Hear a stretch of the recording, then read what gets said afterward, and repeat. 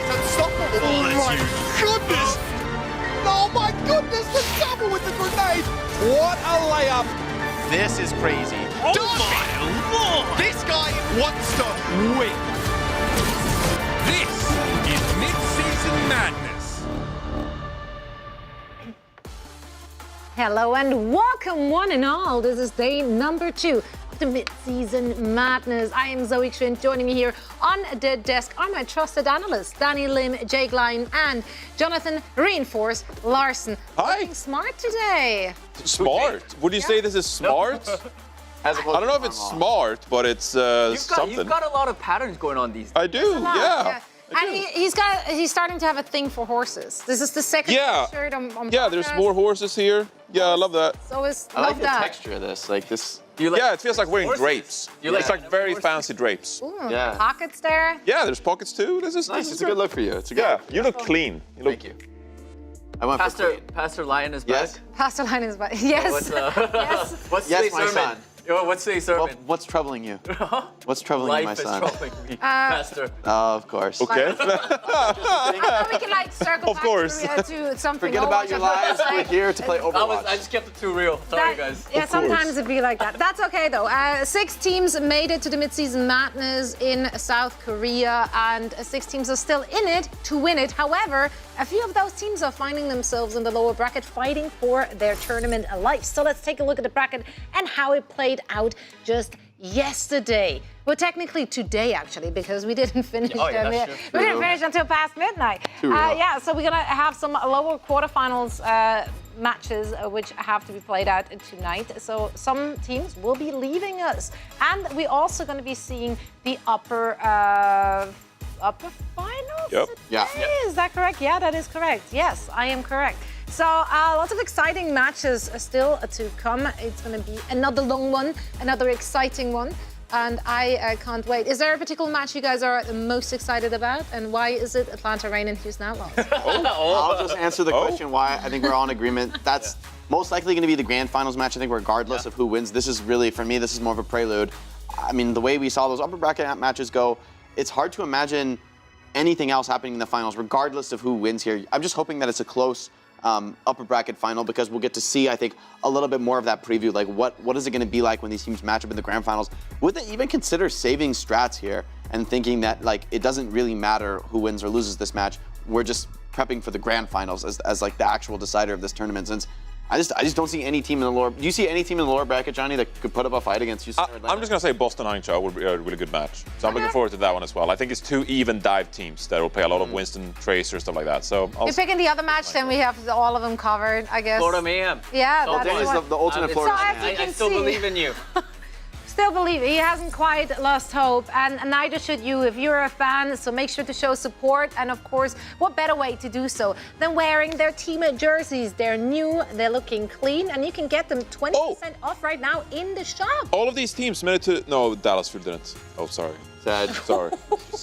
Dallas Sorry. fans out there are like, Dallas yeah, fans. Get him, Dallas fans, get him right now. Get him. Sorry, I misread the graphic. 4 for 5. 4 for 5. I forgot. I forgot. Dallas blue, Boston blue. You know, you can be forgiven.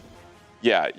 And Sorry. whether they're here or not, it doesn't Awesome. matter, because a Dallas shirt will always look good. That is right? true. Like those That is colors true. are timeless, whether or not they're currently on an up or a downswing or wherever they are in the circle of Dallas Fuel. And now, however, we do of course have matches to discuss, and we also have a lot of details we want to get into from the analytical perspective here on the analyst desk. One of the things I want to touch on first, before we get into the nitty-gritty of the actual matchups, is the compositions. Heading into the Mid-Season Madness, I think we discussed at great length already that this is going to be a clash of compositions. We might see very different styles in the East and in the West.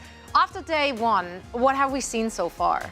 Well, I think it's kind of been counter to my initial hypothesis that we'd see more Ram Rush. We'd see a lot of teams picking maps to take them to Rush. We saw that in the first series.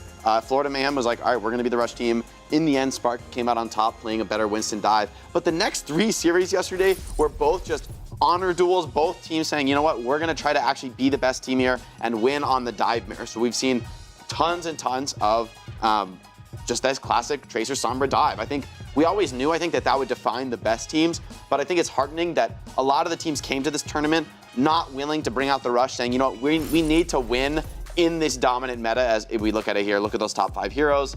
That's the comp. It's Ana and Brig on the support, it's Tracer Sombra on DPS, and it's Winston in the tank line.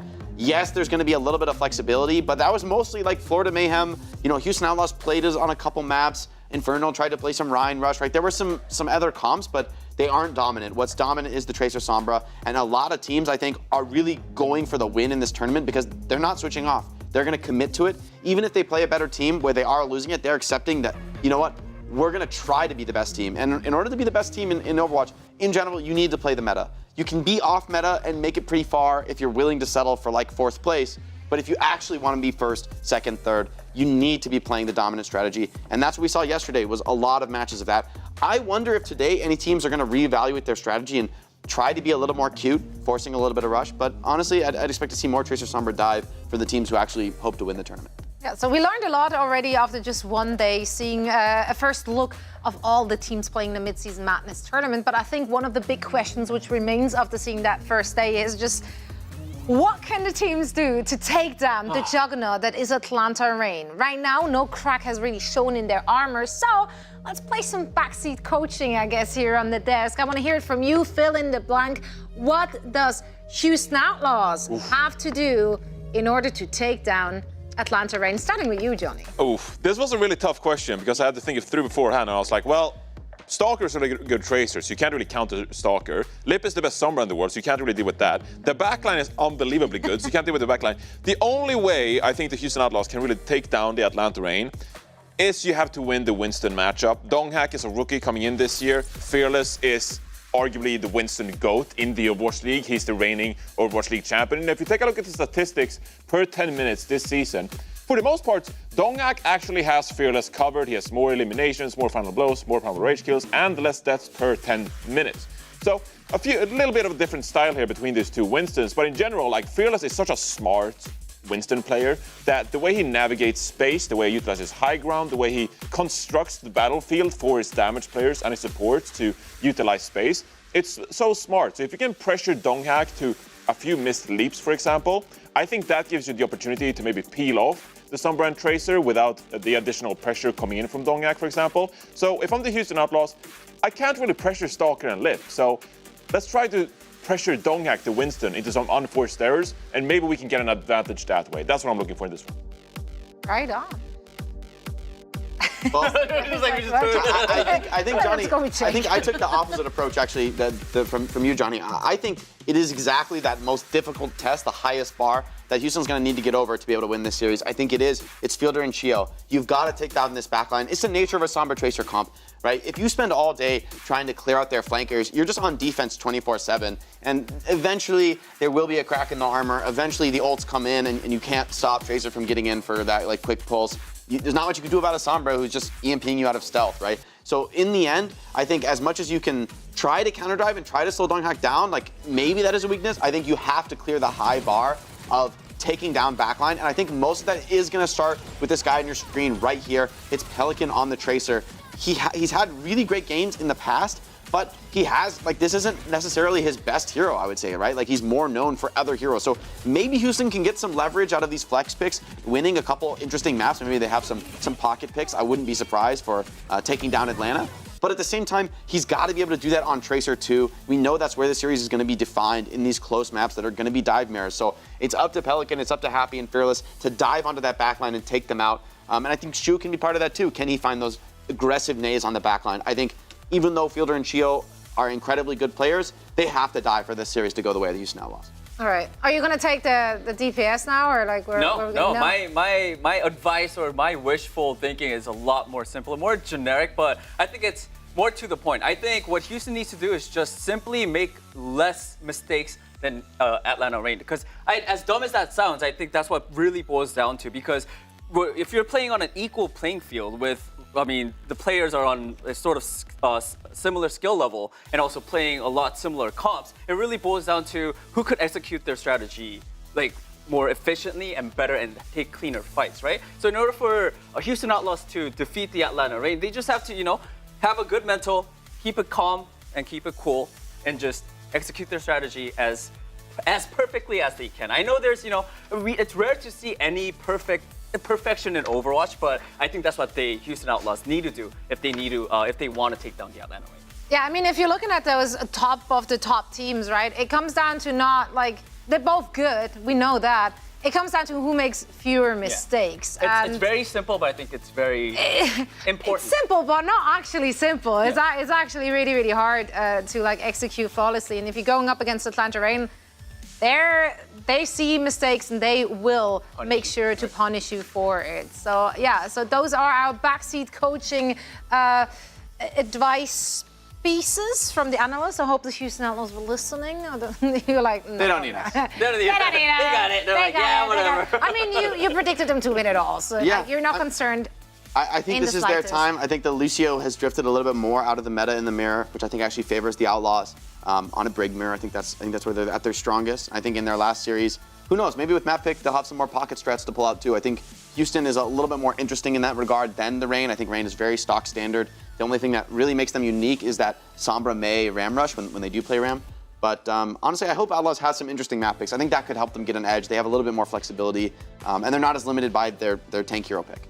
You know, talking about these two teams, they have a lot of Korean players. I think they're all Korean players, actually. Except Hawk. You know, And Hawk. it's, with all these drama, you could say that we're sort of in a K-drama. And well, the four of us, A K-drama.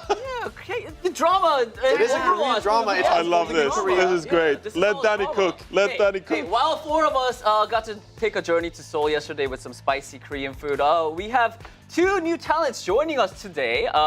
These casters will need some Korean language skills if they're going to be able to make their way through today's games. We got Vicky and Nekra joining us. Hey, what's up? Before we start this, I just want to ask you guys, how's your Korean? Not great. I am Korean and it's not great. We'll have some Latin twist to it at the very end. Whatever we got going on. I don't know what we're She's cooking. gonna do better than me. I'm We'll see. scared. I'm so scared. All right. Well, that is why I'm here, guys. Quiet down, class is in session. Hi, everybody. My name is Mr. Lim. I am your substitute Korean teacher for the day. I'm here to teach you guys 3 simple Korean words that are very practical. You guys could use it in-game tonight after the matches are over at 4, 5, 7 in the morning. I know you guys are going to jump on ranked anyway, so use these words when you guys have Korean teammates, and you'll look like you're Korean, or sound like you're Korean at least. So yeah, let's jump right in. Vicky and Nekra, are you guys ready? No. I'm gonna do my best. Well, whether you're ready or not, we're just gonna jump right in. Starting with lesson number 1. This one is, we're gonna start off slow. It's gonna be easier.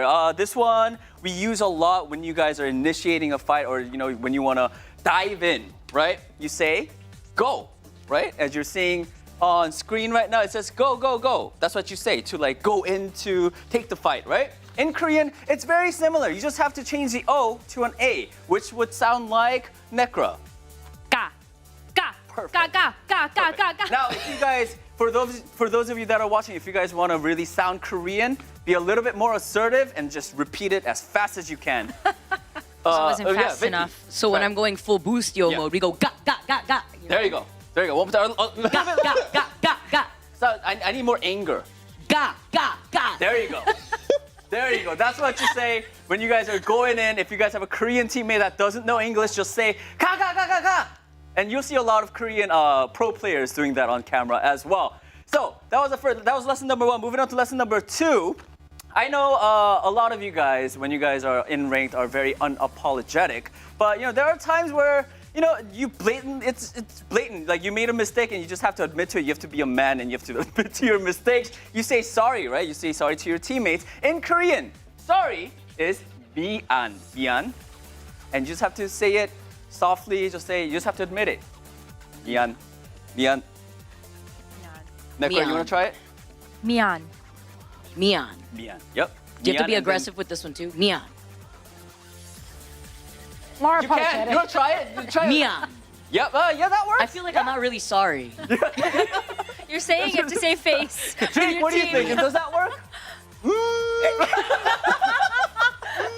Maybe. I'm thinking from a politeness standpoint. You do want to be Korean. It's very important. You got to own your mistakes. Mia. Make it believable. Yeah. Mian, Okay. kanka, But kanka. this one, you don't have to be as assertive. You just sort of, if you want to drag it out a little bit, it would sound more Mian. Korean. Be like mian. Oh, okay. Mian. There you Mian. go. There you go. All right. The first one was Go, which is ka. Second one, we went to mian, which is sorry. Ga. Last but not least, this one's very important when you are focusing down your enemy and then he's literally one. There's one HP. You just have to tickle him a little bit. Just one tap and he would die. And you just need to call that out. But you don't know that in Korean. Well, you're at the right place. Here we are. One. He's really one. You say, P1. 진짜 P1. P1, if you literally translate it, it means blood one. But I mean, people say that as like he's really one. And 진짜 is really. So you say, P1. 진짜 P1. Vicky, try it. 필. 진짜 필. There you go. Perfect. Necro? 필. 진짜 필. I need more. 필. 필. 진짜 필. There you go. Necro one. Some great students. All right. I am one. So when you say that, there you go. There you go. You could put this all together. 필. 진짜 필. You say that, they go, and everyone goes in when you say ga ga ga ga, and then you miss a shot, and that guy just gets healed and runs away. There you go. Everything just comes in full circle. No, when you miss a shot, you say, Peter, he's really one, even when they're full. You know, make your team think you're doing good. Oh, they're just one. Like, don't worry, guys. Yeah. I mean, but hey, those are the 3 words. I think you guys could. I mean, Chad, it wasn't that hard, right? It wasn't that hard. How's that? Not that bad. Yeah. I can almost pass as full South Korean now. Yeah. Well, we're gonna put you to the test right now. Quiz time, baby. Oh, yeah. All right. They didn't tell me about this. Okay, All right. I mean, we have to. If it's a class, we have to get surprise quizzes. You gotta get tested. It's needed. Which one should we do? Let's go with Jake. I need just some. Give me an example of this. All right. You're going to nano, and then you're rushing in with your Reinhardt. You want to nano Rein, but the Lucio steps right in front of you and takes the nano. What do you say? Raise your hand. 3, 2, 1. You see, I would say the wrong thing. And it's ga. That's not wrong. That's also correct. That's also correct. It's a I'll trick give you half question. points. A half point. But there's a better one. Because you. Yeah. Yeah. Yeah, that one works. You gotta combine that. Mian kyung ka. I messed up, but let's go. Like, we gotta roll with it. That's Overwatch. So the actual answer was mian. Ka. Oh. Yeah. It was not the easy deal that I was expecting, honestly. Wait. All right, I'll give you an easy one. All right, you're a Reinhardt. You have Earth Shatter, and you see all of the enemy teammates in front of you, and you try to shatter, but you somehow just miss every single one. Oh my. And the teammate starts spamming question marks to you. What do you say, Necro? 필. 진짜 필. 진짜 필. Not even no. That is if you want to make up No, for I the like mistakes. this. I like blatantly lying That to your would be the teammates. insurance policy because it's Make them never think my you're playing fault. well. But it would be No. mian. Mian. Right on. All right. I'm not sorry about that. All right. Teammates better She make just up for pinned anyways that. after You miss that. 100% of the shatters, you don't press, you know? So Exactly. All right, how about this? Final one, another easy one. You see a flying Mercy, your teammate lands a shot and she's really won, right? And then you guys, you wanna get that Mercy. What do you say? Yes. 필. 진짜 필. There you go. Mercy P. Mercy PA. Or you could fill in the blank as in like if a certain hero is like one, then you say Mercy 진짜 필 or Mercy 필 진짜 필 or Ryan 필 진짜 필. We're getting advanced over here. I'm gonna do this even when they're not one. Turns out it's a see that's That's a smart play. That's a smart play. That's my favorite experience in Overwatch when I'm like on the target, my teammate's like, Mercy won. I'm like, I am shooting her. She is not one. I'm looking at the health bar while you are speaking. That's why you have the addendum, like, really one. Because Yeah. one is never Jincha one. Don't say Jincha Peel unless Jincha. All right. As the substitute teacher of today, I think I have to grade you guys. You know what? I think you guys did fantastic. Both of you guys get an A+ today. Whoa! Write it down. Whoa! I've never done this well record. in school. You know what? I forgive you guys now for crying after the spicy segment that we had. Now with that A, I get to walk away feeling proud and with my glass of milk. Everyone's a winner. Yeah. Everyone, class is over. Thank you for joining. Have fun in your next period. Class dismissed. Rob, I learned a lot too. I'm gonna steal the English version. I'm gonna be like, blood won. Blood is one. Blood won. What is he talking You're like, about? yo, what? Blood is one. Get him. No, but this stuff is helpful. I need you to teach me some more so I can, rock up and impress in ranked. Not with my play, but vocally, I'm gonna be on that level. It's gonna carry me over. Great stuff there, of course, by Necra and Vicky. And speaking of great things, we got some more submissions, of course, into our fan art gallery. These two beauties made it onto the big screen today. Look at them. Be loud, be proud. It is canon now, and we love that. This was submitted by @ClearTogether and by Balauart. I'm so sorry what I did to you, or to your name rather, but thank you so much. Those are some abs. Yeah, those are we counting? Those are abs. Lots of abs. That's Hanzo, right? It's almost disturbing. Yeah, it is. Yeah. Is that Hanzo? I mean, I don't really care. No, it's Batiste. It's Batiste. Oh, Batiste. I don't know what to do. You just see the abs, you're like, I see. you're just I saw lost. abs, and it immediately goes to Hanzo in my If I see a phone. half naked man, I'm just like, that's Hanzo. It must be. Every half naked man is Hanzo. Take off your shirt, you apparently. become Hanzo. That's my Hanzo cosplay. Just take my shirt off, that's it. That's it. That's the low budget closet cosplay for everyone out there. Now, of course, we have some great matches coming our way, not just great fan art, and also we have some great just variety of Overwatch competitive action coming our way, and a lot of that can be supported with skins in game. That's right. You can collect them right there and then read all information on your screen right now. Ramatra looks a lot less intimidating in pink. That's smart though, right? When you turn into like a giant death machine with like 4 arms, I think it doesn't really matter what color you are, right? That's true. And the enemy's in your annihilation, you're like, don't be scared, just come closer. Like, let me just give you a hug. I just want to give you a big hug. I just want to give you a big hug. I just want to give you a big hug. Yeah, but I can't recommend, honestly. Now, also, for those who missed it, not only do we have great skins up for grabs, there is a cool little thing going on right now on social media. Let me read up on that right there. I'm a bit confused here, the teleprompter. There we go. It's called Pop of Moment. That's right. Oh. We need the pop of moments, top frags, any game highlights from the people watching in Overwatch, and those need to be submitted, and you need to be wearing one of the team's skins whilst you're popping off in those clips. Just you tag can your follow along. Overwatch League team and Exactly. hashtag skins in the game, and you can win Exactly. a custom spray for the most supported team who's got the best clips, the hypest frag. Which is that's pretty rad. And if you want to follow along the leaderboard online, you can do so at overwatchleague.com, skins in the game. And as you just said, teams with the most points in the leaderboard challenge will get a custom spray. So that means that everyone who submits, like if there's the most Defiant skins in their submissions, then Defiant might get a sick spray. Who's your money on? Which team has the hypest fans? Exactly. Well, all you have to do is, of course, submitting your clips to Twitter or TikTok. Make sure to use the team hashtag and the official hashtag, which is hashtag skins in the game. Submit it now through August the 10th, and I am very excited. I'm going to be submitting a few. I want to see your ramp. You're always talking a big game on your ramp. My RAM is sick. I don't even know. You're gonna. It's always been going on that for so long. Actually, always. We need to see some Every proof. day. So Show it to us. We need you'll proof. get it. We need the receipts. Let me. I collect the receipts. Let's take a quick break, and then afterwards we're back to talk about the first match of the day. So stick around. Your team needs you. Let's go! Now more than ever, to secure victory.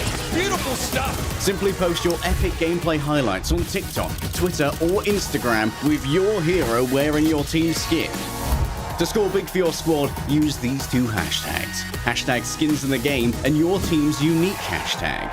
Every post earns your team a point, so rally together to dominate the leaderboard. The team with the most points will win their own in-game spray. Unbelievable! Turn up for hashtag skins in the game, where fans become legends. Oh my God! Unbelievable.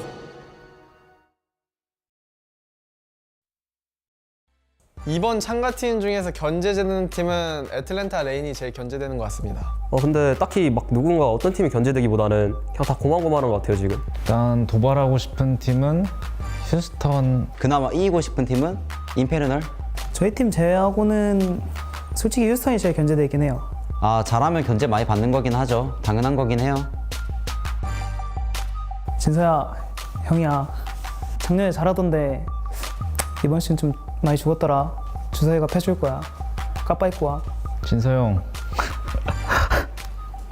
작년에 우리 좋았잖아. 근데 형이 잘한 게 아니라 내가 옆에 있었기 때문에 잘한 거야, 형이. 나 POTM 받는 거 봤지? 미안한데 너보다 바이올렛이 더 잘하는 것 같아. 킥오프 때 나는 너 우승시켜줬는데 썸머 쇼다운에서는 너 뭐 했어? 민서가 너 어차피 브리밖에 못 해가지고 신경도 안 쓰이긴 해. 이제 미드 시즌 매드니스 팀들을 생각해보면 애틀랜타 레인, 휴스턴 아울로즈, 보스턴 업라이징, 서울 임페르날, 잠시만요. 항저우 스파크. 근데 이 제가 말한 팀 중에 항저우 스파크가 어떻게 있는지 잘 모르겠어요. 佛里的话，我觉得他们是一支就是更注重团队配合的队伍吧。就打分的话就7分那样子，因为我们毕竟在他们上面的。 너네가? 아니 어떻게? 도대체 왜? 애틀란타 레인이 8승 0패로 미드 시즌 올라왔다고 들었는데 서울 임페르날도 그리고 서부에 가게 되면 8승 0패 그냥 하지 않을까요? 그건 좀 화나네. 잠깐만. 솔직히 잘하셨으면은 서부 오지 않았을까. 그리고 챔프 폭이나 실력적인 모습에서 좀 부족한 모습이 있어가지고 서부가 좀 더 잘한다고 생각해요. 我觉得东部中西部差异的话，并没有太大，感觉大其实没有太大的差异。 솔직히 서부 선수들끼리 하는 얘기가 있는데 서부는 황부고 동부는 약간 똥부라고 하거든요. 팀이 적은 만큼 메타 고착화가 심하게 진행되고 다양한 플레이가 안 나오기 때문에 서부가 조금 더 우위에 아직은 있다고 생각합니다. 제가 서울 임페르날에 왔기 때문에 이번 시즌 동부는 조금 다르지 않을까 싶습니다. 이스트 better than 웨스트. Still West better than East. 이번 시즌 뭔가 멋있고 재밌는 플레이 많이 보여드릴 거고 결국에는 목표는 우승이니까 우승한 모습 보여드리도록 하겠습니다. 제가 어느 캐릭터를 할 때도 상대팀 뒷라인이 저를 보면서 벌벌 떨게 만들고 싶어요. 一路打到决赛，然后拿下那个奖杯吧，就是拿一次冠军，OW 第1次冠军。 미드 시즌 저희 팀 그리고 제가 증명할 수 있는 자리라 생각하고 우승까지 열심히 노력해 보도록 하겠습니다. 많이 보여드릴 수 있었으면 좋겠고 다들 즐겁게 놀다 갑시다. 맞짱 한번 뜨자.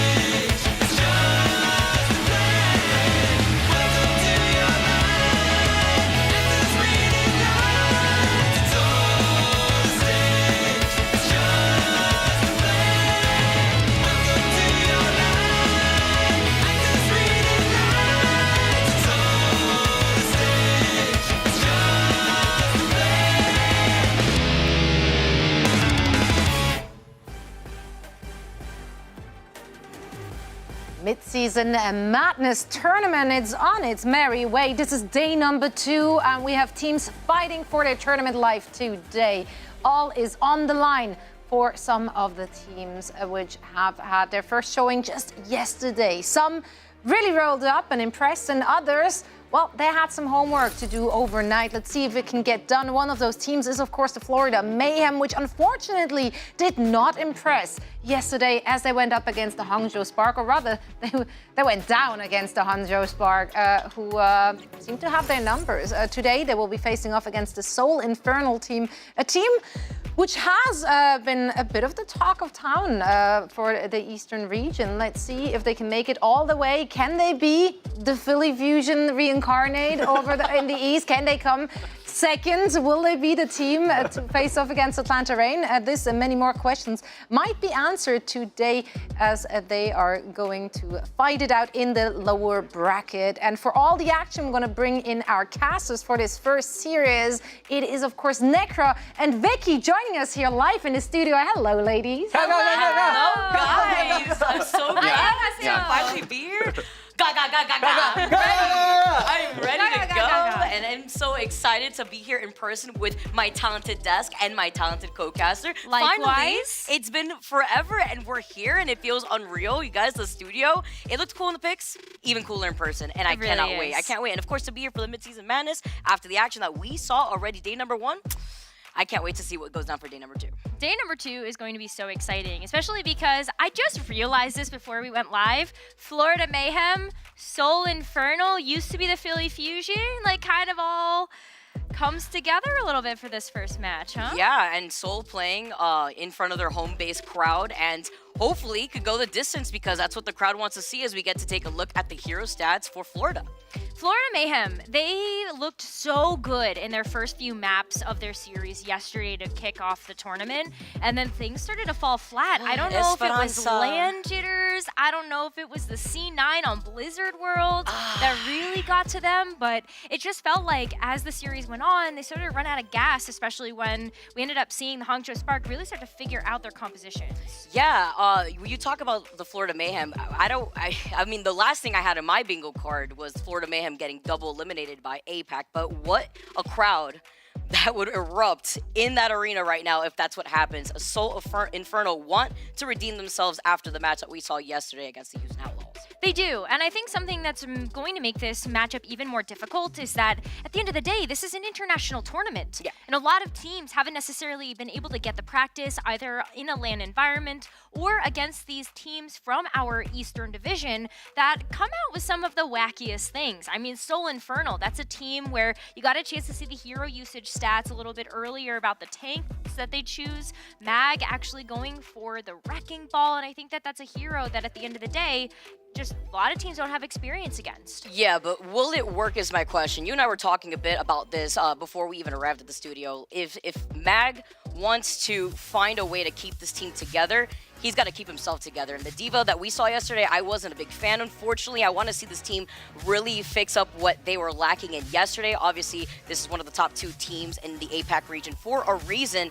And something else that we saw within that previous series, Necro, was a bit of a support diff from the series that they lost, and that's why they're here in the lower bracket. Exactly. I think it was a support difference that really was the key for that matchup that we ended up seeing yesterday. And at the end of the day, I don't really think that Seoul Infernal looked that bad. I think they were able to land their marks when it came down to making sure that their communication was there, that the coordination was there. But when Fixa is not able to get the same amount of value or skewed, even when you look at the Ana play that you ended up seeing. Versus Shu. That was a big difference, especially with the number of sleeps. Yeah, what was it, like 16 to 3? Like something like that? 14 to 4, I don't know. Something that was enormously different. It was a big gap, but is that going to be consistent now going against their newest matchup against the Florida Mayhem as we get to take a look at the starting lineup right here? MN3 had amazing shiny moments too. We saw his Widow at one point, we saw the Ashe coming out, the flexibility that he's got obviously with the current meta that we have on our hands, the dive with the Sombra and Tracer. Well, do you remember how much trouble that we ended up seeing the Gladiators give to the Florida Mayhem during the actual qualifiers when we ended up seeing Kai come out on the Ashe pick?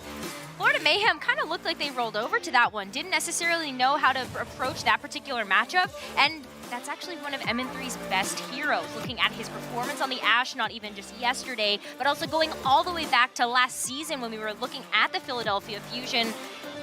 Maybe it's a different name, but it's some of the same players, and they might show up in a big way today. Yeah, and a player I like to talk about from this team, of course, is going to be Zest. His survivability is definitely up there. You want to make sure that he can keep the rest of the team together, because you also have to consider the land jitters. That's something that I saw from the Infernal, is the land jitters prevalent. You can say the same thing about the Florida Mayhem, especially since this is a team that has a lot of versatility in the comps that they bring out. I mean, we saw them obviously contest the Spark with their Rush, and they obviously have been known for having a good dive, but I don't know what we witnessed yesterday where it looked like their dive comp just got diffed. Yeah, well, that's the thing. I really hope that someone doesn't lose confidence in his Winston play. It's looked amazing when you take a look at the qualifiers for the spring stage.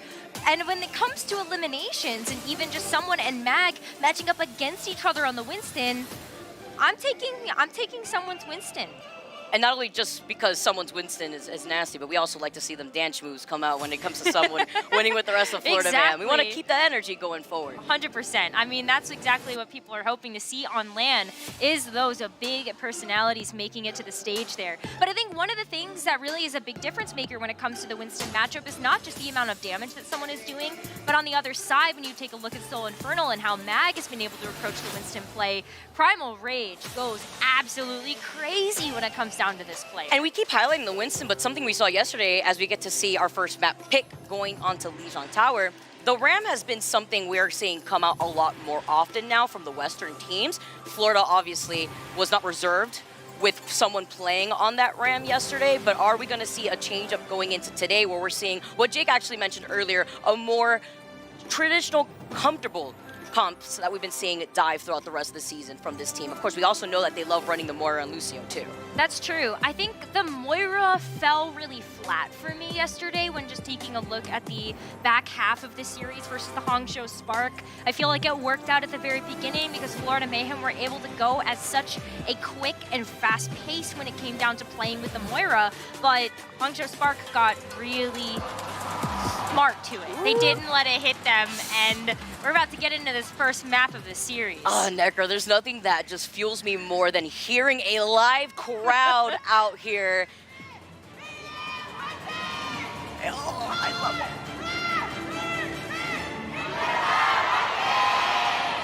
Listen to it that. It just hits different. I just had to let it roll right there. That was amazing. And I was gonna mention, going into Lijiang, we could see the Ryan being forced out, but there's also... Oh, no way. Oh my god, it's happening. Soul Infernal is actually coming out on the Bastion. This is a strat we've seen from Boston Uprising.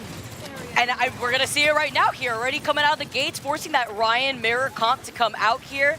Checkmate with these walls is going to be crucial to stop MM3 from getting the success that you were mentioning to me earlier that they were able to find with Bastion. Well, especially when you've got the Lucio, Fixa being able to play that hero. Look at how aggressive he's able to get right now. Everybody's dropping. Deleted. First team fight win, going in favor to the Infernal. They're going to be able to capture the point first here. That was such quick gameplay. I don't think Florida knew what hit them. When you've got Merit on the Sojourn, you're looking to be able to set up on those cross angles, and that's something that the Lucio and the Bastion combination from Soul Infernal is going to make it very difficult to do. Look at how Soul is going to be approaching these rotations as Florida start to approach in White Room. This is dangerous territory for them. Soul can get up close and personal. What's annoying too about the Bastion, as the wall comes out, isolating someone, here comes MN3, and this is the issue with Bastion. The moment he gets set up, the Immortality Field coming in. Is it going to be enough as the window unlocks? Someone gets deleted, and meanwhile, the Infernal up and alive and healthy. Look at Mag, forcing Mayhem to now find a different approach and trying to contest and add in some extra pressure to the Infernal. Look at that. They are going to be able to come back into this one, but the Amplification Matrix getting hit down here by Skewed is going to be able to allow Mag to press forward. Look at this. Mag definitely holding forward. It doesn't matter if he's critical. He's got some help right there side by side in the line of sight of Skewed while he's at it here too. And they only use the window here as well, Necro. They do, and that's going to allow Soul Infernal to have so many more resources available to them as Florida Mayhem make a second approach. They are just getting some of their critical ultimates online as RuPaul dropped that Amplification Matrix, just a fight ago. Florida Mayhem are still approaching from White Room. I don't agree with this. Zest is going to be able to hit a massive blizzard here. Wait for it here as well as they isolated someone again, and even though the Immortality Field helped them for a brief pixel, it's another deletion in favor for the Infernal. And with the Bastion, once you have the Bastion set up, Necro, how do you stop it? Other than when you find that advantage state, then it's difficult for M3 to now recoup, but they haven't been able to find that opportunity. No, it's so tough. You have RuPaul on the Baptiste able to put down that Immortality Field, so that's able to help you just briefly, but Soul Infernal are smart to that. They're gunning it down immediately. And look at this, last fight here, Soul Infernal could take it here with a big Earth Shatter from Mag. Potential territory here, 99%, overtime unlocked. Sound barrier from Fixa, Torrent to match that to help everybody from both teams stay alive. But the Blizzard was also called in. Merit as well. Finding the shot onto Mag is huge here. This is what they needed. And that was when Mag was vulnerable because he tried to use the Earth Shatter in that instant. As the world needed them most, Florida Mayhem, they find the opportunity and they flip the point. They had to use a lot of resources there though. Merit with the overclock, the Blizzard came out as well as the sound barrier. And so what Florida Mayhem have to rely upon here is the Earth Shatter and maybe the Amplification Matrix to help be able to push the Soul Infernal back. Not expecting it to be able to convert over into too much damage, but there's going to be a lot of clearance here. Take a look at MN3 sticking on this Bastion pick to be able to let those shells land. All right, if MN3 could get something cooking out here with the Bastion ult, let's see. Ball jump into the skies. That's the one thing that you have to think about when it comes to Bastion is that ult is so lackluster, and that's what I mean when you get forced off the setup. You don't really have an easy time, but with this window, the Maywall did come up from checkmate to try to negate that damage output. Zest was about to have Blizzard there. That would have been big, but a nice save from Skewed with the Immortality Field. A lot of damage coming out from the side of Mayhem, and they have the number advantage on their side as well. They do. This is going to be good here for Soul Infernal, though. You look at the fact that Zest didn't get a chance to put that Blizzard down in the last fight. Now you have that available as a huge resource when you're taking a look at how this control point operates. You're always going to be fighting in pretty close quarters. If Soul Infernal really want to try to win this next engagement, they're going to be taking maybe a White Room approach here, maybe end up seeing something with this teleporter too. Symmetra now coming out here after the Bastion ultimate didn't work. I mean, you're approaching 80% now, while the Mayhem were sitting at 0. You were sitting at 99, almost an automatic flip here in favor for the Florida Mayhem. So Infernal had to change things up here as the Blizzard gets unleashed. That caused for Zest's demise. Yeah, he sends out the Blizzard, but that cost his life. And MN3 is going to meet him back in the spawn as Merit activates that overclock, finds his little head real quick, and so is Dorong with Mag. 2 out for the Infernal, and the Mayhem are just about to turn this around from 0 to 100. They are going to do it. RuPaul has the Amplification Matrix available. Look at Merit locking down these choke points. We're going to see a bit of a touch here to be able to activate the overtime, but Chorong's going nuts. Slippery Frog Fixa is, and with nobody left in sight from the Infernal now, as Mayhem clear this entire point. Someone says, don't worry, hand in hand with checkmate, we'll be able to get this first round. What a first round it was as well. We had to see the comeback of the Sentry there for the Florida Mayhem to be able to take that from 0 to 100.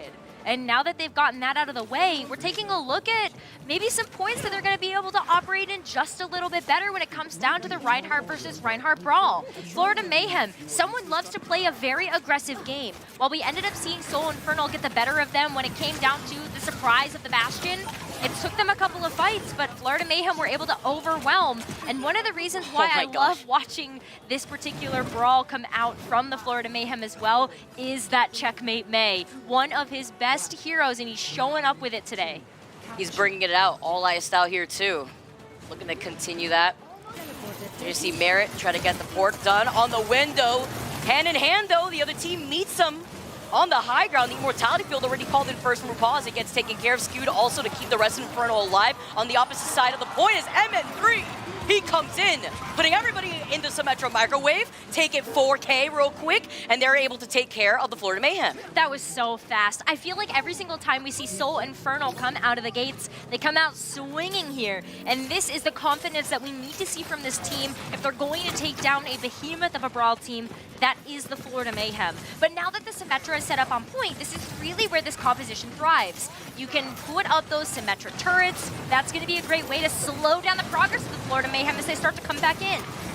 You see as Mag is swinging the hammer around, he's about to get the shatter on lock.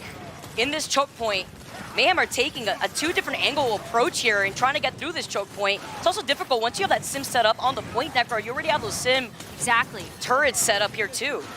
Yeah, that's going to slow down the Florida Mayhem as they start to make the approach again. And look at this, someone getting isolated in the back. What is, half that window was blocked, but it's fine. Mag takes a different off angle with the Earth Shadow, finds the opportunity to call out RuPaul and Merit. He costs his own life as someone gets taken down, but that's a W for the Infernal, still planting their feet on this point. Mag is going to be able to get back too. You can see MN3 going to be able to teleport back, set that up so that Mag can make a return very swiftly, and he's going to have to. At the very least, you've got MN3 with the Symmetra barrier ready to go to hold down the fort until Mag gets back. Photon barrier called in, MN3 safe. Zest now with the Blizzard as Chorong's trying to keep the rest of Mayhem alive through the Blizzard with the barrier. Immortality Field from RuPaul saves someone for a brief second, but it doesn't matter. He's gonna go down without being able to use the Earth Shatter. It's a trade in favor for the Mayhem though. They have the number advantage with only leaving Scoot alive. It's just a matter of time before the reset happens. But this is such a good fight for Florida Mayhem to win as well. They got everything in the kitchen sink out of the Soul Infernal at the moment. So the first ultimate that's gonna come back online is gonna be Scoot's Amplification Matrix. But now that Florida has been able to win these fights, you've got the ability to rotate through these ultimates. Someone has got the Earth Shatter online, but we've got to see this land, and as long as he's able to do that, Florida Mayhem can keep control. Well, both walls up already. He's down! Oh no! And he was caught in a hard place too. It was a double wall, and also the rest of his team was behind the point there too.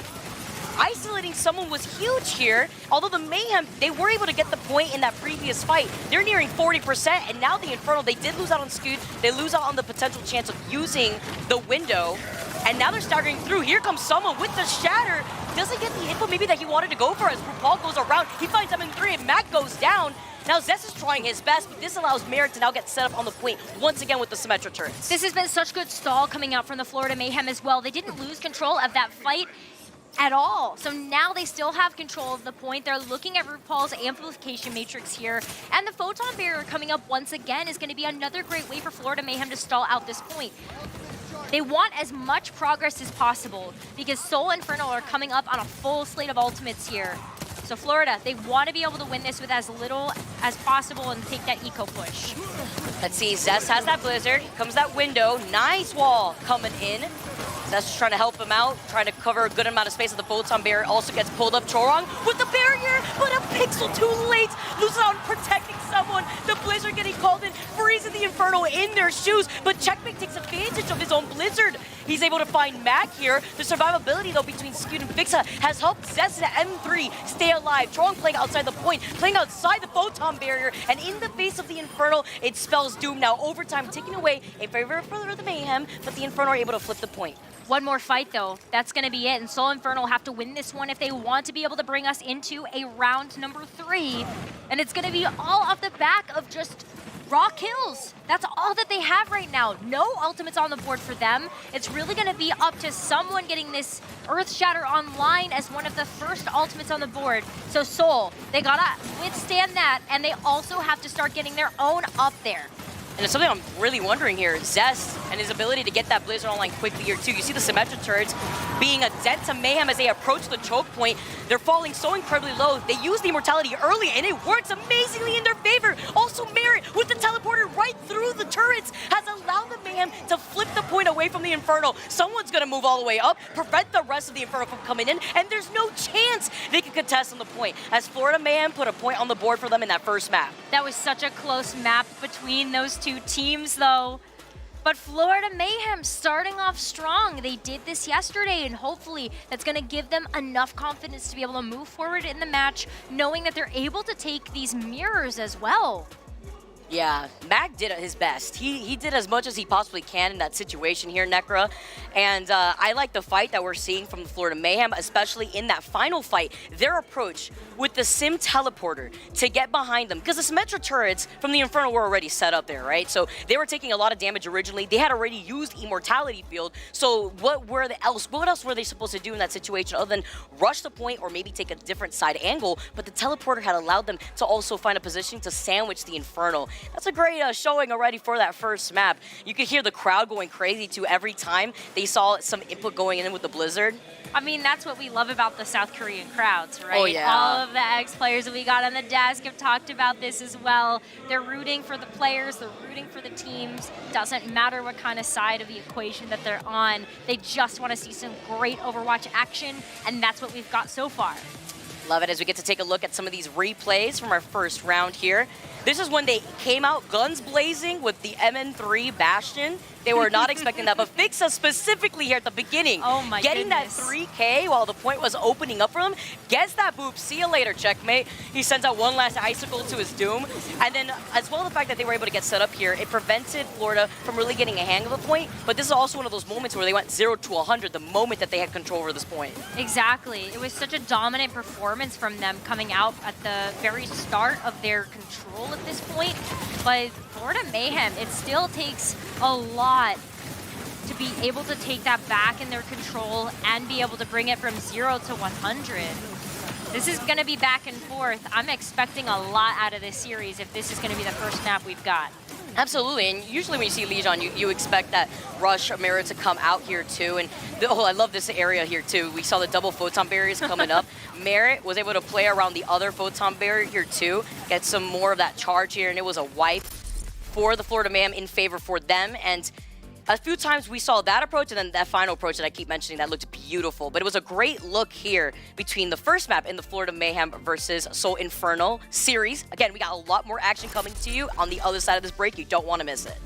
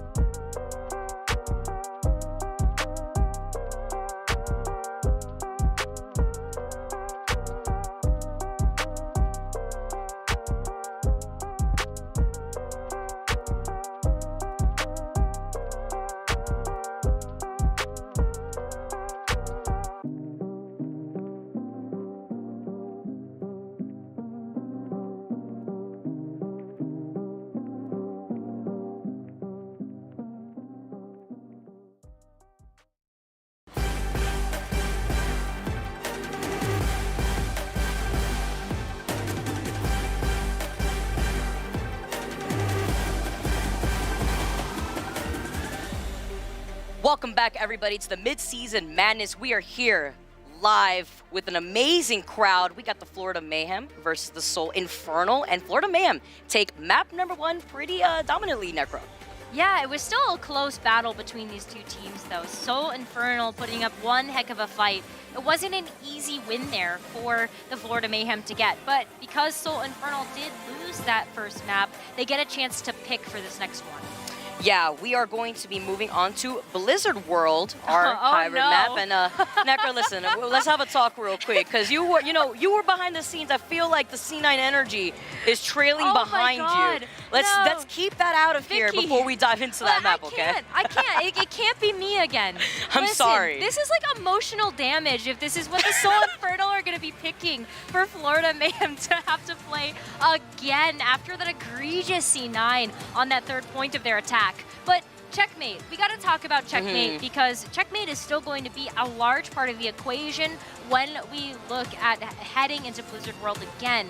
Might not end up seeing the Brawl come out here, but Checkmate put on one heck of a performance on the May to be able to kick off this series. Yeah, I'm expecting Dive from coming in, and you talk about Checkmate, his survivability. He died 6 times, 21 elims on the May. We saw the impact that he had as well with those walls, whether to block out the Ant Matrix or a few times to try to isolate Mag there too. So those blizzards were huge. Yeah. So looking to see how this is going to work into Blizzard World. What we're going to see come up from the Florida Mayhem. Learning off of their mistakes yesterday, Necro. You're not going to forget. I hope it's either them or it's me. I'm not entirely sure about that one. But I think that after a defeat like that, you have no choice but to go back to the VOD, take a review of what happened in that very first match, and hope that you don't make the same mistakes. And I think it's really easy for Florida Mayhem to look at that and realize we couldn't get an advantage here. It's just about committing to their game plan. And remember when we were taking a look at some of their qualifier games to be able to make it into the Midseason Madness, Florida Mayhem, they might have faltered on that very first match that they ended up playing, but they were able to get it back together. They find themselves here, being able to take that win over the Gladiators to get their revenge, and they're making the most of it right now. You know, rounding off to that series that put them in this position in the first place, we talk about it because it's so important as to their mental game right now. They're in LAN. You have to think about the LAN jitters that are also on the line. They're playing against the home team right now, the Seoul Infernal, in front of the home crowd.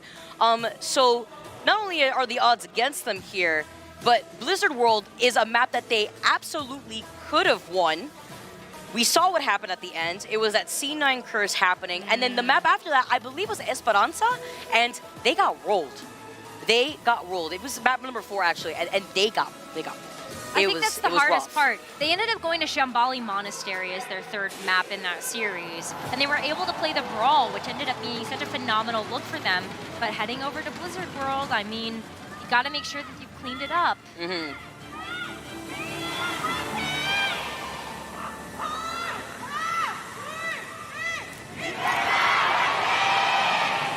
And you can hear the crowd cheering for them. They want to be able to see some good Overwatch today, and that's exactly what these two teams are going to deliver. As you can see the Seoul Infernal start to get upset up in the defense here. They're going to be playing something pretty classic as we've seen coming in from both the Eastern and the Western region with the Sombra Tracer dive. And so you know that MN3 is going to be trying to lock down those health packs, but as Florida Mayhem come out of the gates here, we're seeing a very different look from them. It's been a hot minute since we've seen the Doomfist Kiriko combination.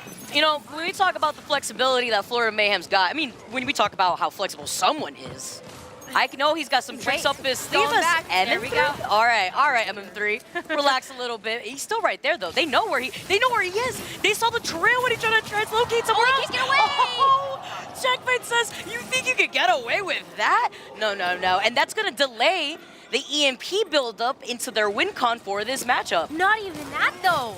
This is a player advantage for the Florida Mayhem that they can capitalize on. Merit now gets to get control of these health packs, and Florida Mayhem are going to capitalize on this as best they can. MNC, you later hear someone jumps away as the Infernal still try to find an opportunity to waver off the Mayhem. While you see Mag take control over the high ground here in the line of sight of Skewed. Man, playing a little bit to disengage though around the next corner before finding the opportunity to re-engage as someone takes to the height, finds the backline of the Infernal. So big here for the Mayhem to already take control of this payload, get it out of the garage. That's going to be a quick take there for the Florida Mayhem, and this is going to be a great start for them, being able to rely on such a sizable time bank to be able to make it through the second checkpoint.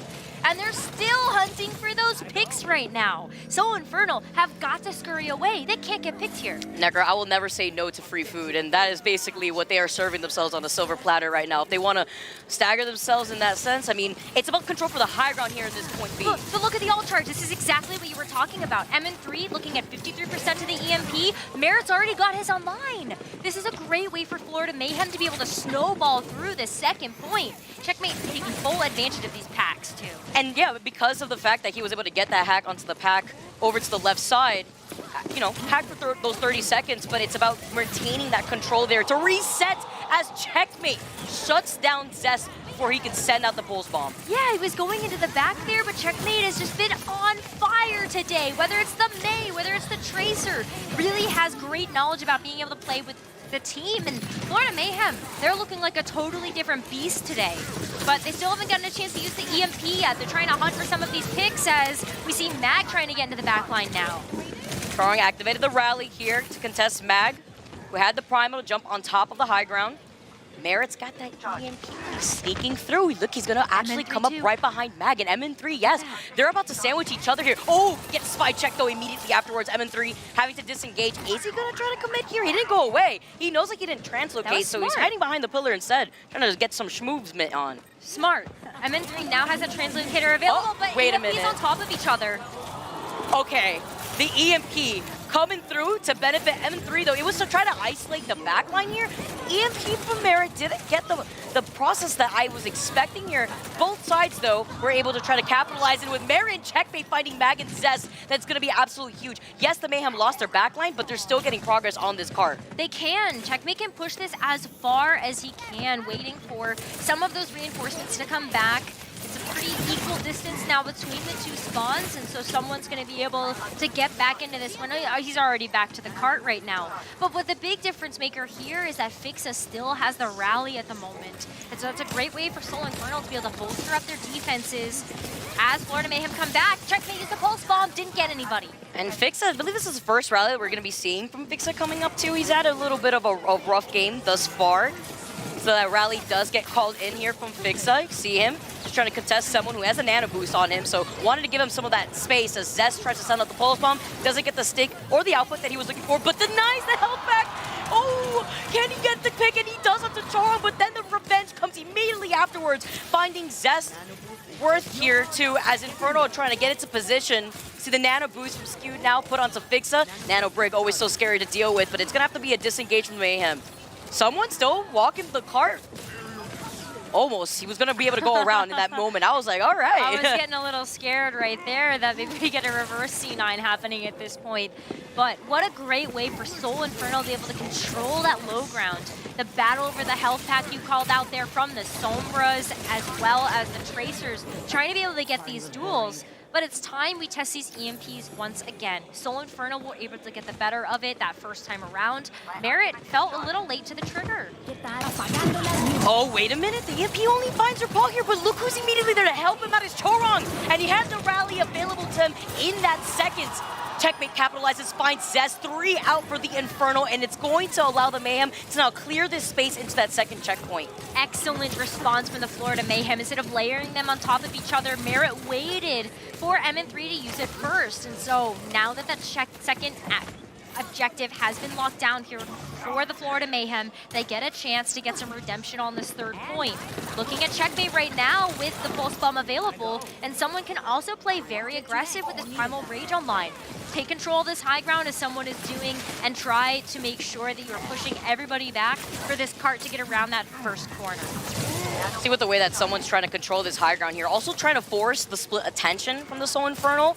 While they're playing off that low ground, you really only have Max trying to contest him here. With Checkmate finding Zest, that's one out for Infernal, and he won't have that pulse bomb. It's gonna be important to try to see if he can find RuPaul perhaps here, but he's got the nano boost. Checkmate and someone also have their ultimates online here as Merit somehow manages to get away. Maris probably able to use that translocator too. Just having that set up on a health pack gives him an easy escape mechanism. As Skewed right now, trying to lock everything down on the high ground with Mag. Whoa, Zest gets so low there, looking for a target for that pulse bomb, but MN3 out of nowhere in the back line is able to take out RuPaul, so this should be a reset here for the Florida Mayhem. Especially since he died with that nano boost available. Get that full hack, gets canceled right out of it. Again, also controlling that space to go for those health packs if you could get the reset going, since obviously you have Checkmate and Zest on the tracers, so that way they could actually put in a lot more pressure. 2 more team fights though. Look at the time bank. We're starting to run out of time here for the Florida Mayhem on the attack, and so they're gonna have to pull the trigger soon. Barrett's trying to work up to this EMP, but keeping on pace right now for MN3. Skew's got that nano boost. Paul gets hacked by M3, almost nearing that EMP. Barrett saying the same thing here too. He's gonna have the EMP just slightly first as Zest sends out the pulse bomb, misses the stick. Less than a minute now on the clock, Necra, and Checkmate's putting in some of the extra pressure from the high ground. Even with the flail, it's not enough for him to get him off. He's got that blink so that way he can get right back on top. Okay, Mag is gonna be up here, but the EMP right now fixes down with the rally. Oh, EMP for EMP. MN3 does find RuPaul and Chorong. The rally's activated immediately afterwards. They can't capitalize this the same way that the Mayhem was able to capitalize off of Merritt's EMP originally. And even if it found 1 or 2 here in that situation, Infernal were also incredibly low. Nice ENT from RuPaul. And then the follow-up, making the Mayhem's run unstoppable at the very end, getting the payload to the finish line. And with time left in the bank as well. So now Soul Infernal are gonna have to finish the job. At the very least, it was under 1 minute. So the Soul Infernal just need to be able to capture all 3 points. But that was a strong looking dive coming out from the Florida Mayhem. Got a little bit off kilter when we ended up seeing a hesitation from Merritt to use the EMP when it first came online. And so that allowed MN3 there to be able to get the EMP. Necra, Checkmate has not died, by the way. Everybody from the Florida Mayhem, the most is like 3 deaths, and it's from RuPaul. And it's because Zest and MN3 have tried to harass RuPaul. Yeah. So their survivability has been next level. And Chorong also, we've seen a few times, help peel for RuPaul twice in that moment where we saw MN3 try to utilize the EMP during that second objective, and it ended up him playing himself, unfortunately, for the rest of the Infernal. But it was pretty big, the survivability, just as a talking point here for the Mayhem. It's a Soul Infernal now, change sides over to the attack. Well, I think the other thing that's really important to call out is the fact that Zest died the most on Soul Infernal. So it wasn't even that Soul Infernal were going into the back line and trying to harass RuPaul, get him down so that the dive can come through from the Soul Infernal. But Florida Mayhem, they played a great defensive dive. They waited for that to happen, took out Zest, even took out MN3 a lot of the time as well. And so that's why we didn't see the backline falter too much from Florida. They played a very good, patient game coming through for dive versus dive, and now we're gonna end up seeing that once again. But MN3 coming out on the Hanzo this time to start. Oh, we saw this cooking yesterday. The MN3 scan magic, the Hanzo and with the Widow. Trying to take a different angle here while he's getting set up, and look who's right behind. Merritt, who gets caught out immediately, doesn't take the same chance though that MN3 did initially when they were the ones on the defense. You can't. MN3 has the Sonic arrows. You're at least going to be able to help spy check for Merritt trying to come after your backline.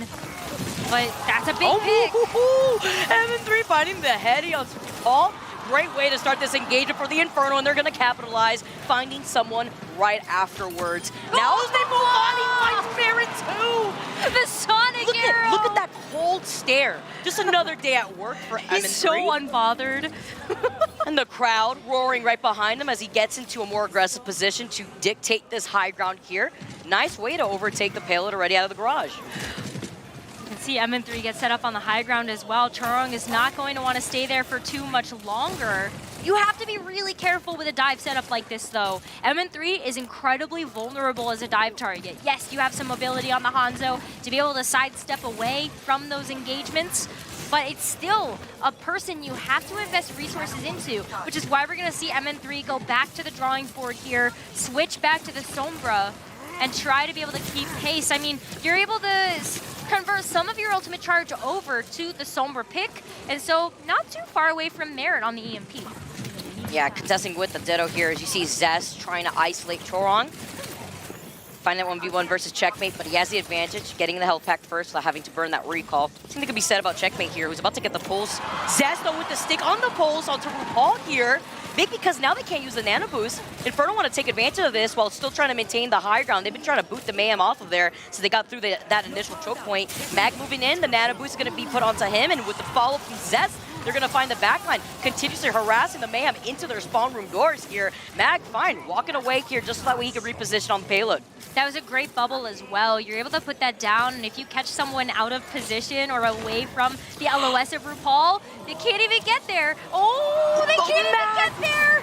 Mag with the primal, they finally put him to sleep, but he was duking it out. Find him in the pit while he was hugging their spawn room doors. Still going, by the way. He prevented the Mayhem from trying to contest on the payload here, and thanks to that, look where the payload is right now. No, they wiped the Florida Mayhem. They already had grabbed it. Yeah. They had already grabbed it. By the time that someone got close enough to the payload, it had already went over the line for that second point. So Infernal with 5 minutes to work with here. They've got an EMP as well as a rally. This could be a huge snowball for them.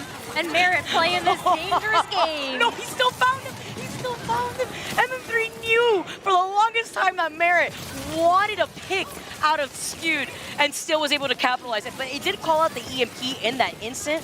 So using up the EMP while MM3 is still holding on to his. Find the trade, lose out on Zest here too. Now the EMP comes and finds both the backline. Choron though, with the nano boost and the save from RuPaul, despite RuPaul getting hacked right after the EMP. Checkmate is right there to help cover for them, to help heal, and Florida Mayhem come out on top, negating the MM3 EMP. Look at Zest. Oh, no. Come on, Zest. Oh, he's not giving it. Come on. I wanted to see the Widow pick so badly. Just to be able to even get one pick would have been able to open up the gates there for Soul Infernal to keep this cart moving. But look at this. Merritt once again trying to get the hack. Zest is very vulnerable now. Placement on the bubble though from Mag right there. Not really being able to get the follow from the front line in that instant, but still putting in enough poke damage to rack up the EMP charge. Fixa gets hit with a huge anti and the hack. Nice communication coming from the Florida Mayhem, and then the sleep out of the air. All right, take a quick nap real quick here as Chorong's gonna be able to force you off the high ground, and before you can even turn the corner, Checkmate is tailgating you. He's got the pulse, he gets the recall though, he has to back away just in time. He's got the hacked health pack at least right inside that side room, so he has the health advantage if he wants to push in. Time is starting to get whittled away. It's a minute and a half removed here from the Soul Infernal time bank, and Florida Mayhem have been able to win a lot of these fights without having to use any resources. So they got 4 ultimates to work with here, with the EMP coming up shortly, and Checkmate once again with a pulse bomb. These have been absolutely hitting their targets. Nice quick disengage from someone he originally got hacked here as Checkmate's gonna be able to find Skewed. Yeah, still is gonna hold on to it. Doesn't even need to utilize that. Someone we're going to try to follow up. Mag was incredibly low, but he manages to get away in time, and Zest also is deleted. Checkmate with these follow-ups have been just insane. I mean, now that Florida Mayhem actually have some time to breathe, they're really able to get set up with this defensive dive. Oh no. Oh, Checkmate. No way. The moment he used recall, he's like, all right, that's your room. You can take it. I don't want to be there anymore. He knew that he used recall, so then what an easier target to get the pulse bomb stick. Recall out of this is now the EMP from Merritt. Get revenge over his teammate Checkmate. He's going to be able to find 2. That's going to cost Mag's life. Nice follow from someone right there. Zest manages to get away. Fix is taking a nap. Skew does have the nano boost. So you put it onto Fixa here. He's about to get the rally as well, as someone's also utilizing the Primal, but he's just on the high ground here, waiting to get healed. I mean, Primal that didn't have too much out of it at the very end, very questionable, but very crazy split of fight as someone's going to be able to find MM3 right before that. I think you're okay if you're able to take the high ground and just Goomba stomp MM3 right there. That's going to be even more time whittled away from the Soul Infernal time bank. Plus, they were using resources. Mag just used the Primal Rage. The Nano Boost has also been expended. Soul Infernal, they're starting to fall apart at the seams here, dropping all of the spaghetti. And it's a mess. Somebody's got to clean this up. Spaghetti even falling out of their pockets at this point. 1 minute and 33 seconds on the clock. And they've lost their backline. More time dwindled away for the Soul Infernal. This is looking so good for them, but as soon as they fumbled those 5 ultimates there that they ended up throwing when they were at a player disadvantage, it has felt very difficult for Soul Infernal to be able to get back into this one. One of the last hopes that they have here is going to be the MN3 EMP. He's hunting for it. He knows the backline's on the high ground here, but also the way that the rest of Florida Mayhem are playing, very split apart on these high ground positions. Setting the pace. Exactly, and they're trying to also get away, but the EMP still finds 3, and the fact that the communication came in and they were able to find RuPaul is even bigger because they don't have the nano boost for the health reset here. Tron's going to meet someone back in the spawn. It's going to have to be a reset for the Mayhem as Mag gets that quick little 2K here and sets up the Soul Infernal with some extra space. Florida Mayhem are okay with this, though. Yes, Mag is able to go hold the front line, but he doesn't have that Primal Rage available, and we're seeing Merit come back out of spawn here with the EMP. Oh, see you later, RuPaul. Again, nano boost, by the way, still can't be used in another team fight, and we are rearing the end. Now you have less than 30 seconds on the clock. Soul Infernal are feeling themselves as Skewed activates the nano boost onto Mag, and Cess gets taken up on Merit as the EMP was called in to help save the rest of the Florida Mayhem. Tron had used the rally earlier on, and the nano boost was put onto the Nano Brigitte. So much space being cleared up by Chorong, and it's the Soul Infernal that want to look for an opportunity to reset if they can here, because they don't have the time. They got to contest, forces into overtime. That's it. That's all they got. They don't have anybody else left alive. Florida Mayhem. Oh my goodness, at the final hour, it felt like able to whittle away a 5-minute time bank. That is such a tall order. Necra, the crowd goes wild, and I want to just pinpoint. Checkmate died 4 times. Merit died twice. We highlight the survivability for a reason from Florida, and Checkmate had 29 elims in that game in comparison to Zest with 14. The impact that we saw also from the EMPs was something important to highlight between both these teams. It's not just the fact that Merit and Checkmate can keep themselves alive, though. Yes, they're using the hacked health packs. They're able to maneuver around these points very efficiently, but you also have to give so much credit to Chorong and RuPaul. They have been putting in so much legwork to make sure that the front line is all healed up to be able to go ham. It's that change-up difference too, and you highlighted perfectly, Necra, especially in that second checkpoint. So Infernal, they were feeling themselves and they were trying to go for a stagger approach here from the Florida Mayhem, but then they were able to get set up on the high ground. It was so difficult to get them off, and now Florida Mayhem, Necra, are sitting at match point currently. They're trying to get revenge. They're not trying to be the team to get double eliminated by APAC. So Infernal, they were coming alive around that beginning to second half of the map. We get to see some highlights now going down when someone forces way on top of that high ground here. But that's the thing that Florida Mayhem really brought to this particular map. Yes, we ended up seeing the Soul Infernal have a very dominant first 2 points of their attack push. But at the end of the day, once Florida Mayhem were able to get set up with the high ground that was available, they got those beautiful cross angles happening there for that 3rd point of Blizzard World. That's a beautiful counter dive that they're able to execute, especially when they're given the space to do so and set the pace of these fights. MN3 though, that was a nasty shot.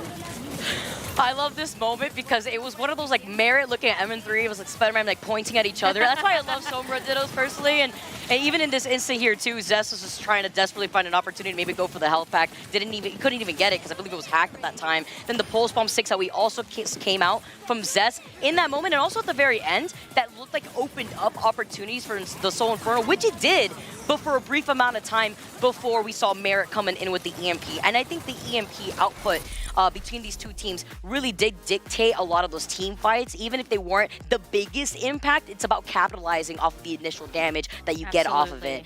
And it looks like our teams are going to be able to pick going onto Shambali Monastery. Another run back here. This is another map that Florida Mayhem were able to take off of the Hangzhou Spark yesterday. So very curious that Soul Infernal would want to go here too, unless maybe we get a chance to see some more sneaky Bastion. Can't wait to see. Boston Uprising's book. We gotta see how this goes out. That's gonna be coming up on the other side of this break. Map number 3, while the Florida Mayhem are sitting at match point.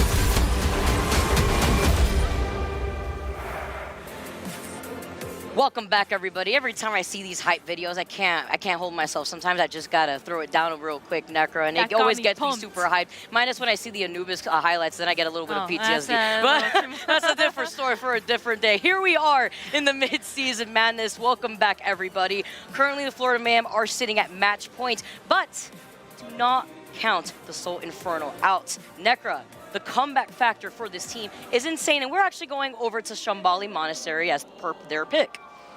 Comeback potential really is there for Seoul Infernal. Paying attention to some of their spring qualifier games during the regular season, Seoul Infernal were able to take a lot of teams to a map 5, and they were able to get some insane clutches, especially when their backs are up against a wall. And I would say so. They are one map loss away from getting sent home in the mid-season madness. In front of their home crowd, can the chance be enough to allow Seoul to bring the heat out here, deny that heat from the Florida Mayhem, because we all know it's pretty humid over there. But man, looking at Shambali though, I want to highlight, when I was looking at the series yesterday between Infernal and Houston, I was wondering why we didn't see them go to Shambali before, because I felt like their map choices benefited Houston Outlaws a lot better with their compositions that they excel in. I was expecting maybe a forced Ryan mirror here, and maybe that's what we're expecting with the option of them going to Shambali this time around versus Florida, learning something to adjust after losing day number 1. I could totally see Reinhardt, maybe some Ramatra, definitely looking at a potential Bastion pick. We ended up seeing the Boston Uprising take that out on both Lijiang as well as Shambali Monastery. But they need to hear all the energy.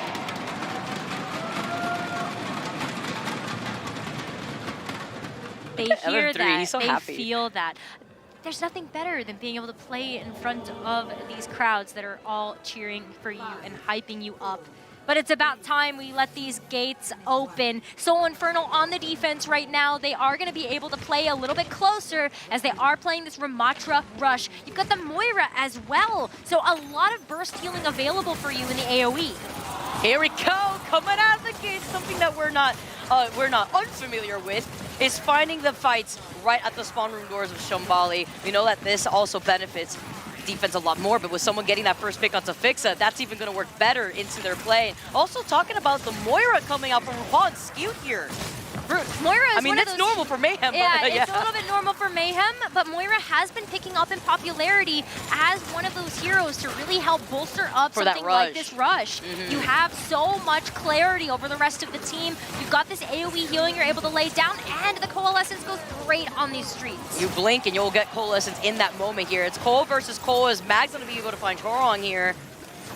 Someone about to hit that Annihilation. Mag's already beat him to it here as M3's already getting into position. Find the opportunity. Sees Marin is alone just for a brief amount of time before trying to go around. Sees him gets healed up. Before finding the opportunity to unleash the EMP. He waited and it paid off. It found 4 in this instance, and that caused a checkmate. Marin and RuPaul and the team fight win from the follow-up from Infernal. What's really great about this is that Seoul Infernal still get to have this stronghold over the spawn room doors of the Florida Mayhem. And they have 2 more ultimates to be able to keep control of this one if they're able to get them out faster than Checkmate can get this EMP. But it's a race against time here. Checkmate's hunting for that backline, and you've got Zest and Mag trying to set up at the front. Well, what is he gonna eat? Can he get the 2 for 2 in the back line here? He's looking for the opportunity as the Annihilation was called in from both sides. Someone, though, finding Zest is even bigger. Death Blossom off the table here. See, Checkmate also has that EMP, so Mayhem are able to reserve these ultimates for that next fight, which is incredibly important here. We know how quick RuPaul's going to get that call to match that with Skewed. Exactly. This is not going to be too big of a task for RuPaul to be able to handle, and especially when you're starting to wrap around this corner. This is actually why this close hold is so good. So Infernal get another chance here to be able to come back into things. Checkmate still has the CMP. Hasn't used it yet. Sure, that call was called in earlier on from Skewed. Tron with the barrier, though, is going to help protect the rest of the Mayhem, get into position to negate that damage and the pressure from the Cole. Fixo, too, here as the EMP comes in. Nice wait. Finding the EMP in the initial damage here, Zest unleashes the Death Blossom, finds Checkmate, and with the follow-up in the initial damage, is going to be able to also find Merit. The Coalescence for RuPaul isn't going to do enough healing to help out everybody from the Mayhem with all that damage coming out. And now this is where things start to get dangerous for the Florida Mayhem. They used a lot of resources in that one with no conversion. EMP now not necessarily going to be able to get back up in time for this 1 minute time bank to start to expire. And MN3, you know what he's waiting for right now. He's like, they shot in this direction. I hid behind a barrel. They were never going to know. They're never going to know. They don't know. They're going to know. Vortex controlling some space. See Merritt real quick turning around. MN3's like, nah. Does the Matrix right around it. They know where he is. He deletes the translocator here as the Annihilation comes in from someone. Mag's still going to be able to find checkmate here. Someone living for so long, and with the Coalescence could attack from afar here as the EMP, another huge EMP. This time now being landed by MN3. It's going to be able to find 4 here. It's going to cost the life of everybody else from the Mayhem. These EMPs, Necro, it's like they heard us. They want more impact. Don't worry, MN3's got you in the bag. MN3 has had so much conversion for these EMPs, being able to land on multiple targets, and now this is where the going gets tough. Like I said, 13 seconds remaining, checkmate not able to get up to the EMP, so it's all about this Coalescence and Death Blossom combination for the Florida Mayhem here, unless MN3 is able to pull the trigger first! Oh, finding Chong is absolutely huge here. RuPaul, yeah, he had the Coalescence, but it's not going to even protect him. It's not going to be able to be enough when you're finding yourself in the duking battle versus Mag in this Ram here. As checkmate, though, turning things around, he gets hacked. How is he still alive? How is checkmate still alive? They finally find him, and Merritt's going to meet them too. Overtime ticking away. The desperation is online, but they're still able to clear this point. Florida cannot be counted out yet as they clear the point away from the Infernal. Amazing stuff coming out from Florida Mayhem. They have bought themselves another life in this map. And we're going to see RuPaul go back over to the Moira as we head into our second point. A little bit more enclosed even than the first, to be able to play around with the AoE healing from the Moira as well as the Reaper too. This cart is going to start to round this corner now, but it's going to be another battle of these EMPs, and Checkmate's going to have it online second. He's got it ready here. They're both trying to get into position. Oh, it's the detection real quick as MN3 goes behind, finding the opportunity, trying to isolate Chorong as he gets the hack immediately with the EMP and got more impact off of it here too, because the follow-up after that here, Necro, was skewed into Coalescence, and then the Annihilation from Mag is a nail in the coffin while Chorong loses out on the barrier. Where did that go? That is a critical ultimate for the Florida Mayhem to be able to withstand the EMP from So Infernal, and it's gone now. Florida Mayhem now looking at that 1 minute 20 second time bank and still have to start building up to other ults. Necro, when MN3 isolated Chorong and he got that EMP originally, he knew at that moment that the Lucio Sound Barrier was online, so that was such a critical first play. Not over that assist though, he comes in, he says, don't worry, the spotlight can get right back onto me as he gets that 3K Mag, the nail in the coffin onto someone here too. Yeah, they get that trade-off of skewed, but even better look here for the Soul Infernal while the Mayhem are down less than a minute now. Coming in from the top ropes here, and MN3 should know that RuPaul has this Coalescence online. You're able to get behind him, you can hack him out of the coal, and all of a sudden you don't necessarily have this ability to withstand in the rush. So Infernal, they know what their win condition is here, 35 seconds left. Locator got deleted earlier on by Checkmate, who found that out, and the hacked health pack got less than 25 seconds now on the clock for the man to get to that second checkpoint. Trying to clear that next space here too, but looking at the ults, you see Skewed has that Coalescence online. Difference maker here is that Merritt's got that Death Blossom. Here comes the Cole. The Death Blossom coming in, but it's fine. He's gonna be able to heal everybody back to health. He's got way more range, and he's gotta worry about that Death Blossom instead. And then the reset too. Oh, huge EMP now from Checkmate. But is it too little, too late, when you have nobody else to go in for a follow-up? It was a desperation calling, and the Mayhem aren't gonna be able to see that second checkpoint anywhere in sight. That was so beautifully played by the Soul Infernal. Mag hanging on by hairs of HP.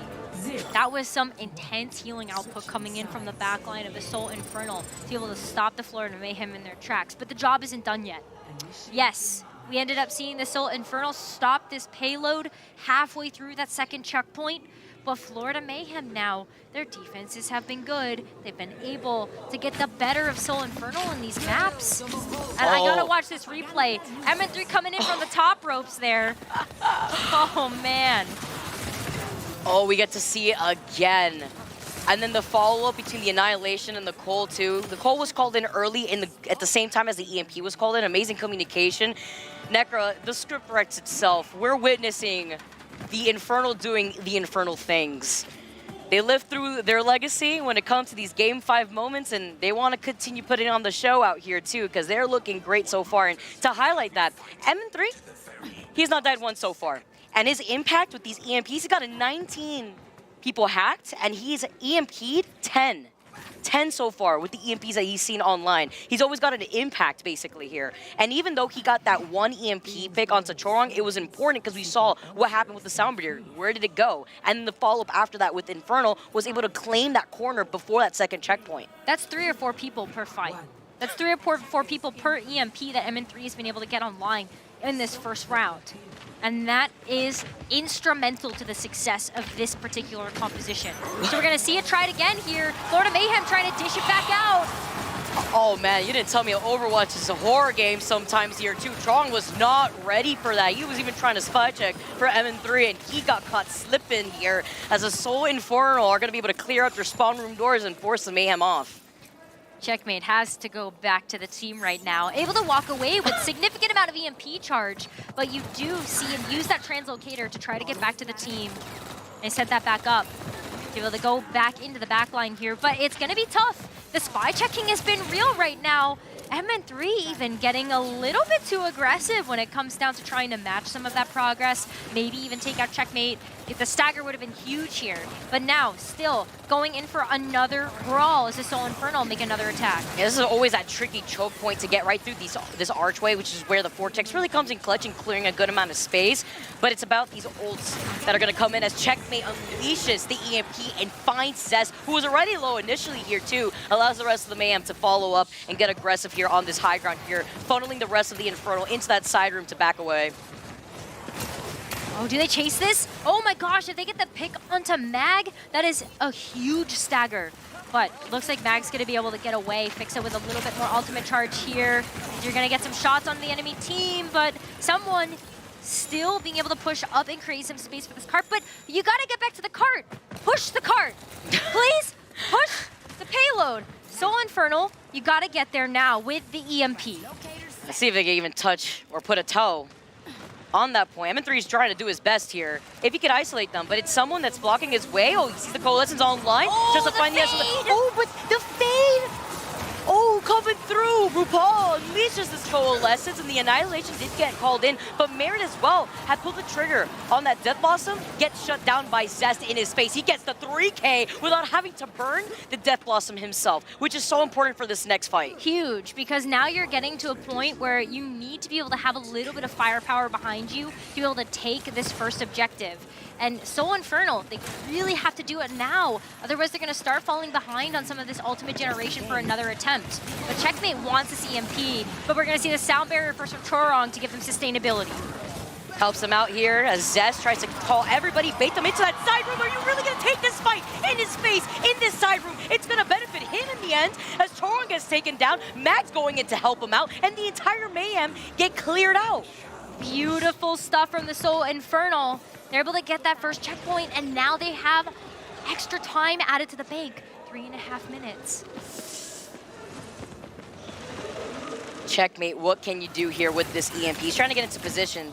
Originally, you saw MN3 spy check him, but now getting into position himself, he's about to get the EMP online, and the rest of the Mayhem are funneling right through that next corner, right before that second checkpoint. I love Checkmate's positioning here. He's gonna come in before MN3 though unleashes the EMP himself, and the backline is suffering from the Mayhem. Yes, Merit and someone were able to get those picks, and now the Soul Infernal are paying for it. Playing split up has now allowed the Florida Mayhem, they said, you know what, it's fine. We don't need the backline here in this instant. We're able to sustain ourselves here and hold that front line thanks to the EMP trade-off from Checkmate too. You still have a lot of time to work with though. Soul Infernal able to go back to the drawing board as they pick up the pieces to try to make a different rotation around to get back to the payload.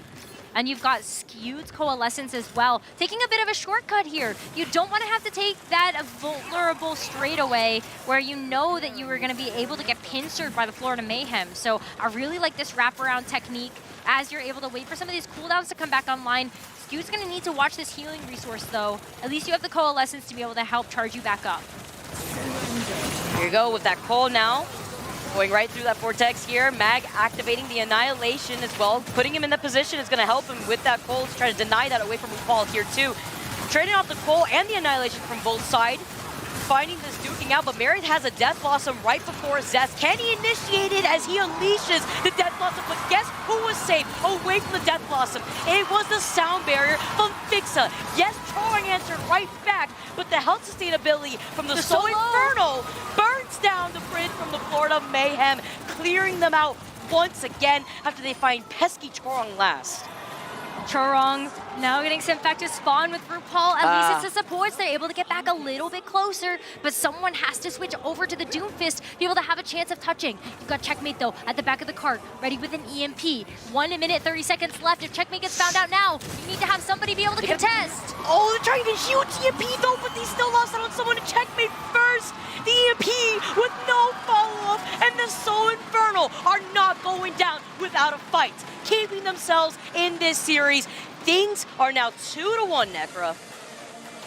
This is what I mean. Backs against the wall. So Infernal will perform.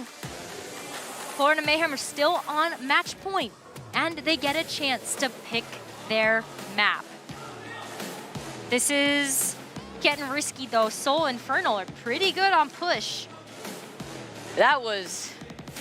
You played into the Infernal mindset here when you go on Shambali. You could see the way that they were playing so comfortably with that rush.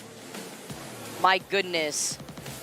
What a game we have on our hands here. Florida, like you mentioned already, Necro, are still sitting at match point, but they can't let this slip away in the way that we saw when they were in the upper bracket, because that would be one mental boom. Can't tilt now. Gotta keep pushing forward. Florida Mayhem get a chance to pick a map pick to close out this series. But it's push. It's push. I know you love push maps, Necro. I know it's probably one of your favorites. I do.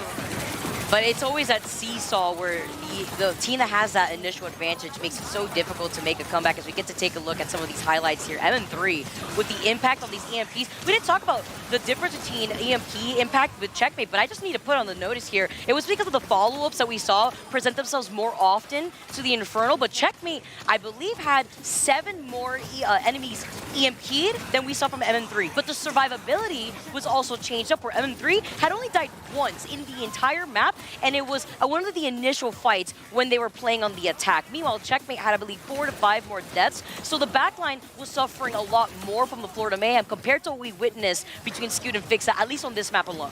So Infernal had better answers when the EMP came online.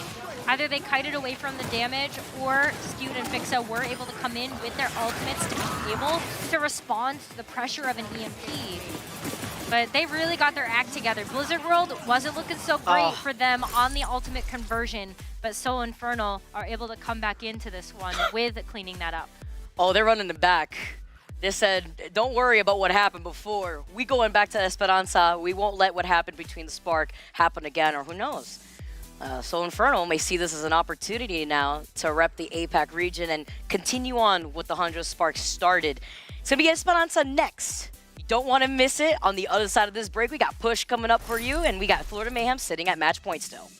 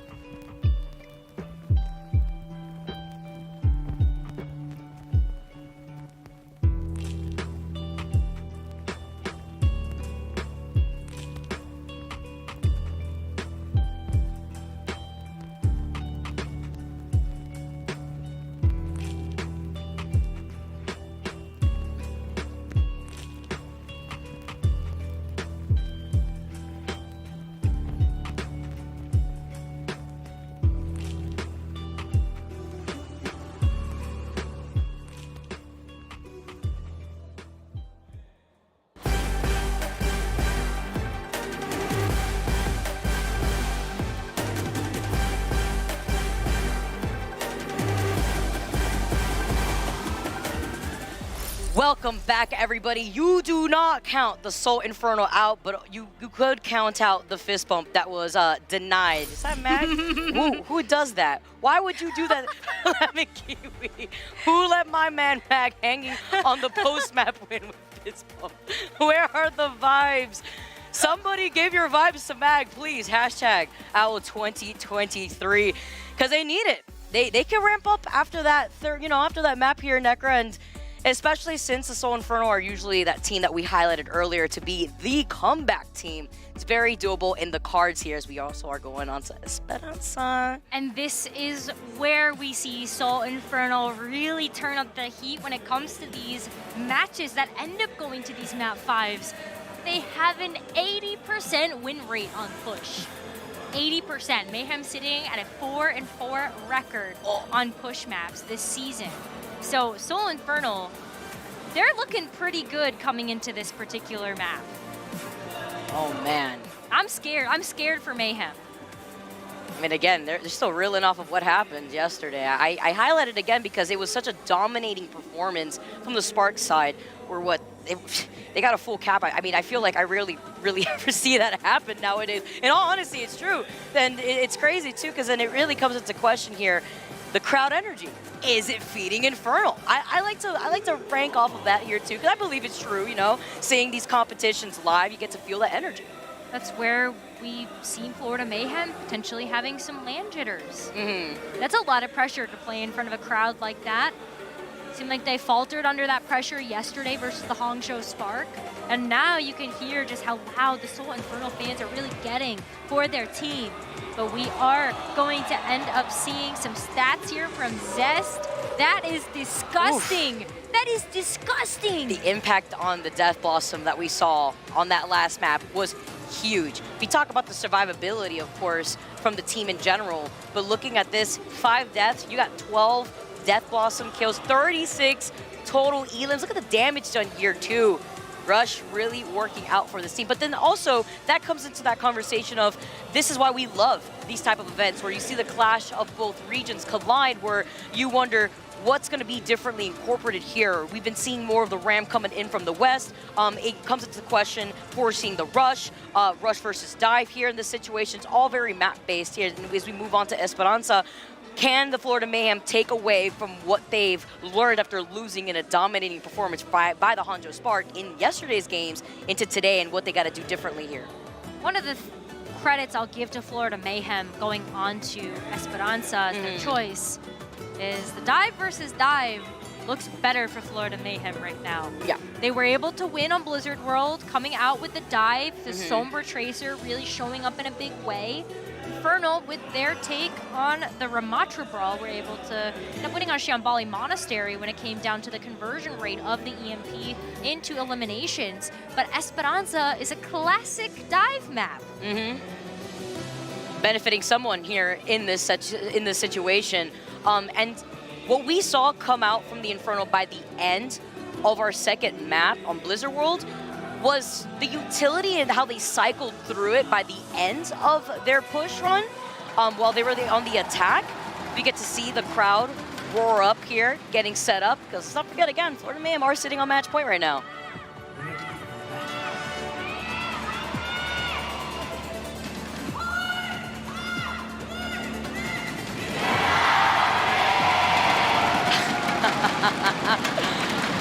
Oh, I love it. The sound just roaring through, giving the players not just energy, but like the land jitters that we keep mentioning. And it's so important to mention because, they're not in their comfort zone as we get to take a look at the starting lineups here. Checkmate using the Symmetric Teleporter to allow the team to get out of spawn a little bit faster. Means he's going to lag behind a little bit, coming back out on the Tracer after going back to spawn to switch. But it allows Florida Mayhem to get there first, beating Soul Infernal to the punch, and being able to pinch through them a little bit as they start to move in. Also try to build into that EMP win con for both teams as quickly as possible. Translocator comes out. Nice reaction from MN3. Nice anti here, hitting out to RuPaul. Not going to get the follow-up that they were looking for. Instead, he's the one that gets that nice follow-up off of that own nade. Love it. Also, turning away some of the extra pressure while he's hanging out on the catwalk here as Checkmate is forced to drop down. Chong and RuPaul have to hold hands in this matchup. don't want to fall victim to MN3 or Zest getting the jump on them. But they were able to survive in such a big way when looking back to Blizzard World. That's been an absolutely huge difference maker in between these two teams is the survivability of the backline. Take a look at that. Someone's right there to peel. And look how Choron's also right there to help out RuPaul. Good luck trying to get to that Ana when you have a break tied hand in hand, holding hands here for this support lineup. So, I mean, same thing could be said here for Scoot and Fixa, but you could see the awareness here between Choron and RuPaul to maintain the height advantage that they currently have over the Soul Infernal while also getting progress on the bot. Mag doing a little bit of a scouting mission there. Does get hacked. Has to be able to pop the bubble down, but he's starting to isolate himself from being able to get healed by the team. Ooh, misses that pulse bomb stick here. Zed's about to get his own pulse bomb. And look at MN3's EMP charge in comparison to Merit. He's going to have that ult online right before Merit is going to be able to have that chance. And RuPaul's going to be that primary focus, like you mentioned, Necro. You know you have that nano boost. Tron's right there, activating the rally just in case. Maybe predicting where MN3 is trying to sneak into to get right behind them. EMP unleashed, and RuPaul already got focused down by Mag as he jumps and forces him off of that high ground. It's going to be cleaned up on aisle 3 here for the Soul Infernal. They find 2, but they trade that 2-on-2. They lose out on their backline here too, so they don't have that sustainability the same way that Mayhem do, while Trong makes that swap over to them. Okay, we saw the more, then swaps right back to the grid. Thought about it for a second there, maybe trying to capitalize a little bit on that player advantage that they had. Merit still trying to get set up in the backline with this EMP. They still have the lead. Florida Mayhem playing to keep it as they wait for reinforcements to come back in. Merit to get back into a position before you pull the trigger. Fixa has the rally. You've got to get this backline. Oh, you know what he wants. He wants Skewed on the side here.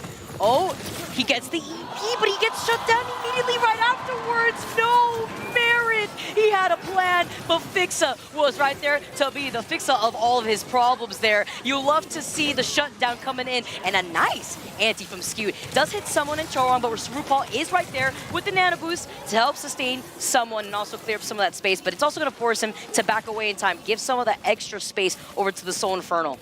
There has been very little bot movement on this map so far. Really waiting for one of these fights to truly finish out in the neutral. Both of these teams are doing a great job of kiting away from this damage and making sure that there's no full team wipe here. But Soul Infernal is starting to get close again. MN3 has another EMP coming online. Zest with a pulse bomb as well. EMP lets loose. Oh, the EMP into the anti confirms here, but RuPaul with the heals. Next level helps sustain someone in Trong. That could have been a big fall for the Soul Infernal, but they're playing this incredibly passive, almost a little split up here, because someone with these bubbles has definitely been a dent into trying to separate the Soul Infernal. Now Skewed has a nano boost and Zest with the pulse bomb on the ready. Should be a bigger economy for Soul Infernal to work with. But Florida Mayhem have done such a great job of being able to stay away from this, but everybody split up in the back line. Oh, the nano boost called in here too, and then Mag gonna be able to follow with Zest, who gets the pulse bomb onto someone with the 3K. Zest making it look a little sour out here for Florida Mayhem after losing out on 2. They'll be able to rejoice though and combine with Choron and the ult that he's got ready with the rally. Took 4.5 minutes, but Soul Infernal able to get the better of the Florida Mayhem and start to make some progress with this bot moving forward even closer to that first checkpoint. They have some tools to work with as you look at Mag coming up on the Primal Rage, but Florida Mayhem are going to be able to bite first. They've got the rally. Extra sustain here from the Primal Rage from someone as well, as Merit getting very close to that EMP. And they can see here too, with that hack onto Merit, he managed to get away just in time here. Nice anti onto Chorong as he activates the rally. MN3 not only gets hacked, but melted down by Merit. Mag having to be careful as Chorong takes a much more aggressive position here. Gets that shield bash before moving away. Again, they did use that rally earlier on, but they have so many more ults to work with here. Necro Mag used that primal and got deleted, melted down. As they shut him down now, as Florida Mayhem get to now take a much more aggressive position. See Checkmate still holding on to that pulse bomb.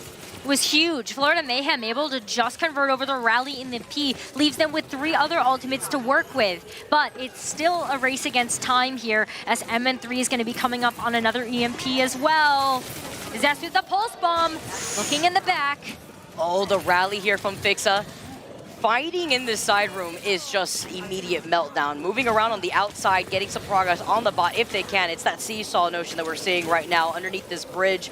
as Zest still trying to get into position, giving some backup to Mag here. Chorong fell so incredibly low between the anti and the follow from Mag. This is going to be big here. RuPaul sends out the nano boost up to someone before he costs his own life here, as Mayhem lose out on the back line. They lose out on 3, with Checkmate meeting them back in the spawn room door. It's going to have to be a full reset here for the Florida Mayhem, but now extra space to work with for the Soul Infernal. It's the comeback story, Necra. Well, I mean, taking the fight and letting MN3 get the bot progress means that Soul Infernal are gonna get this point capture.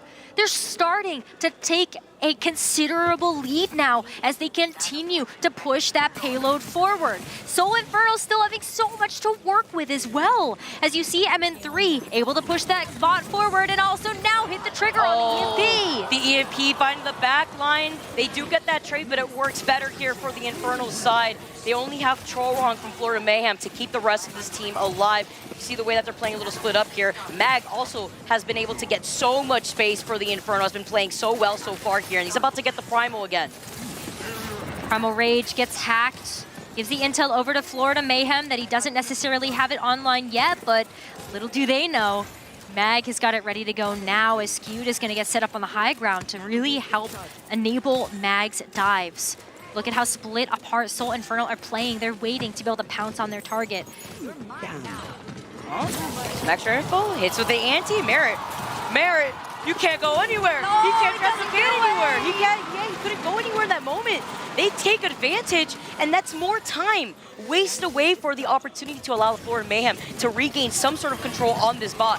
Now Checkmate enters back with the pulse bomb. Mag had activated Primal. He got put to sleep immediately, and Checkmate wakes him up right afterwards because the rest of Florida Mayhem have him sandwiched. Where are you gonna go here? He's literally won. Can he get away in time? Takes a fix on his rally. Skew got hit with a huge anti. They get the trade between Skew and RuPaul, but the backline from the Florida Mayhem suffers once again. They were so fixated on keeping Mag in that side alleyway that they themselves got pinched by the rest of the Soul Infernal on both sides. And Mag was at...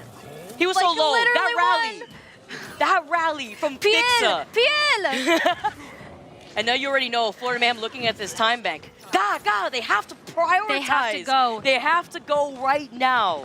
Merit's EMP is really important here. This is going to be enough time bank for Florida Mayhem to work with in order to be able to match the amount of distance that Soul Infernal has gotten so far. But here's a stick, big stick, no conversion. Zest gonna have to go back. But it forces out the Primal here in this moment while Soul Infernal still are in control over the bot. That's They'll huge. take that here. They'll take that trade. And their positioning is so difficult to capitalize if you're the Florida Mayhem looking for an EMP opportunity. MN3 is going to have it back online, though.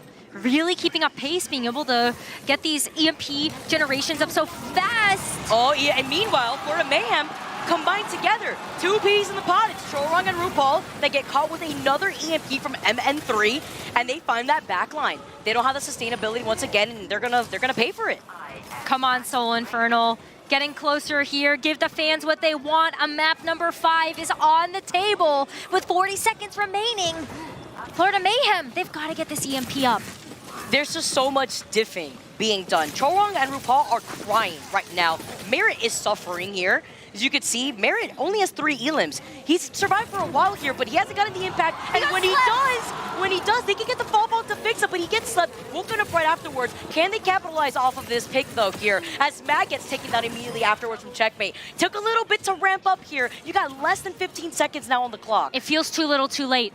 It feels too little too late unless Florida Mayhem are going to pull something insurmountable out of their back pocket. Checkmate's gonna have to start walking this bot forward, but the close spawns are active for Soul Infernal right now. So they're gonna be able to get back into this fight very quickly. Expect the fight in the neutral. Zest does not land the pulse bomb, leaving an opportunity for Checkmate. No way, Skewed! Checkmate doesn't have a chance! With a huge nade in the follow-up too! RuPaul and Chorong once again the first to be out of this fight. Overtime, taking away as a Soul Inferno! And Mag with the pop-up. It's like, fine, I won't give you the fist bump. I'll force the hype to come to me. The crowd goes wild, and Soul Inferno have now tied the series 2-2. Give him an inch, they take a mile. Soul Infernal, with their backs against the wall, are starting to look down the barrel of a reverse sweep onto the Florida Mayhem. Florida do not want a repeat of what happened yesterday versus the Hangzhou Spark. And Seoul Infernal really starting to feel themselves right now, Vicky. Necra, this would be crazy, but this would fit so in tune with the Seoul Infernal script. The Game 5s that they've promised us already, and that the Game 5s that we've already seen in APAC coming out for the Midseason Madness. They're truly mad out here. 80% win rate on push, by the way. Yeah. It's higher now with this one, but 80% win rate on push. You always expect the Seoul Infernal to show up big on these map types, but we're going back to Control. Yes, I was gonna say, so Control, where Florida shine, but then we talk about mentality. We talk about competing in person, and we keep rounding off to this because you have the crowd here. You feel this lead at first. You're at match point after game number 2, correct? And now you're here 2 more games later. The opposition has now tied things up. You don't want to get into this mental boom state. You know you have the ability to take it. You've already won in the first map on Control. You have to find that sustainability though, but the one thing that we're seeing from the Seoul Infernal that they've nailed down, especially on Esperanza, and it could be going into their strengths as we take a look at these highlights, Chorong and RuPaul have been their primary focus, as it should be, but then it distracts the Florida Mayhem, and when they try to peel for Chorong and RuPaul, their front lines are left vulnerable. Very normal to dive onto the back line when you're playing the dive versus dive matchup. A big difference maker, though, is Mag has really woken up on this Winston. Those bubbles have been so clutch, not only to be able to isolate Chorong and RuPaul, but you remove their ability to heal someone when the bubble is blocking your sights. Very true here. Mag definitely coming through. When they try to focus down on Mag here when he activated the Primal, they had the advantage. Florida Mayhem had the advantage in terms of numbers there, and then they isolated Mag, but then they put themselves basically fish in a barrel here as we get to take a look. Our final map. Going on to Control, it's going to be Ilios. I expected a close series, Vicky, but maybe not this close. It's coming down to the wire, and one of these teams is getting sent home at the end of this map. All in line here, tied series on our hands. You don't want to miss it as we move on to map number 5 on the other side of this break.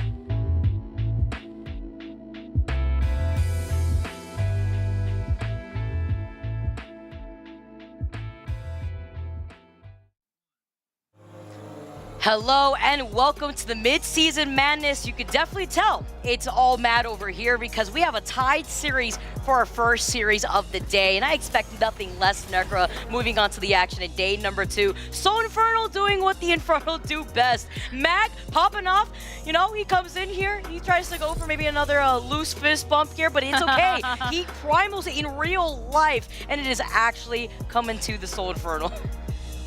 It's amazing to see Mag enter into maybe one of his final forms.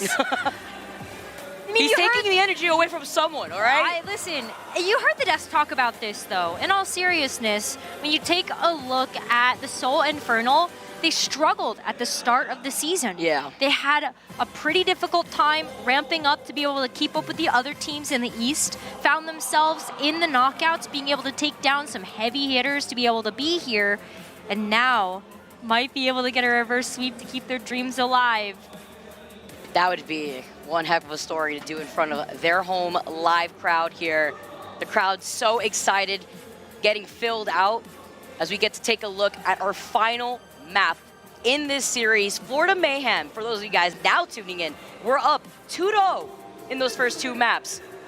So Infernal putting a dent to their run, now evening out the series here. The energy not the same from the Florida side, understandably so, trying to see if they could reset that mental boom that they have found themselves in after another unfortunate run on Esperanza. Seems that they gotta definitely work more on their push runs here, because like you mentioned, Necro, Soul Infernal have that more positive record on these push-like maps.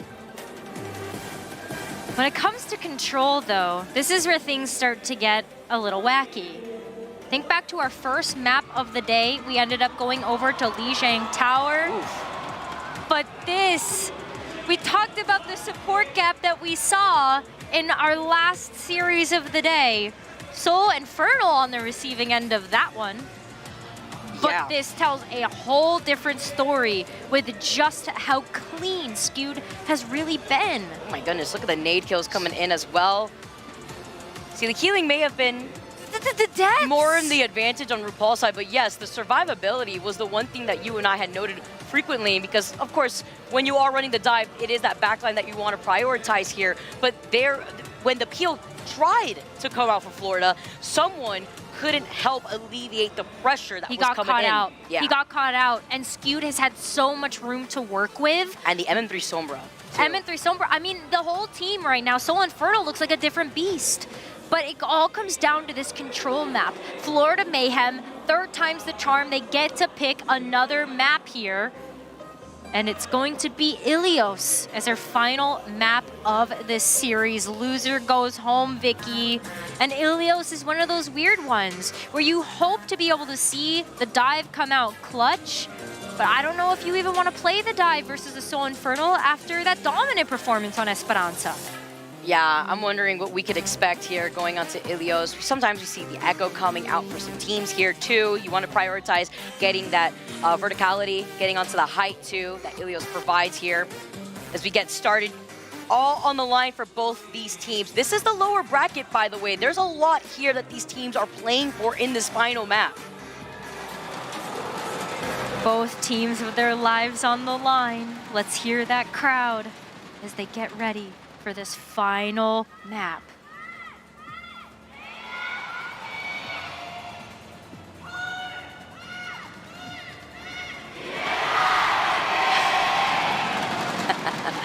That's the whole crowd right there.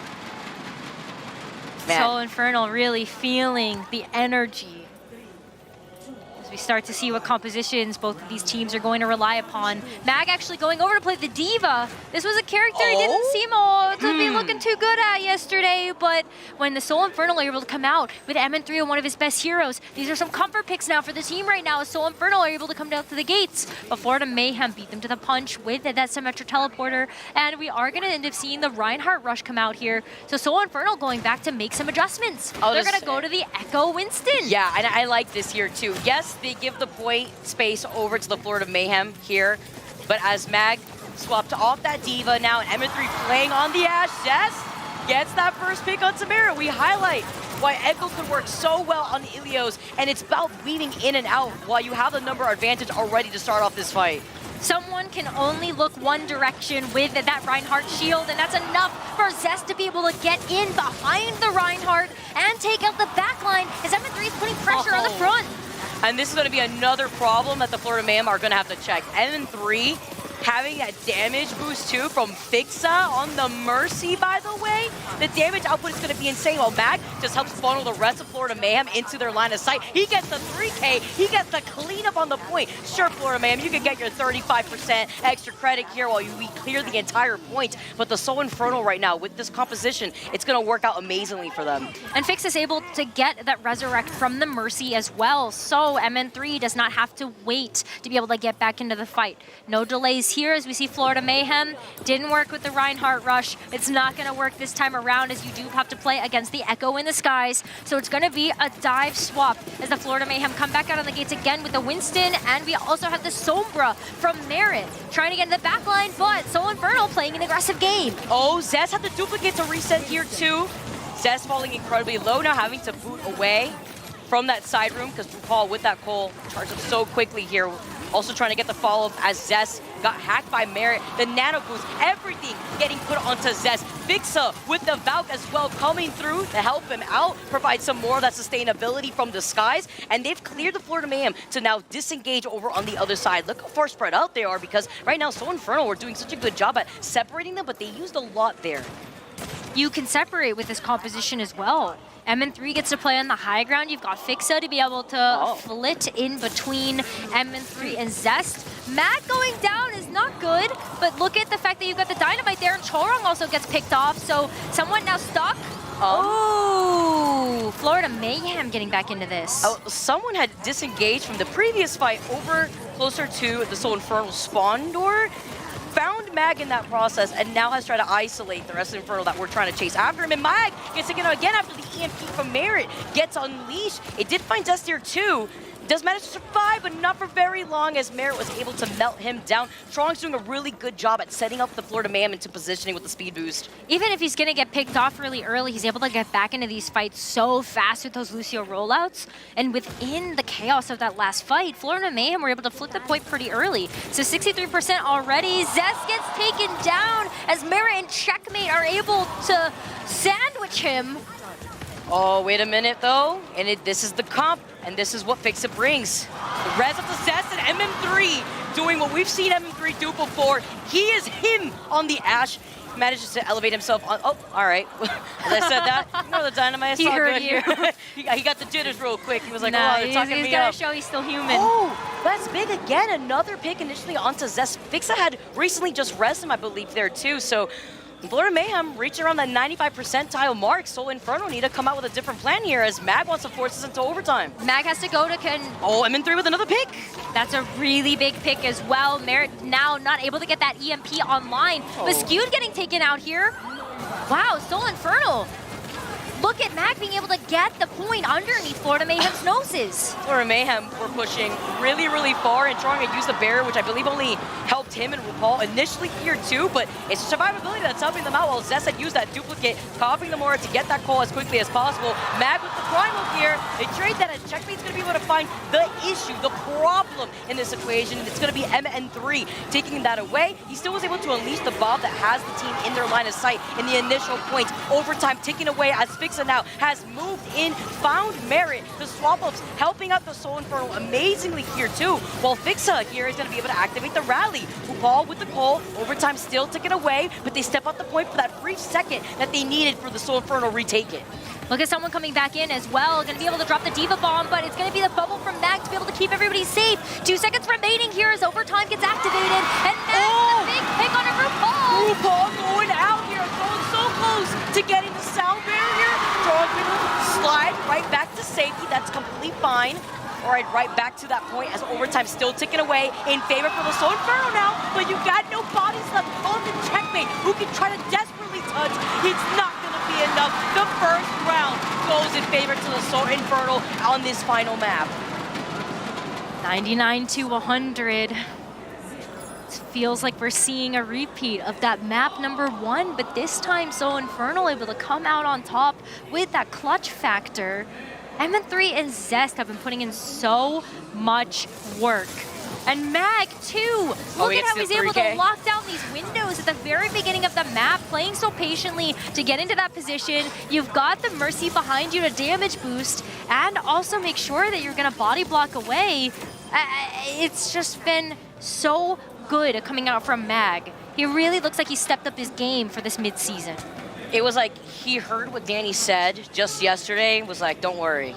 I'll show you right now. He's got a lot to prove on the line here. And he's also feeling himself, ramping up that raw emotion that we get to see from the players. He's moving that into this game. Well, when you're playing on Winston and you have to be the playmaker for the team, you absolutely need to be able to have the confidence to back that up. So we're going to see a run back here as Soul Infernal are able to put Zest back onto the Echo as we head over to Well as our second round of Ilios. Someone coming back out on the D.Va. Going to commit to that really early on as we have Chorong as well on the Kiriko, leaning heavily into the mechanical skill that Florida Mayhem have as a team. Working to their comfort here too, that they could work with amazingly. Versatility that someone has. His Zest is going to be the first one taken out here. Good first pick for the Florida Mayhem, turn things around. Sleep though, coming in from Skewed. Now just trying to counter rotate. I like this approach that we're seeing, but also with these hacks between Zest and Merit are going to dictate the health packs that are around this initial point. That's why it's really important that Florida Mayhem were able to get the capture first. We're going to see a big switch up here as Soul Infernal now. MN3 gonna take the pedal off there with the Tracer, allows Zest to be able to pick up that roll, and now switch over to the Sombra as well. So it's gonna be that dive. Chorong, no, out of nowhere, able to get the dome of MN3. So it should be a reset here as Soul Infernal have to wait for MN3 to come back. Little dinks coming out from Chorong. The damage up what that we're seeing so far is Falls during that coalescence already, of course. Checkmate as well with the pulse. More important thing to look at right now is that nano boost from Skewed. How is he going to be able to use that as Chorong trying to sneak his way from this high ground? Oh, I know all the Tracer mains feel that one, and their Soul still trying to nail down Zest, but he does manage to get away, but it's still forced off the high ground here in terms of positioning. Chorong has to go switch step his way as well. That was beautiful coordination between someone and Merit. You saw the dive opportunity right there to nail down Skewed on the high ground, and that means a nano boost won't be on the table. Someone just playing like an aggressive shark right now, looking for those targets. Soul Infernal just not able to sink their heels into the sand to be able to withstand the pressure from the Florida Mayhem's aggressive dive. RuPaul has the Coalescence, someone with the D.Va Bomb as well. We're starting to approach that final fight territory for this map, and Florida Mayhem with 4 ultimates in their bank, and Matt going down could just tie up this round. This is absolutely huge too. Going down while you're about to have the primal, more time, dwindled away from Soul Infernal, changing things up here with the nano boost onto the brig. Fix-up finds checkmate. Still playing to try to split up the rest of the Soul Infernal, wait out this rally if they can, but they can't. With the Soul Infernal seeing 99%, George says, don't worry, I can climb on this wall. Sitting on the edge of glory here as someone finds another pick onto Mag. That's the second time that he nails down Mag. 99-0, overtime ticking away. A completely different look in comparison to what we witnessed in that first round. Sending out the D.Va Bomb, clearing out some of that extra space. You know how it's done for the Florida Mayhem to take us to our final round in our final map, Nekla. 100-0. Much more dominant performance coming out from the Florida Mayhem to be able to tie up this map. But it's Ruins that's going to decide it all. Who's able to move forward in the Midseason Madness? Who goes home? And you can play some funny stuff on this map. A lot of teams like to go over to the dive to be able to help control those health packs and control that space. But we also see a little bit of the brawl, some of the hit scan duels coming out here on this map. Man, crowd ramping up gets me so excited to hear. I can only imagine how these players are feeling right now. Final round here for both these teams, playing with their tournament lives on the line right now in the lower bracket. Checkmate gets ahead of the game here. It's that hack onto the pack. Moving all the way back here too, as Merit is going to move over to the other side, try to get into the line of sight because we get to see the Merit Widow. This is what we want from this map. Well, to set up in one of those classic spots of the Widowmaker nest. Looking for a dome to click. Looking for the sneaky MN3 that wants to get in the back line. And Merit's going to be the target here for that Sombra. Oh, but bringing out the Ram here too to contest that with Mag. Whoa, Florida Mayhem, Merit finding the heady onto Fixa. He's gonna have to get checked here by the Soul Infernal if they have the chance to check him here. M3 Zest also fall low, but they find that trade-off between RuPaul and Mag. So Infernal have to give up control of the point for now as Florida Mayhem are able to stake their claim on it. Someone playing the Ramatra is able to get up and close and personal with Mag's bubble. He just walk through it, try to take out that tank. Checkmate though. Playing a little bit of Minesweeper in the back there. Be so scared if I were skewed. Gets hacked again. He's playing around the pillars, like Ring Around the Rosie. Oh, Mary! Out of nowhere! He sees him right through the hat there. He was able to get the headshot. Amazing follow-up there. Delaying the Soul Infernal, keeping the Florida Mayhem in the driver's seat. And while they know that Merit is the problem, it's getting to him. That's going to be the difficult aspect of nailing down Merit and his positioning. So Infernal are starting to lag behind when it comes down to this ultimate generation. Checkmate gonna have an EMP, someone with the Annihilation able to just punch his way through the Soul Infernal and maybe punch a ticket into the next round. As Merit wants another pick. Oh, look who's behind him. Looking for skewed. Mag's getting low. Mag was in position to possibly get a follow-up with Zest there because they were trying to nail down Merit. Yeah, huge sleep here too. Skewed also gets hacked over on the back as someone unleashes the Annihilation and finds Fixa. Can't use the rush here. Skewed was about to get the nano boost. That was a big Annihilation to clean up the backline here. What? And with the EMP from MN3 actually ends up working out hand in hand with Mag. They get the output that they needed. Now MM3 is looking to check Merit as now he can get put into position. Someone, after taking care of the backline of Skewed and Fixa, says, I don't need the Annihilation to handle the other two. We are nearing 99%. They haven't lost control of this one. The EMP looked good until it didn't. MN3 has to come out on the Widowmaker to be able to get that clutch factor. One headshot here may keep Soul Infernal in the game, but overtime is active. And they use the nano boost too, desperately just in case, and the EMP coming in as Checkmate has now found Zest. Fixa and Skewed get to survive, but Fixa doesn't touch the point. The Florida Mayhem get to hold their tournament life and proceed to the lower bracket, sending the Soul Infernal and their hard work and their run home. Florida Mayhem, it was starting to look dicey for them. They had the 2-0 lead. It was starting to look a little doomed there, Vicky, but they were able to get it done. And you can see just how devastating of a loss this really is for Soul Infernal. They were starting to look so good in the series. That reverse sweep in their grasp. And it slips through their fingers with some fantastic clutch coming out from Florida. Merit's Widowmaker made such a big difference in that final round. My hands are shaking at the end of that match, looking at how hard even the comp changes from the Infernal of what they could do differently here. Mag hyping himself up, trying to keep the rest of the team together. But yes, that Merit Widow was a problem, and they tried to isolate it. They had to send 3 to take care of Merit, and to no avail until they were, burning 2 of their ults. It was so hard to take care of them. The Florida Mayhem are here to stay as we see the dance coming in from someone. And we gotta talk about the player of the match, Necra. Well, if someone's gonna dance his way through the back, we gotta highlight Checkmate. Someone's dancing in the back, but Checkmate's really in the back line as the Soul Infernal got dropped many a time to Checkmate. The May, such a standout to be able to start this series off strong.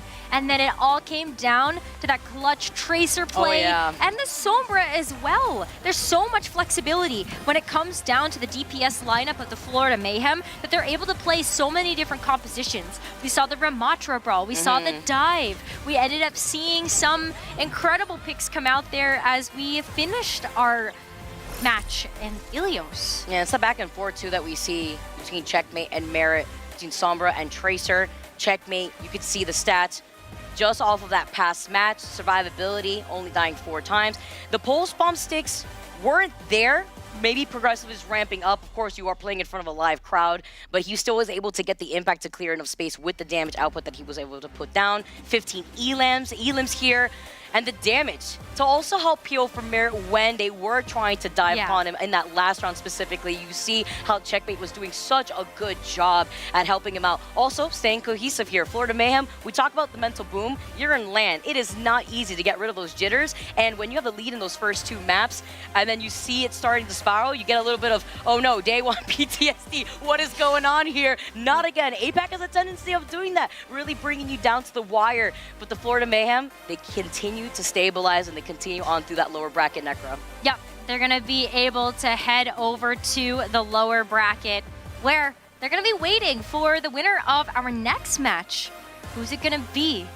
Who's it going to be? It's going to be Boston Uprising versus the Hangzhou Spark, and maybe we end up getting a chance to see a little bit of revenge come through there if it's going to be the Spark. It'd be really exciting here. I love what we have so far after our first banger of a series, and we got so much more coming to you guys soon. Some mid-season madness. Don't go anywhere. It's going to be after this break.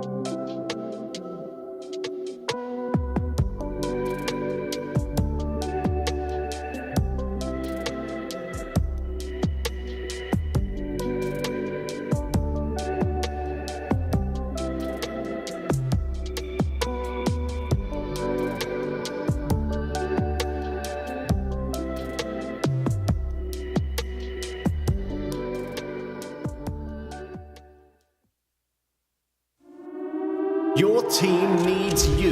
Let's go! Now more than ever, to secure victory.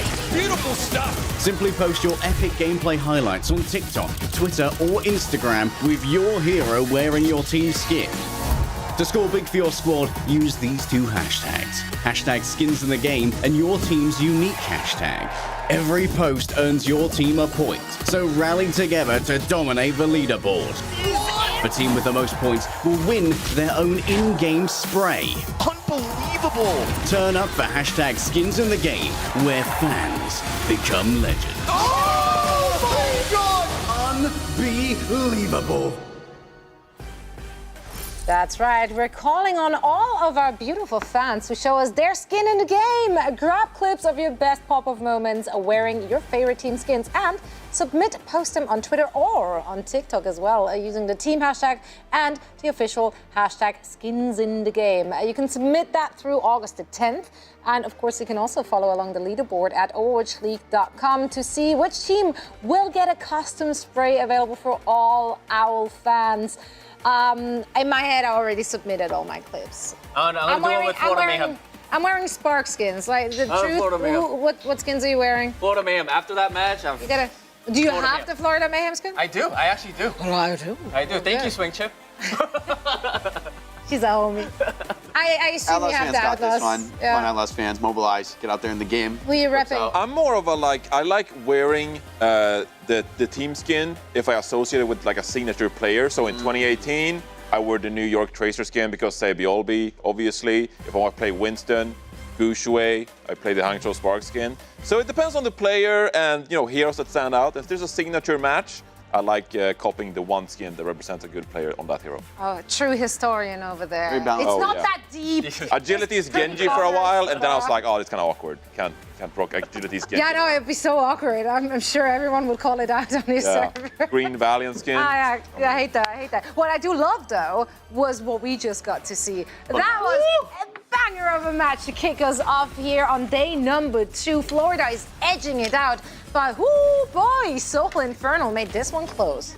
It's never easy for the Mayhem, is it? It's never easy. They do it to themselves a little bit, to be honest. Yeah, so this season, it is no surprise that Florida Mayhem have the most map 5s of any team in the league. Really? I mean, they just go to map 5 all the time. I believe the number is 6 so far. I believe, okay, don't quote me on that. I'm not your typical out stats guy, but I try. So, I mean, yeah, it's never easy. It should have been a clean 3-0. You go over to Shambali Monastery, you think that Florida Mayhem, they obviously have the advantage when it comes to the Brawl composition, but Soul Infernal, they've been playing Brawl themselves, they're on Matro comps in the Eastern region, and they show their prowess on this composition, and then that snowballs into the push that Soul Infernal win as well. Going into map 5, it was anyone's game, Jake, really. Yeah, it was. I think, honestly, that first round where Florida tried to cheese, I think the execution just wasn't quite there. Where we've seen that type of strat where you just TP to the point on Lighthouse over and over again. We've seen that work for a lot of teams, so I was kind of happy to see them try it. But then I think their innovations were very much on point for the rest of the Ilios, right? They kept their composure. They had some unique pocket strats here. The Moira Kiriko worked wonders. Like the dives could never catch anybody for Soul Infernal. And then here, the trust, the confidence to put Merit on Widow in a comp that very much protects the president on Widow here, right? If you're Widow, we were talking about this with Custa in the back room, if you don't hit headshots, especially on those squishy heroes, the supports, the DPS, you don't win this game as Merit. So to be in that map 5 scenario, about to get reverse swept in the final round and say, you know what, Merit, we trust you. Like, bring out the hit scan. Would you say that's a big gamble though? So because like you were saying, if it didn't work, then everything could have just went. I think it's a big gamble, but I actually like that comp a lot. We saw a similar comp from Outlaws. I think the Ana Brig Ramatra comp, when you know the opponent's going to run dive, right? We've seen Ana Brig Ramatra for Spark. It fell flat in the rush mirror. I don't think it's good there. But when you play it against the dive, right? Someone on Ramatra, he's unchecked. Like, they're trying to go past him to get to a Widowmaker who's far in the back. So that means, you're never worried about pushing out someone. I don't think you can be in that comp. So someone in checkmate on Ramatra Sombra, they're constantly picking off the main group of your team, and then by the time your divers get to Widow, she just runs away, she gets all the help from her team. So I think it's actually a very well-selected comp for Ruins. It looked great there, and it's a type of comp where really the pressure's on the opponent. Yes, Merit has to hit shots, but he knows how to play Widow, and he's one of the best. For Soul Infernal, you have to navigate a minefield. You have to somehow dodge the Ramatra, you have to get to the Widowmaker so far in the back of the map, and on Ruins of all maps. So I think it's a great place to put your opponent on this. They have to figure out what to do. And I'm sure Mayhem has experience playing that comp against Dive. Now, unfortunately, of course, this is it for the Soul Infernal. Their flame in the Midseason Madness has been extinguished, but they went out with a bang. Johnny, you got some very highlight-worthy moments for us to showcase. Yeah, I think that Cest had a really good performance on the Tracer, and Cest is one of the star players on this team. So I just wanted to show some great Cest Tracer moments, really, that happened in this series. So we're on Blizzard World right here, and I just wanted to highlight some cool plays. So, of course, we can go ahead and slow this one down. This one just started here on Blizzard World, so we got our first few ultimates coming up here from RuPaul and Chorong. The Nano Boost is about to be live, of course, and that is something you'd have to be aware of. So Zest, as we can play this one out, he's kind of just setting up for the fight. He's poking around, trying to find a pick. If you can get out this Nano that, you know, he doesn't know there's 83%, but he probably has known at this point. Goes in for a flyby, pokes Chorong. Maybe you can get the Nano out, but they don't because obviously RuPaul doesn't have it yet. Now we get up, we set up for a new dive coming up here, and we pause right here. Now you see the entire field is right in front of you. So you see Chorong, RuPaul, and Checkmate in one single area. You have the pulse bomb up. So where do you go with this one? Well, you could go for the Brigitte in this case, because Brigitte is actually a pretty large target, but of course you risk sticking the shield. Now, Ana is clearly the more difficult target to stick, you know, the model, head bobbing, all that stuff. But the crucial thing is the Nano in this case. If you stick Chorong, well, the RuPaul is just going to Nano Chorong, and you won't get any value from this one. So Zest, very smartly, we can play this one out. He goes for the stick onto RuPaul because there's no one to help RuPaul if it's that stick. Huge pick from Zest that opens up this point B that is so difficult to capture. And because of this, there's no Nano in the fight. We got to pick onto Diana. Now is the time to go for the Brig before RuPaul gets back. A quick blink here under and immediately capitalizes on this man advantage and picks Chorong off. Now, here on point C as well, finds Checkmate. Oh, wait, that's a recall. That's a recall right there. What does that mean? This is now a window for Zest to pressure Checkmate. And again, it's the pulse bomb in hand for Zest. How can he utilize this to his advantage when you forced an error out of Checkmate to recall early? We can play this one out. Zest immediately knows the recall is right there, blinks after him, hits a stick onto a Tracer, one of the most difficult plays in Overwatch, and it pays off. So really good play by Zest there. Soul Infernal, they lose this series, they're out of the Midseason Madness, but some really good Tracer plays from Zest, and I was very impressed by his play throughout the series. Right on. Yeah, I agree. I think Zest was really a bright spot. Part of the reason that this reverse sweep almost came together, had some huge Death Blossoms as well on the Reaper. So, I mean, I think in general, the rush comps, they looked really strong for the Infernal. I think that was something that probably you would have thought favored the West coming into this. I would have too, but Infernal impressed me on that regard. It was up to Florida to continue to throw more and more comps, which I think that maybe is the true strength of the Western teams, as we see in this matchup, right? It is when you get to swap and swap and swap. That's where the Western meta is so much more diverse. They get a little more experience, and they get a bit of an advantage.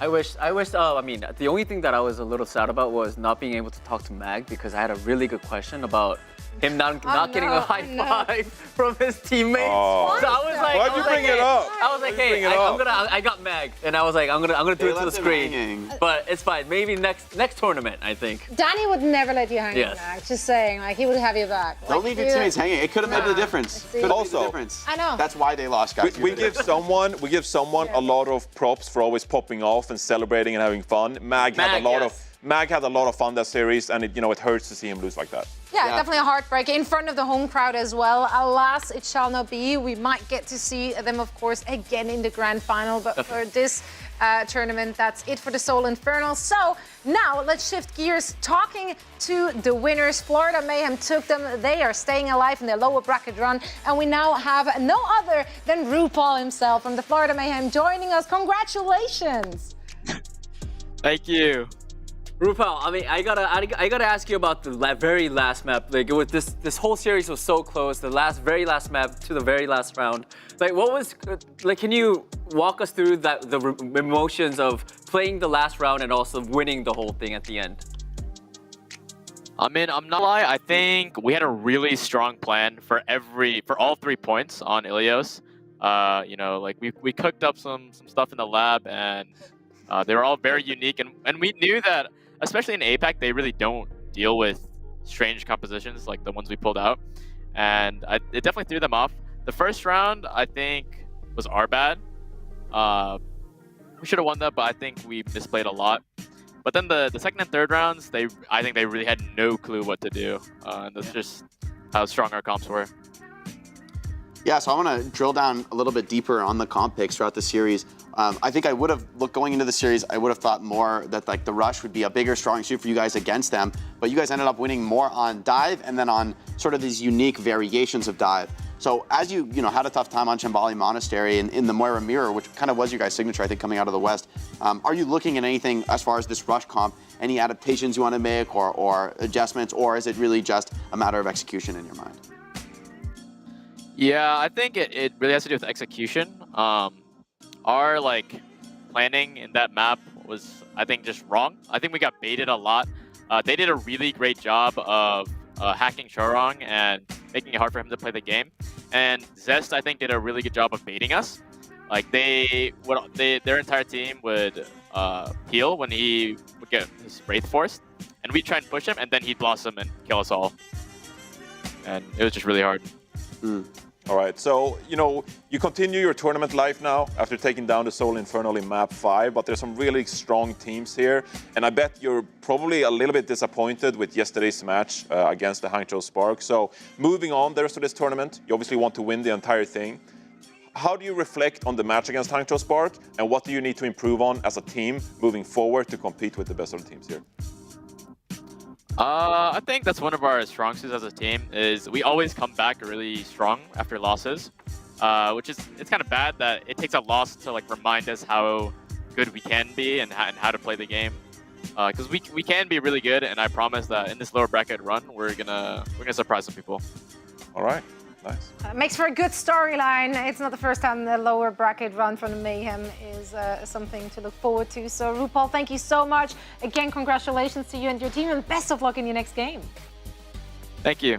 Thank you, RuPaul. Let's go! RuPaul from the Florida Mayhem, they did it, they edged it out. It was a nail-biter of a series. Let's see if the next one is going to deliver as well. It's heating up over in South Korea. It's so great to see, that part of the world finally being blessed with an Owl tournament, or rather we are blessed with it. And speaking of international competition, well, teams from across the globe are competing to be the first Overwatch 2 World Cup champions. That's right, Overwatch World Cup is back.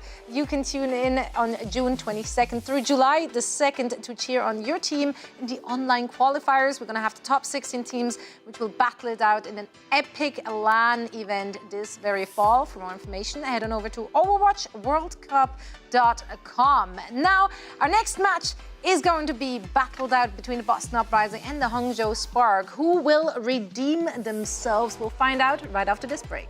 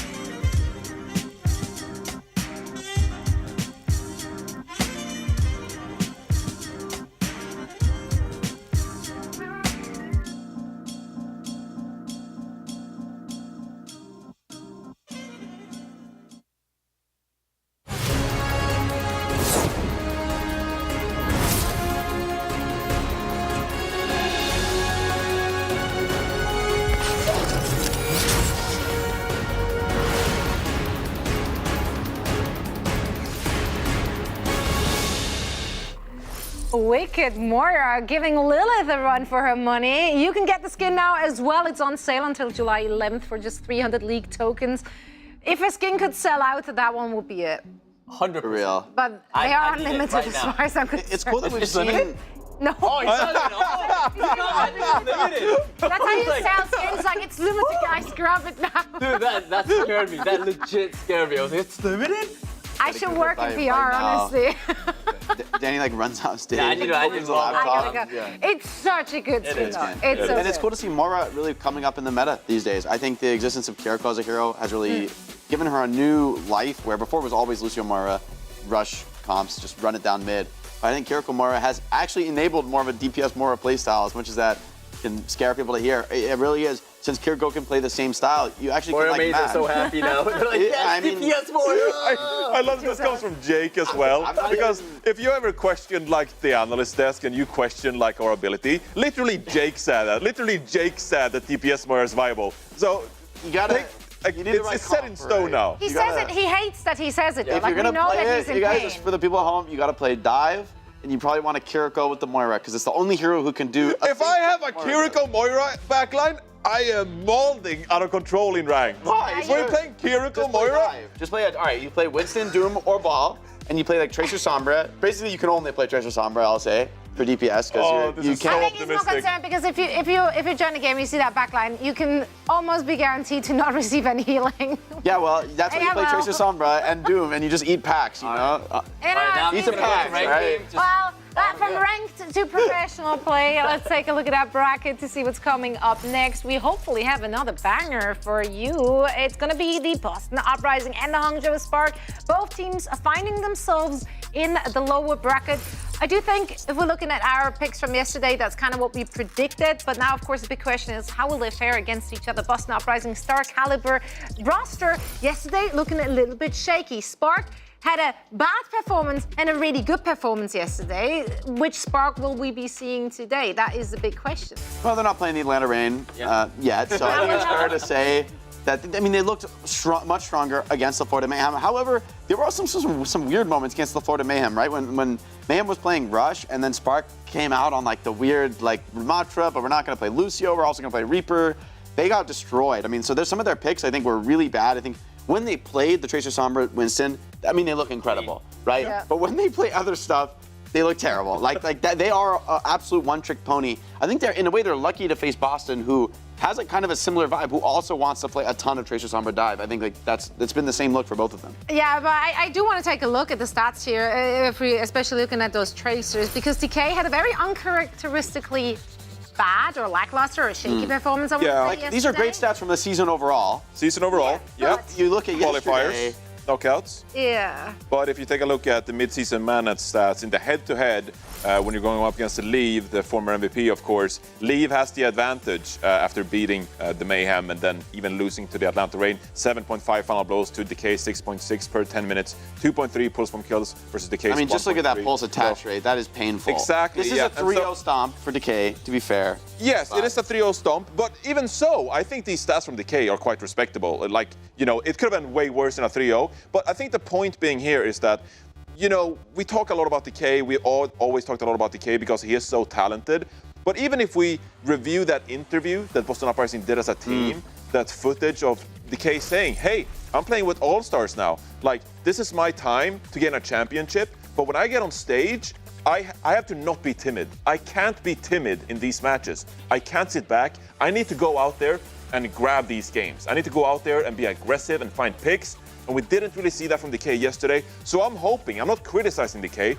I'm hoping for him and his personal best in his career. I'm really hoping for success here. And I'm hoping he comes out and play aggressive and get the frag. You know why? I know the exact reason why that's happening. The Boston team energy was too low. Yeah, need more. They need more. More energy. They need more of the energy. More. I think Decay's got to provide that. Like, you're the tip of the spear as Tracer in this comp. You're like signaling the aggression for your team. Pulse Bomb is like the one ultimate in that comp that you don't really plan. It's just like your Tracer just makes things happen. And that can be such a lightning rod for a team when you just Pulse Bomb the Ana. Everyone's like, go, like we could kill them all. You know? You need to be hitting those sticks. If the other Tracer is constantly pulsing your backline, you just feel like you can't win. And honestly, I think when the gap is big, like it was yesterday, you pretty much can't. I think like if your Tracer's suffering and not winning 1v1s, not finding pulse bombs, you're not winning. Like realistically against the best teams, you just aren't winning. Like that's too much of an X factor to give up in these series. Yeah, and I mean, while yes, DK looked a little shaky, he looked, I mean, I almost want to say nervous is something he also alluded to in that team interview, that he feels a little nervous, he feels intimidated. Surely that's not the only reason why the Boston Uprising did not manage to get the W yesterday. What else did you spot there in their approach? I mean, credit to the Houston Outlaws. We have to start there as well. That was one of the best showings from the Houston Outlaws we've seen all season. I still think that this Boston Uprising squad is an underdog. And if we take a look at the tank matchup between these two teams, Smurf is one of the reasons why. This is a legendary Winston player, 2-time Overwatch League champion. And if you compare the stats, Gushue's signature hero is also the Winston. Gushue has had the most success when he's playing the Winston. 2019 World Cup, got second place against South Korea. Last year's playoffs, Hangzhou Spark had a glow up with Shai, for example, and Gushue was the tip of the spear. So you compare the stats, they're pretty much equal so far this season. You could argue competition, whatever you want, but I think this speaks highly of both players. This is going to be an incredible Winston matchup, and I can't wait to see how Gushue fares against Smurf in this one.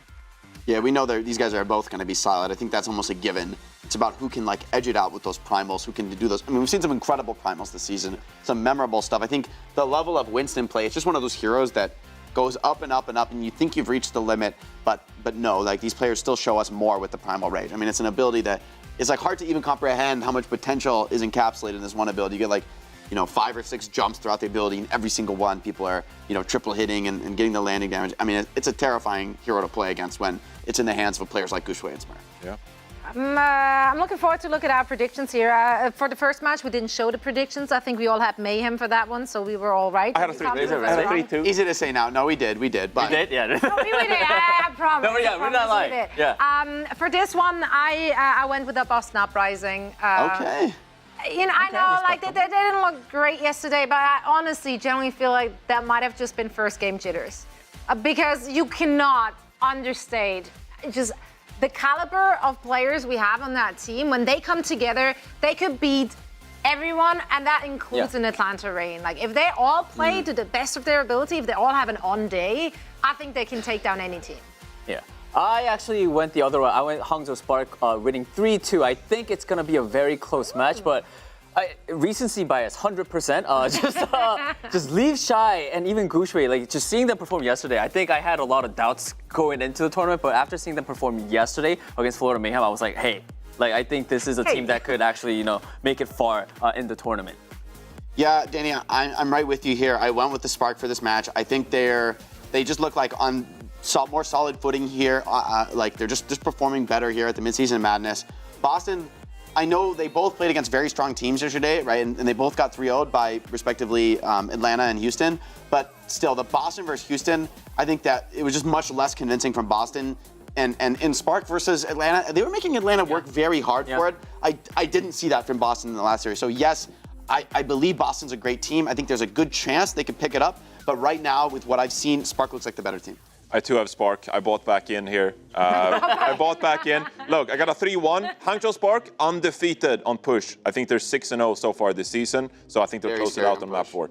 All right, Boston, you got to put in some work for me.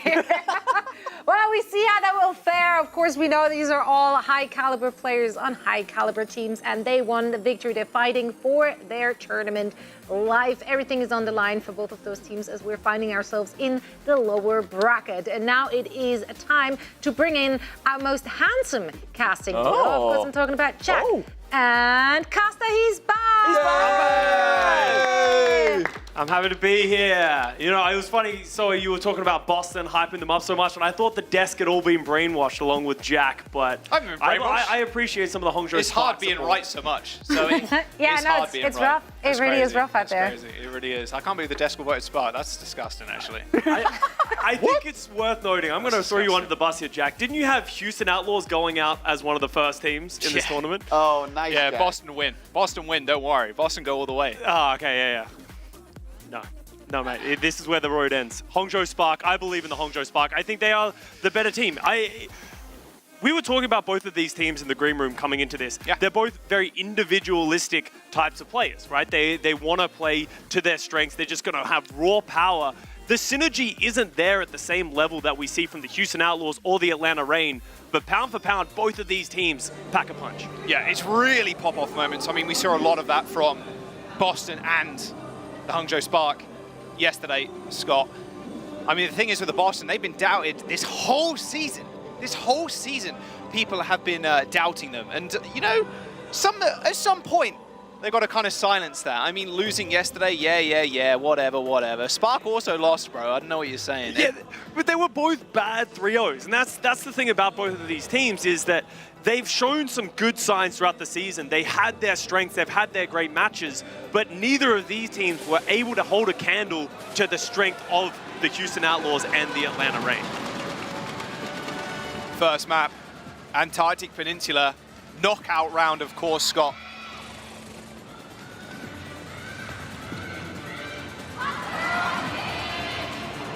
The crowd already, even if the Spark aren't in the venue, a lot of fans showing up for both teams. I mean, quite legendary players on the Spark, of course, same with the Boston Uprising.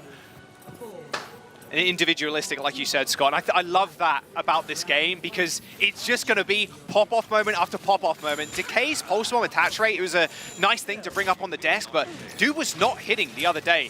And he's going up against one of the best, but two very different comps going out from the Spark and the Uprising right now. Well, interestingly, we're seeing the Hangzhou Spark play the Ramatra. This is something that yesterday we talked about it a lot.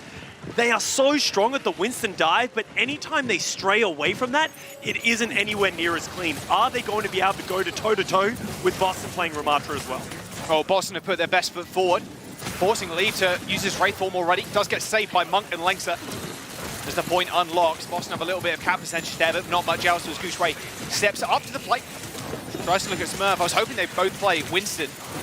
Both legendary Winston players too. Good meta to play it on, but not necessarily the map.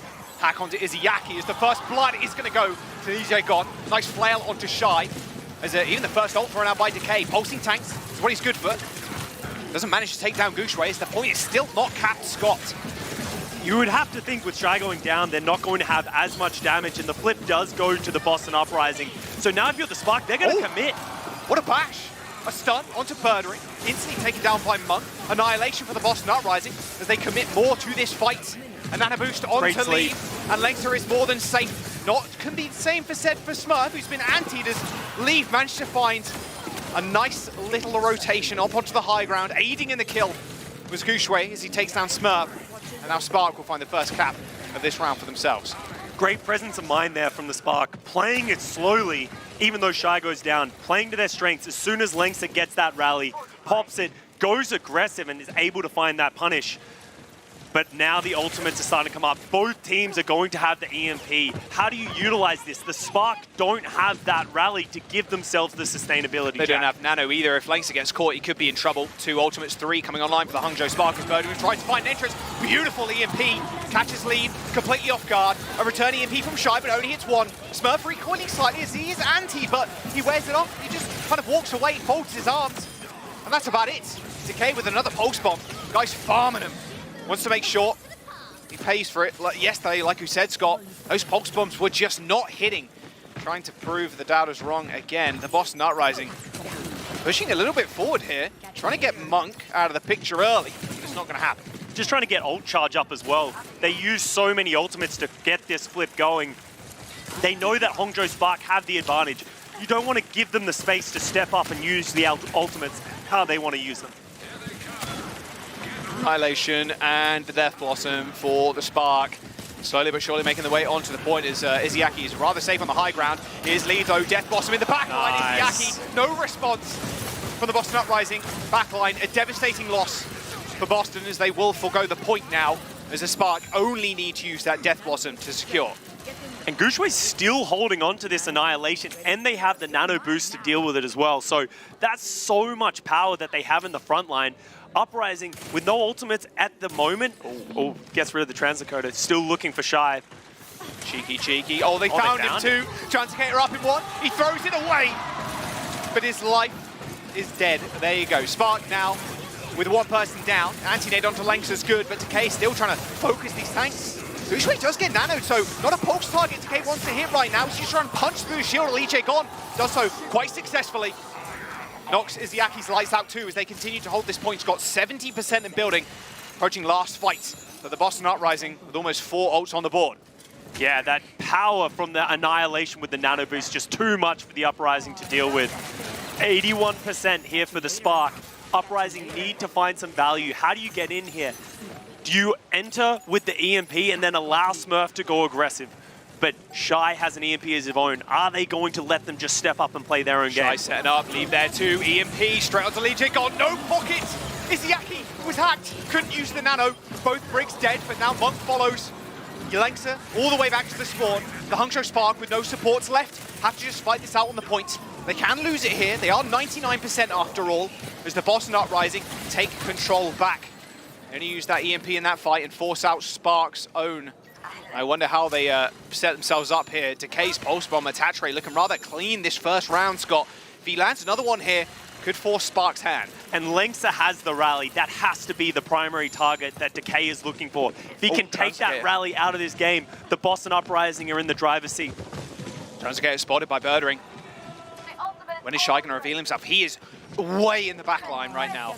Oh, they both spot each other's Transgate. Okay, they both know where each other's are now. All right, just a little trade. Birdering calling that one. But now it's final fight. A little bit of setup for both teams there, waiting for the Sombras to make a play, but it wasn't to be. Hack onto Smurf, just an manual one.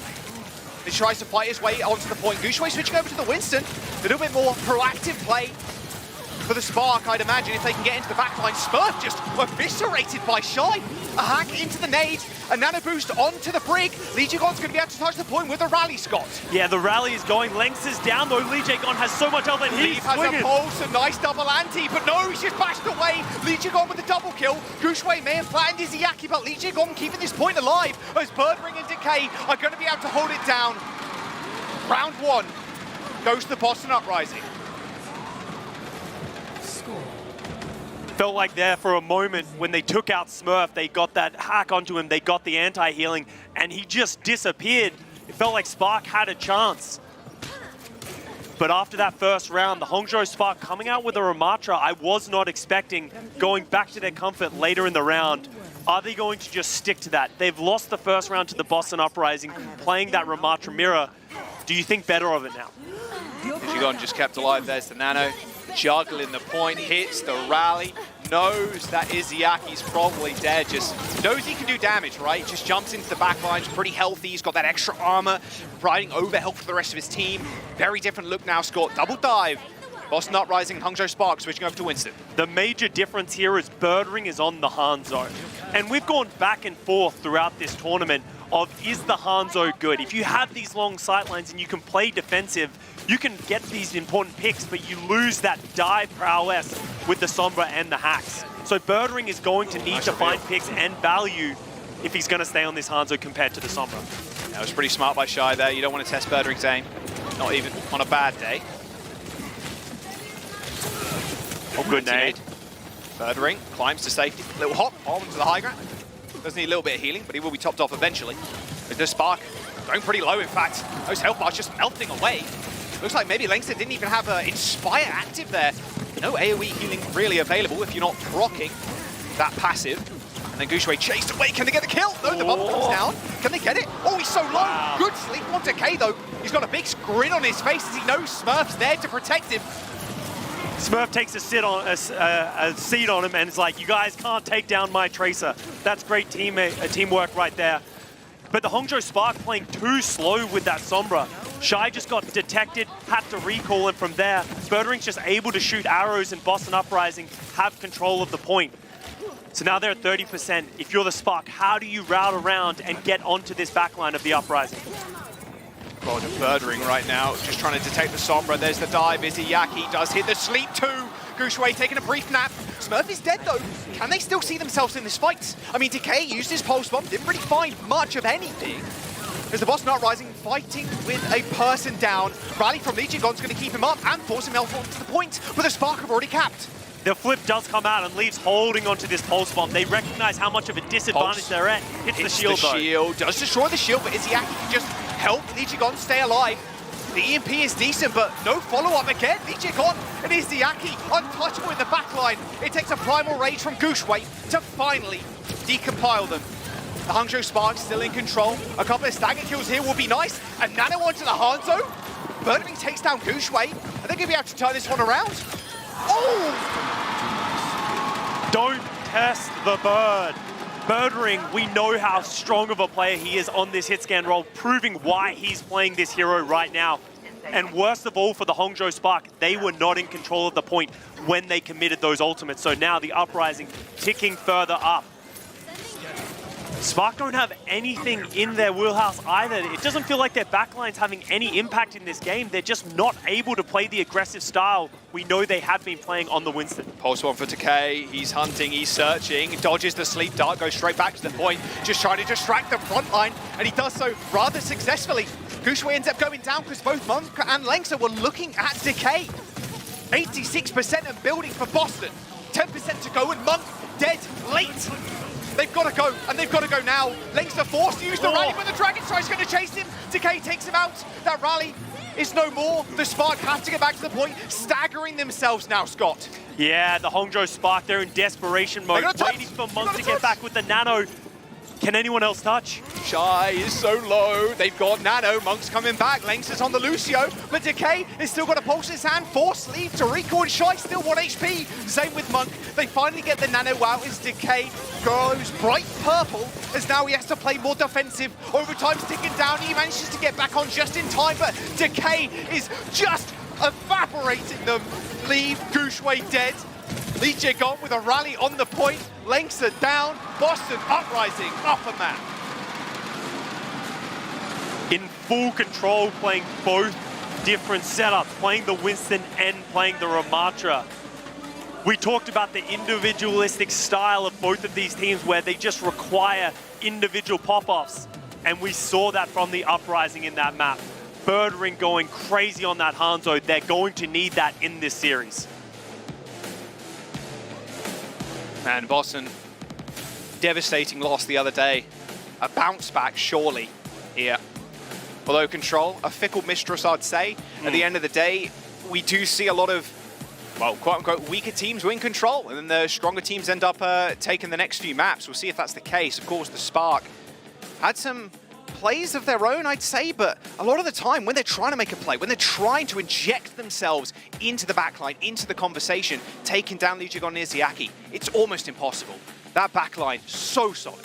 And we have our questions of why are they playing Izayaki, why are they playing Twilight, but it doesn't matter. Both of them are phenomenal Ana players at the end of the day, and the Hangzhou Spark, their strength is in their dive. You got Shy, you got Leaf, you got Gushway. These are legends of the game, and they weren't able to get anywhere close to the backline, and the desk talked about this guy in particular. He needed to show up today, and he was doing that on the Tracer. I mean, honestly, just keep a cam permanently on him at this point. Good tracker too by Shy there. Pretty gross. So yeah, pound for pound, you'd say both teams pretty evenly matched. Maybe a little bit of a discrepancy there in the back line. Monk and Lengsa versus Ziaki and Lijic. I think most people would take Ziaki and Lijic there. But Monk and Lengsa paying a lot of respect to Decay. There was a couple of times Gushway ends up going in. But Decay's there, 1v2 him pretty much. Just distracting the backline from healing their front line, right? I mean, that's the best thing a Tracer can do. Nice little Smurf play. Just squatting on Decay real quick. Just keeping his brother just like alive. an egg, you know, keeping him nice and warm. This is trust too.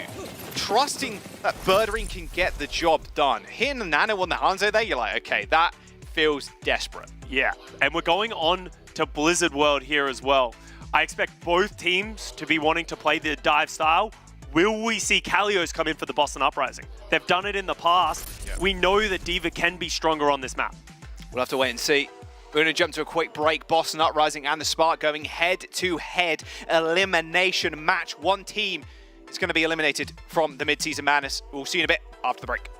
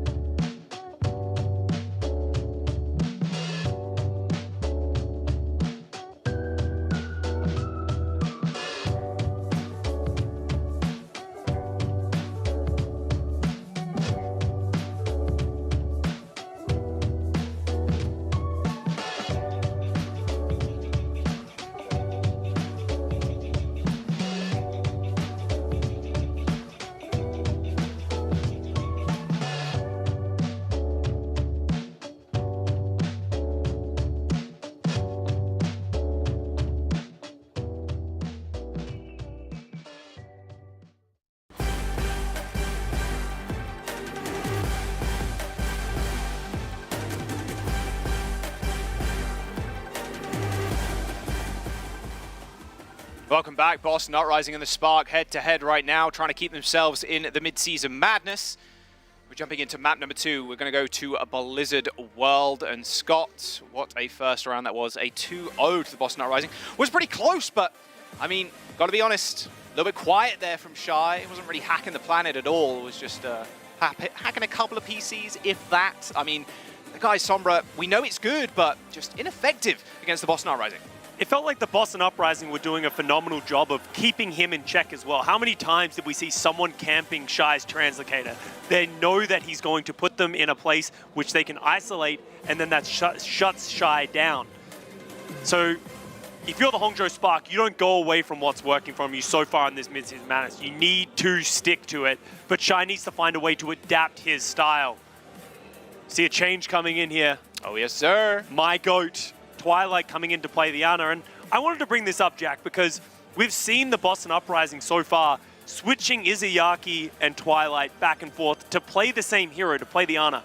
I'm not usually a huge fan of that, prefer I just say pick one, but I guess when you have a wealth of players like Izayaki and Twilight, why not? It's crazy how much talent they have on the backline, for sure. It's nice to see Twilight in, the Grenade God, Sleep God, best Ana in the world, for sure. Oh, I like that Tom and Jerry sign, actually. Everyone's such good artists in these crowds. Oh, it moves too.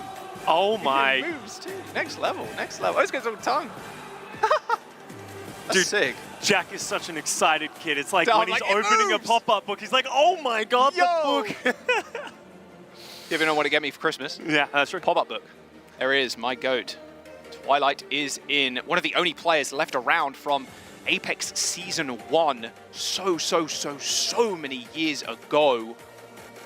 My god, his career has really just been astounding, and you can see why the Boston Uprising picked him up. I mean, Zana play really some of the best in the world. Same with Izayaki though. Izayaki a little bit more flexible, I'd say. And it's been a bit of a discussion, like you were saying, when do they have Izayaki, when do they have Twilight in? It doesn't look like, I don't believe I saw Kalios coming in for the roster either. It's still Smurf, yeah. So, Which I don't dislike. I actually think the Winston gives you a lot more opportunity to play aggressively on Blizzard World. How many times throughout the qualifiers did we see a team play D.Va and then they can't close the distance? They can't dive in effectively. So I like keeping Smurf in. He is, at the end of the day, that tip of the spear here for the Boston Uprising. He leads the way. He's such a veteran presence here on this team, full of veterans. So you gotta look up to that and stick to what's working. a lot of Spark fans in the audience too. Good to see, good to see. It's just good to see fans, and look at how many people are there. Yeah, feels pretty good. Have a big stage like this all lit up and the players playing, of course. Unfortunately, Spark aren't there, but I mean, the Boston Uprising, just seeing players in seats is always a good thing. So look at what Decay did that round. Not bad. Yeah, only a single death. It would have been two if Smurf didn't take a quick squat on him and save his life. 7 final blows, 20 limbs in total with 10k damage. What more can you ask for? 1 solo kill. It's always been a bit weird stat, solo kills, but I mean, yeah, whatever. I'm not really sure how that's tracked specifically, but I mean, we'll take final blows and eliminations pretty damn high. And he was a bit of a fight yesterday, being real. Yeah, he being was. real. Pulse bombs were just not connecting, which was weird. And this is really funny too, because Decay puts up these performances in a playoff situation. We're not in playoffs, but I mean, you know, we're in a bracket tournament style system, so you're expecting Decay to come up big. And yesterday I was worried. I was like, okay, well, are we just not going to see that Decay, that level that we expect from him in these situations? But, you know, right now we're in elimination style, so you best be bringing your A game. Blizzard World up next. It's interesting when you talk about Decay in that way, because we hype him up and talk about him as potentially one of the best DPS players to ever play the game, because just of how dominant he is, how flexible he is. Oh, yeah. He's always been in the conversation of, you know, top 5, top 10 DPS players that we've ever had around. But it feels like we very rarely see him perform that way on stage when it matters the most. He has usually gone quiet or something's happened, so it would be awesome to see him step up and play in the style that he did in the qualifiers that was just so dominant. As you said, Jack, over to Blizzard World. And I feel like this is a pick for the Hangzhou Spark. They're going to feel a lot more comfortable here. Might give them better flank routes, allow them to play this Tracer Sombra Winston more effectively than you can on Antarctic Peninsula. know, we'll see. And yeah, like you said, Smurf is staying in. It's just that small change from the Boston Uprising as we load on into map number 2. Spark, of course, sticking with their same roster, and Boston on the defense. So, or sorry, offense. So we'll see what Spark are wanting to do, and who's really surprised. Spark are playing that Winston die. You think there are more Spark fans here than Boston fans? That's interesting. I'm not sure. I would assume Boston fans, only because they a have lot of the legends players, on this yeah, team, exactly, right? legends. And like, well, you could say the same thing about the Spark. To be fair, they've been around the scene for such a long time, at the top of their game too. Little hog, TP, little hook, no hook, as they just get back down. Shy knows better than to stand right in front of them. Hero compositions, both playing the Winston Tracer Sombra. Pretty much as we expected. Feel like this should be a better indication of both of these teams and where they stand on these compositions. Taking the high ground, pretty important if you're a dive comp. Spotting out the supports, waiting for the Sombra to set up, go for a manual hack, who's surprised though. Monk on the high ground, Smurf, short hop, onto height. Lengther, purple, all good though. Nice leap onto Smurf, does get hacked and anti, but managed to get the leap cooldown before he ended up getting hacked, so hacked mid-air, unfortunate. Speaking of which, almost hacked again. Nice little bubble dance there. Smurf does end up going bright purple as he has to back away once more. Solo, under 100 HP. He's just getting burnt down. Nice saving nade by Twilight there. Keeping him alive. My God, just doing such a great job. Twilight and Lee J gonna be so good, but as I say that, cast the curse, Lee J gets flattened by Gushway. Yeah, his shield just burned away there, Scott. Pretty rough. Lee forced to recall, doesn't matter though. Nano boost on Gushway to keep them competitive. As even Lee goes really low. Can Smurf get the snipe? He cannot. Still trying to dice with him though. He's still willing. Bit of free ult charge, I suppose, but first ult went to Spark and they used the nano on Gushway to secure that fight. Decay, I think he used the pulse on Mustard on him. He's got no charge of it, so. And Shy already has his EMP, beating out Birdering in that charge. Oh, with Leaf going down, is Boston Uprising going to walk into this EMP trap? I don't know how Leaf went down there. Must have been put with his trousers down, or I guess the recall not there. Nano boost on to Lee J Gon as they do rush the points. No lead, no damage, no chance to defend that. And their backline just huddling for warmth on the high ground, but no, that Igloo melting away. That first point is going to go to the Boston Uprising. And now, everybody's favorite point of the games. Blizzard World second. Infamous second point. It's so difficult to close out this final part of the second point. But Boston Uprising have a lot of ultimates to work with to at least get to that point. Lever's got to be careful. He got caught in the last round. That's why they lost the first point. If he's going to get hunted by Birdering and Decay, he needs to play safer. Legend in Leave. He's got that pulse. So's Decay though. He's farming it. Matching Decay quite easily. Who's already surprised though. Like you said, Scott, two legends of the game, two legendary Tracer players. What a better battle that you'd like to see in a tournament style system. EMP. My God, Goosh way. So much damage. And Shy goes down as well. I don't know. Boston Uprising are playing a very passive style right now, and they're just punishing Spark, who are trying to take space. Gushway even tries to go aggressive himself and has to use the primal and gets nothing from it. Can't do anything. Pulse-Bomb EMP used as Monk squished into a pancake. And that is going to be the collapse of the Spark. Gushway is just getting rolled. This guy is permanently asleep. He's got his nightcap on and everything. And Spark committed ultimates. They used the rally, they used the nano boost, they even threw a pulse bomb as well.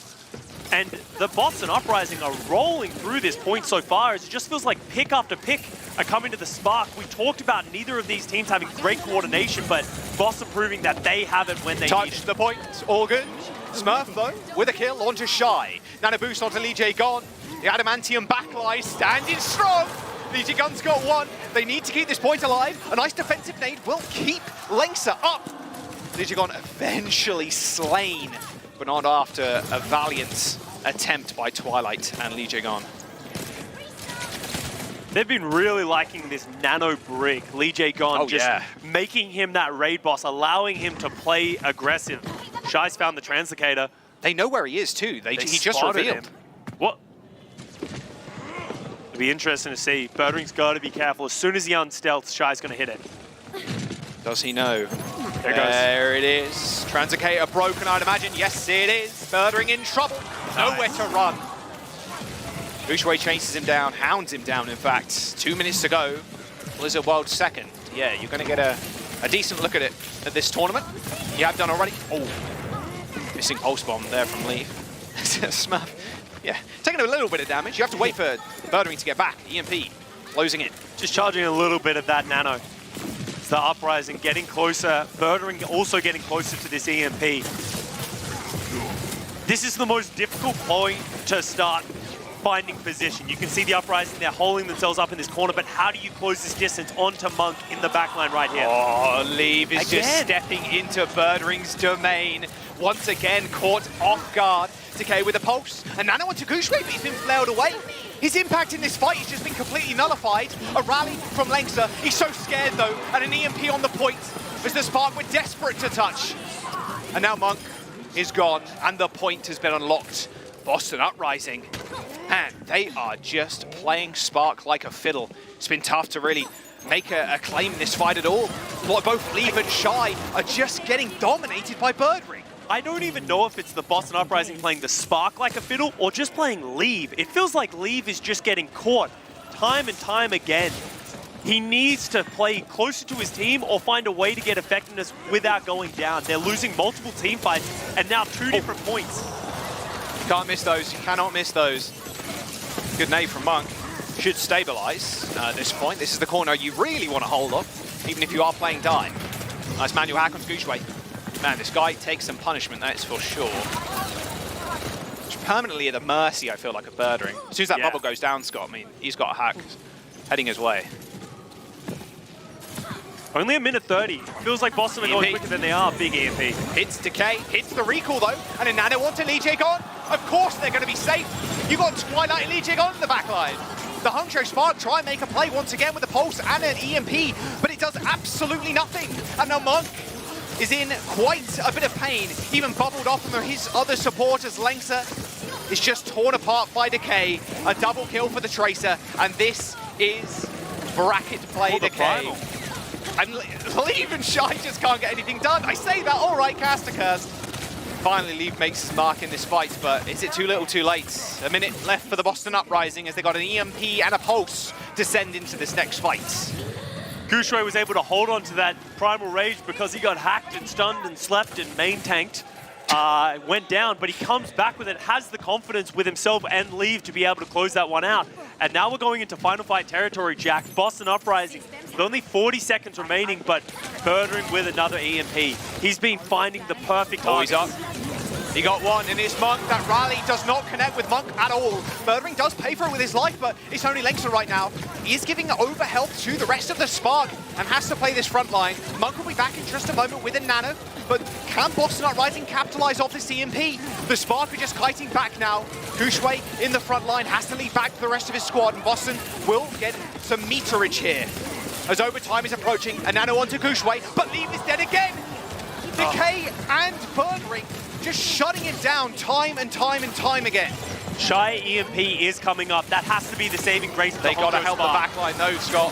Lengster's already dead. The EMP's good, and Lee Jae-gon's down, but Twilight still got a Nano. There's a rally coming up. Sorry, a Primal Rage even from Smurf. Leave, no recall in sight, and an overtime finish for Boston. Silver lining, if you're the Hangzhou Spark, you did get it to the overtime. So if you finish with more than a minute, then you're in the driver's seat. But you're not upset with that if you're the Boston Uprising. It feels like their dives are just a lot more in sync and a lot more coordinated than what we're seeing from the Spark. The backline, Monk and Lengster, they're really been the question mark that we've had for this team for this season. Monk and Lengster had a great first match against the Florida Mayhem, and we're like, are they going to be able to fill that hole, create and finish out this super team that we expected the Hangzhou Spark to be? But they got exploited by the Atlanta Reign, and they're getting exploited now by the Boston Uprising. That's a large EMP to cap second. It does feel like Birdring is inflicting like a third form of damage on Shy and Leave, just some emotional damage with the amount of hacks and kills and really super effective. Emotional damage, psychic damage, whatever you want to call it. It's been rough. I mean, Levy's always on the other end of a hack. Shy too. Either sniffed out, his Translocator destroyed, or he's just caught off guard a lot of the time. Lev was finding some good picks and getting good damage when he was alive, but he's currently leading the servers right now in deaths at 6, which for a Tracer is a lot. You very rarely see that many deaths. For context, Decay has 2. You expect low deaths for Decay, to be fair. That's 3 this match so far across 2 maps. Or 1 map and 1 round. 1.5, we'll call it. I'll be generous. How kind of you. That's right. Mirror compositions once again. Boston Uprising holding more aggressive than we saw from the Spark. Good hack. Oh, Twilight down. And Lee J gone, bleeding out. Another dive in. Perfectly executed. That's the Spark we know. Now just don't give any kills over here. Just get some cap time on the point. Just rotate. You know there's potential for another touch here. So many people with mobility on the side of the Boston Uprising and Monkey, Sombra, and the Tracer. Are they going to go for this? This is going to be a difficult fight to take. Back onto Monk, instantly looking at the ground to throw a nade on himself as Birdring can't quite finish off the kill. Now Birdring has to sell up again. Well, it's only 5% away before that first point is capped for the Spark. Another nice touch, but they need a pick desperately. Twilight in a very aggressive position, but I mean, why not? Just test him. Hongjo Spark have bent back a lot, but now the trap's there. Good nade, good nade. Can he get out? He does somehow. Get away. At half HP, but Gushway across the map managed to land a right click onto Lee Jae-gon and snipe him. There you go, that will be first points. Going the way of the Spark. Smart tempered play there from the Spark. Recognizing they didn't need to win the fight there and then, they got so low, went back. And now they've capped out the first point in pretty quick time, not having to use an ultimate and looking for staggers. Oh, wow, very aggressive Nano from the Spark. Kind of dominating the backline. Good stuff, get some free push, but how much of this is really worth, Scott? I mean, you're holding the spawn door, sure, but I mean, the forward hold is great, but the payload is so far back that you can't imagine Boston Uprising aren't going to find a flank route with the EMP here. But it's about denying the positioning as well from the Boston Uprising. Make them play their own resources, make them have to play slower to get this distance, and that's sort of given Spark the opportunity they've had, but Birdring with the EMP. You don't need night vision goggles for that. EMP! Oh, Birdring straight in front of the brig, gets smashed! Twilight and Birdring dead. Beautiful response there from the Hangzhou Spark, who managed to get the rally off. 4 minutes to go. That positioning squandered by the Uprising now, Scott, as they're forced to back away. Yeah, Birdring getting a little overconfident with that EMP. You can't get bashed, but you can still go down. Hangzhou Spark putting the foot on the gas. Both pulse bombs. Leave. Oh, and Smurf's dead. Uh-oh, Boston Uprising, antied on a rally. And Decay missed the pulse bomb, dodges the sleep dart, but Lee Jae-gon's dead. Spark are just rolling through the Uprising right now. Riz at an all-time low. Oh my god, you see a little TP there? Little B-hop into the TP of the spawn. One of the best updates the game's ever had, I would say. True, it's a nice thing. And that overtime finish by the Boston Uprising is all of a sudden very important, because the Hangzhou Spark, if they can finish this map with more than a minute remaining, the Boston Uprising will not get another opportunity to attack it. They are just playing so aggressively as Gushway's in the backline. Different tempo from the Spark, but Birdring, that's a good sleep, a good anti. Nice try there from the Spark, again keeping that tempo up, but I mean Birdring was in the backline there, kind of got a double kill and that was it. Maybe too aggressive, maybe just a smidge too aggressive. Hey, limit testing, you got to play that style. That's how they got here with 4 minutes remaining. Oh. You can shoot through those doors, but does it do damage to the trap? Yes, it does. It does, yeah. There you go. Today I learned. Shy's dead. Oh, there we go. Good stuff. Oh, that would have landed if you didn't bring it. That would have landed. Me, every day, in solo queue. That would have landed if you didn't hit the ring. If that guy didn't move, I would have hit that shot. Exactly. That's what I'm saying. The Boston Uprising have done a phenomenal job against Shy Sombra. It feels like his Translocator is constantly being hunted. I mean, Smurf's got Primal Rage. He shrugs that one off. Doesn't really get anything done with that Pulse Bomb. There you go, into the back line, instantly pops that Primal Rage. Oh, a pulse bomb. Oh, narrowly missing the shield, and an EMP from Shy shuts down Decay. As Smurf tried to put himself forward there. I mean, he was trying to jump the backline, Scott, but playing that far forward, rather dangerous. Same with Gushue. Another defensive EMP, this time coming out from Birdring. They are trading blows backwards and forwards. It's tough to really make moves if you're the Spark. Losing the EMP is pretty devastating. You've only got 3 minutes left on the clock. Such great heads-up play there from Birdring, recognizing you can't allow Gushue to keep playing that aggressively. Drop the EMP, stop the push there, but now Boston Uprising are the team that over-aggress as Lee Jae Gon goes down. God, it's just so much over-aggression. Where's the defensive play? Here's Gushue. He's in the backline again. Kills Twilight. Has still got Primal Rage. Birdring's been spotted. Oh, jumps to the Translocator, but the Translocator was in spawn. Luckily enough for Birdring. Decay has spawned and has got a pulse bomb. As Lee Jae Gon forces the issue, pops the rally to get out of the spawn wars, but no. Leave shuts it down with one swift move, and with Smurf dead, there's very few people now to touch the points. An OT finish for the Uprising might be disastrous for them now, with Spark looking to finish with time. Decay dead, and Lee Jae Gon can't quite get back in time. 2 minutes and 19 seconds, as now they get a free attack. The Spark just changed gear on the Boston Uprising. On Control, we talked about it. It's very different how it plays out. You can't really play with that type of tempo. You're just meeting in the middle. But Hangzhou Spark now, when they're on the aggressive side, they're just never slowing down, not allowing Boston Uprising to slowly shut down Shy or slowly hunt down Leave. Gushue recognizes, I need to be the one to go aggressive, and it's working on Blizzard World. Yeah, complete tempo shift by the Hangzhou Spark. Nice plays.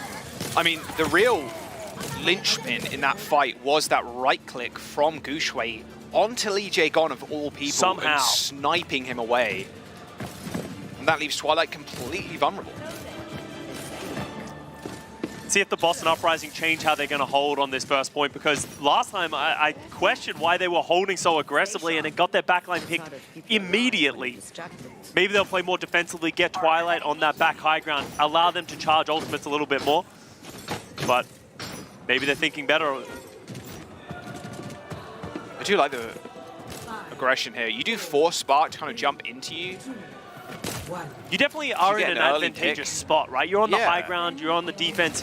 The backline should feel safe. Oh, Birdring did not feel safe at all there. Curious, maybe he detected Shy. Don't want to get hacked when you're Sombra in that situation. There goes the backline. They've already fallen back. Yeah. Smurf's vibing though. Happy on the high ground. Oh, for long. 2 minutes. It's all about burning the time bank here. The Shy trying to make his presence known in the back. However, no manual hack. Oh, what a nade from Monk. Can they follow up? Of course they can. Good dive from the Spark. And the backline dead. Boston Uprising on their last limbs. There's no hope, no chance. And the Boston Uprising go down on Blizzard World. Hangzhou Spark tie the series 1-1. Put some respect on Monk's name. That was an enormous nade, just instantly deleting the backline of the Boston Uprising, and that's the Hangzhou Spark dive that we know and expect. Individual play making. That is what this series is about. Some of the highest tier players on their individual roles. And Monk, you know, I mean, hitting those big nades, that's what you really need. I mean, Shy couldn't get a hack off, but I mean, as soon as Shy got detected, you saw the Boston Uprising backline. They shifted their position, but it was into Monk's sightline. It's just corralling in a big way, right? You're just sort of trying to manipulate the backline into the position. He didn't need to fire a single bullet to do that. You just force them away. As soon as you see, oh, detected. Oh, I heard Sombra. I bumped into her. There she is. You're kind of forced to move because you don't also want to be around that corner, that archway. If you are, you're gonna get dropped. You're gonna get dropped so fast. So now the question, if you're the Boston Uprising, where do you go? We're going on to Escort. Do they go to Shambali Monastery? A map where it's almost impossible to play Winston at this point. You know that you're better at the Ramatra composition. It makes sense. Escort is game mode, Scott. Yeah, loser's pick, so like you said, up to Boston. Yeah. I think that has to be the thing that you look at. That's the advantage that they had because they won the first map, is we can choose a map that the Hangzhou Spark will feel uncomfortable on. Because they've shown pretty much throughout the entirety of this tournament that they are a Winston one-trick team. It's just the truth of it. It's where they're at their best right now in this meta. Good meta for it, though, you'd argue. Nice to have a meta that's going to carry you through all the way to the Midseason Madness, that is for sure. Boston Uprising kind of played at their own game. I mean, Decay on the back end is going to be real. Not hitting those pulse bombs. Yeah. Decay in general on the defense didn't really feel like he was having a whole lot of impact in general. It felt like he wasn't able to get that same value or get in with those dives. Monk giving in the little 3-tap. Love to see that. I mean, this backline is just so hard to dive. Jesus. This is where Bird Ring too. I mean, at the end of the day, when you are playing dive, it's all about a race to the finish. And that finish line being the elimination of the enemy team's backline before yours get eliminated. That's name of the game. Yeah. And we are heading over to Shambali Monastery, Jack. A little ram? Bit of ram. Oh yeah, I'd imagine so. I mean, like you said, at the end of the day, Antarctic Peninsula, a 2-0 for the Boston Uprising, utilizing that ram comp, at least for some of it, on that one stage. So it's probably what we're going to see next. We're going to jump to a quick break. Boston Uprising, Hangzhou Spark, one apiece. We'll see you in a bit.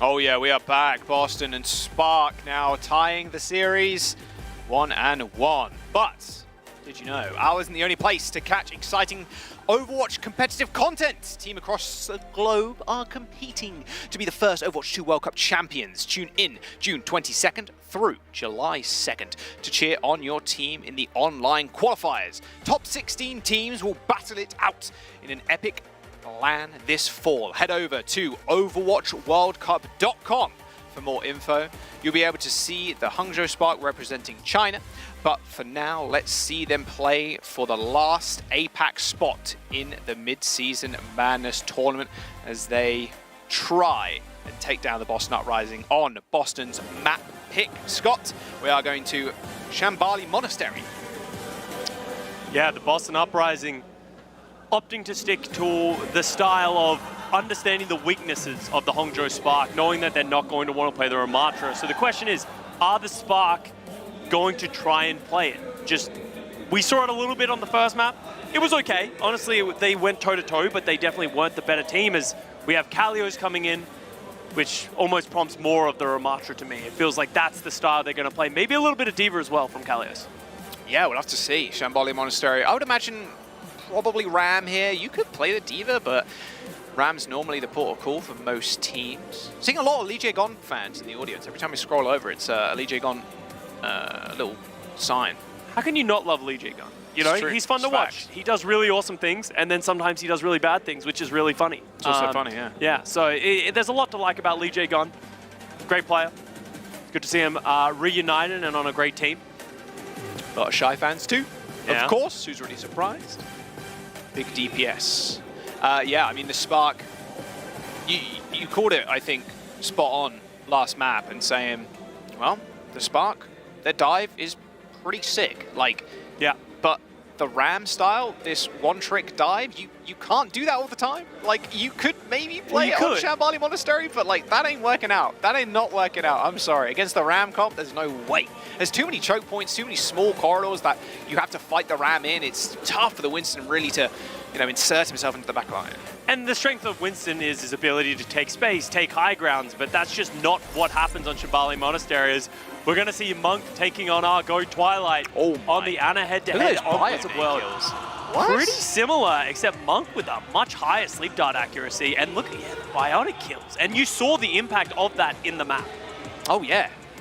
Yeah, Monk, like, that's how they won that map, that last round. Just hit a double ante on the back line. Well, there you go, Bob's your uncle, it's done. And Twilight not quite hitting the same efficiency right now in terms of Bionade or Sleep Darts. But you kind of expect that if you are on the back end of thing, on the losing side of things, because the Bionades, you're like, okay, I need to save my team, I need to save Lee Jae-gon, like I want to use it defensively rather than using it offensively like Monk was doing. Little Brig stat here as well for Lengsa. And Lengsa and Monk had a much better map. And, you know, I sort of talked about that just recently as well, of this backline, they were very strong against the Florida Mayhem, but against the Atlanta Reign, you know, this happens to every single backline that plays against the Atlanta Reign. They just didn't really exist at that point. So Monk and Lengsa coming back a lot stronger here on Blizzard World is an important step here for the Hangzhou Spark. But now as we move on to Shambali Monastery, do we have to see them go over to like a Lucio Moira, which has been popularized by the Florida Mayhem, play that Ramatra? It's not an extremely complex style to play, but it's the minute things that really determine how good a team is at these compositions on the Brawl. It's kind of like Goats-esque. It really is, yeah. Especially seeing the Moira, it does feel very like Goats. Yes, yeah. Everyone loved Sombra Goats. Oh, man. Oh, man. I don't know about that. All right, Shambali Monastery. Boston Uprising's map choice as they sub in Kalios to surely play the Ram. Not sure we're seeing Diva. I like the adaptation from a lot of teams recently, just holding first. I really enjoy that on Escort. I think it does enable you to get multiple fights out. Oh, yeah. I miss Korean audiences for the chance. I always know who's the more popular team. Yeah. It's nice to know what the crowd is cheering for. Yeah. Goated chance, that's for sure. All right, let's have a look at Boston Uprising then. They're on defense first. And They did play the D.Va. Be the D.Va. I wonder if this is just for forward hold, then maybe on second you switch to Ram. Ram is just way better on second point. I wonder if this is just an expectation. They expect Spark not to play the Ramatra, but maybe their expectation is wrong. Because this D.Va into this Ramatra, I feel like you're at a massive disadvantage. Yeah, I'm wondering the same thing, because the D.Va's just going to kind of get bullied out by the Ram. I mean, your Matrix, you don't really want to Matrix the left click from Ram, but it does a lot of damage if it just stacks up. You can't let that happen. Leave dead to Birdring once again. Yeah, and I wish we could see it more of like how this keeps happening. It feels like it's primarily just Birdring who is the one who is taking down Leave, and Leave is no slouch on the Tracer here, but just keeps getting caught out. Dude, he's one of the best Tracers in the world. Yeah, he's an MVP. All right, nice anti on Monk. Oh, a 3-man from Twilight, of course. My goat does it again. Beautiful stuff. There's a bit of bias on this cast for Twilight. Oh, absolutely not, absolutely. No bias here, sir. Hangzhou Spark. They're going to switch up the comps? Yes, okay, there we go. Winston time for Spark. I mean, you know you're not going to win this Ram duel, and I mean, Boston aren't even playing Ram, so you might as well switch over to something you're a lot more comfortable with. It's a lot of ultimates coming up here for the Uprising. Birdring almost at the EMP. Twilight with the Nano. They have all the options to anything Hangzhou Spark try and bring, because Hangzhou, on the other hand, don't have anything. Oh, my stick. God, he just keeps on delivering. This forward hold is looking super nice. 2 minutes to go. EMP for Birdring. Nano boost for Twilight. Leave has only just earned his pulse. As soon as they step up, Scott, they're getting hacked. Yeah, you can see like Birdring is just pinging them out, giving them all the information. You vibing right now. Uh-oh. Uh-oh, there's the hack. Yeah, you gotta run, Leave. Nice boot. Does get him out of the fight. Leave pushing the payload. Asleep on Shy. Won't be good enough for a kill as Twilight gets antied. Bunker with a return gift for Twilight, but it doesn't matter.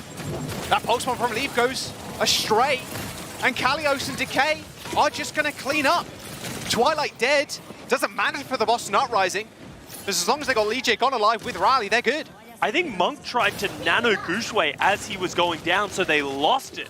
That's a huge change and a huge swing in this fight. Good EMP. You see those packs flying out from Lengsa, but the only packs they're smoking are the rest of their teams. Their corpse are just strewn across the battlefield.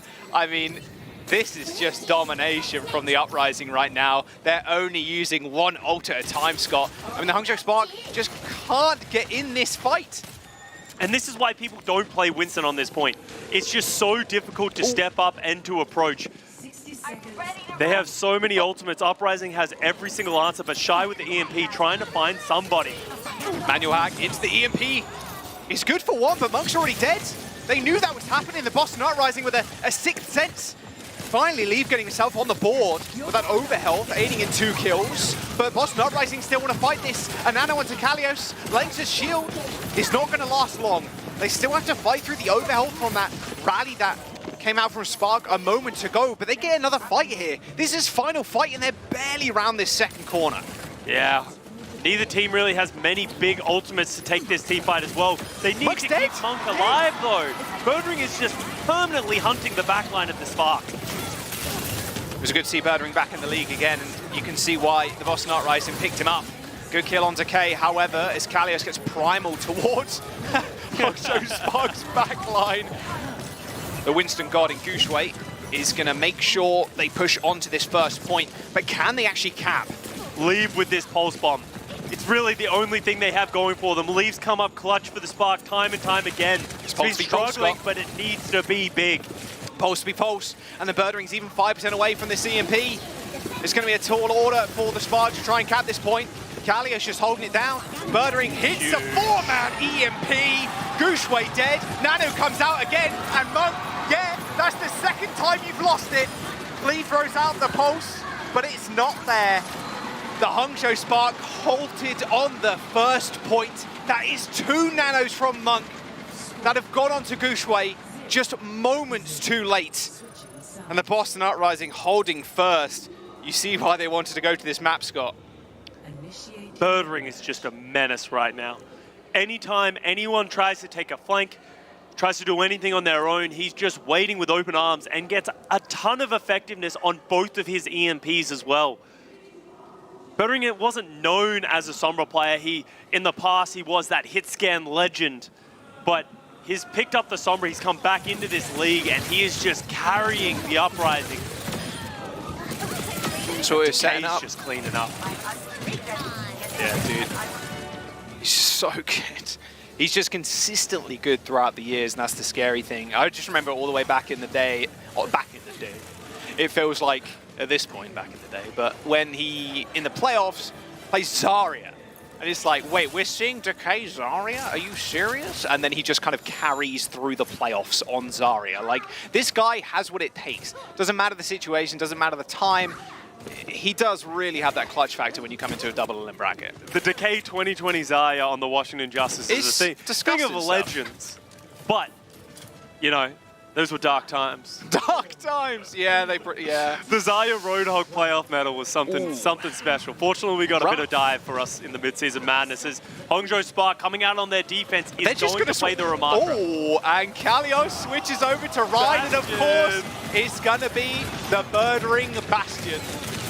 There's two birds on the field right now. You've got Ganymede and Birdring. That turret is going to melt through Gushway and the rest of the Hangzhou Spark. Oh, the hammers are flying, the grenades are being thrown, the pins are landing, the longest trip all the way back to spawn for you, Monk. Kalios screaming there, let's go. He's having a good time.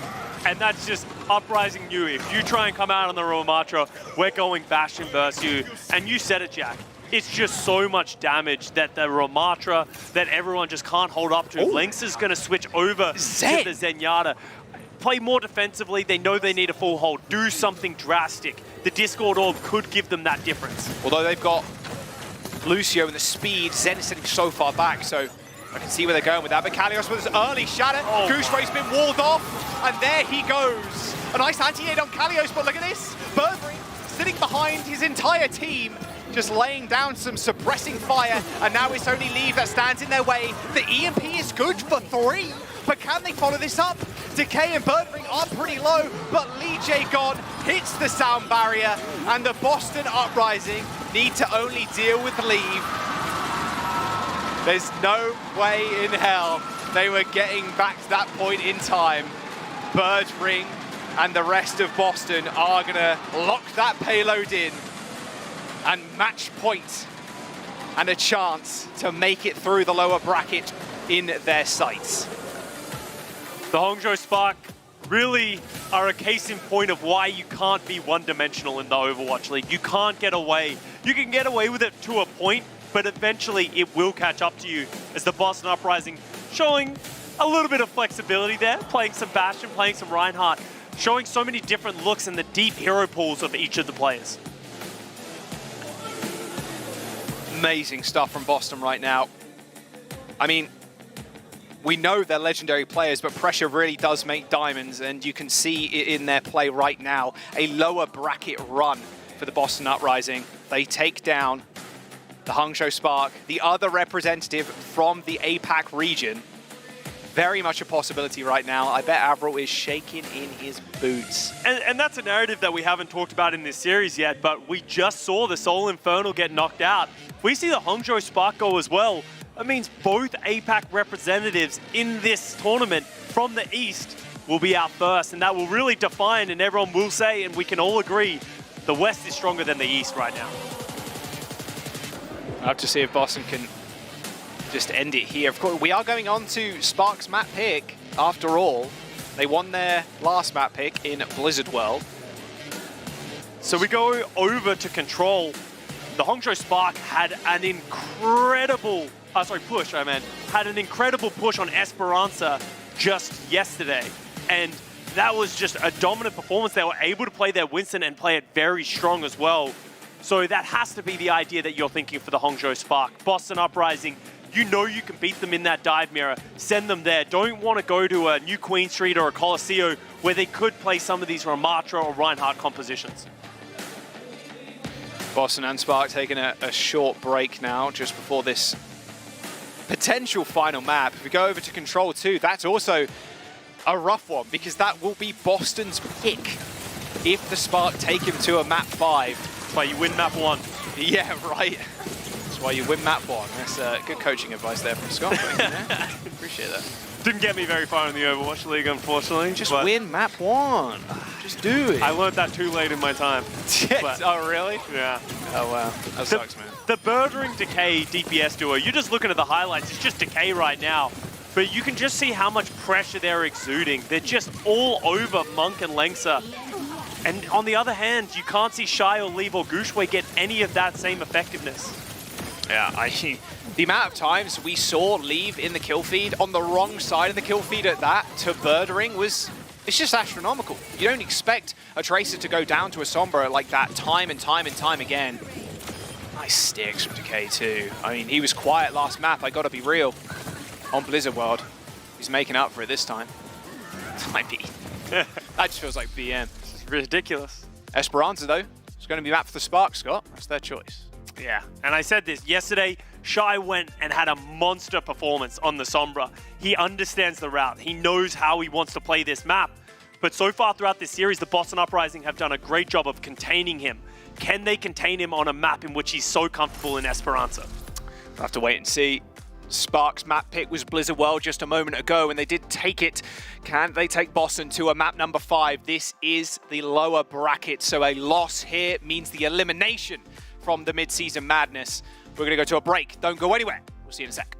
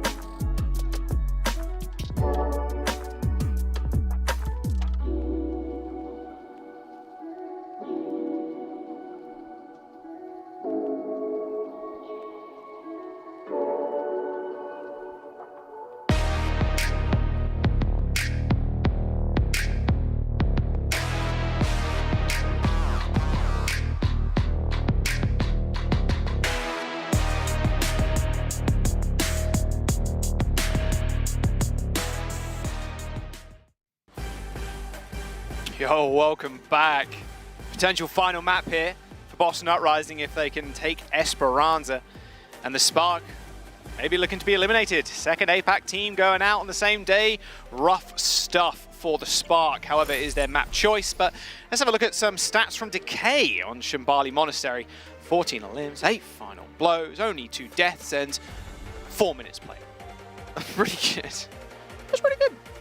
We saw the highlight reel, and it really goes to show he's just finding these picks. And Decay, when he's in this sort of demon mode, it feels like, where he's got his eye in, he's running people down, it's difficult to deal with, and he's not fighting against any slouches either. He's against Leave and Shy, these incredible Chinese DPS players, and Decay's taking it to him.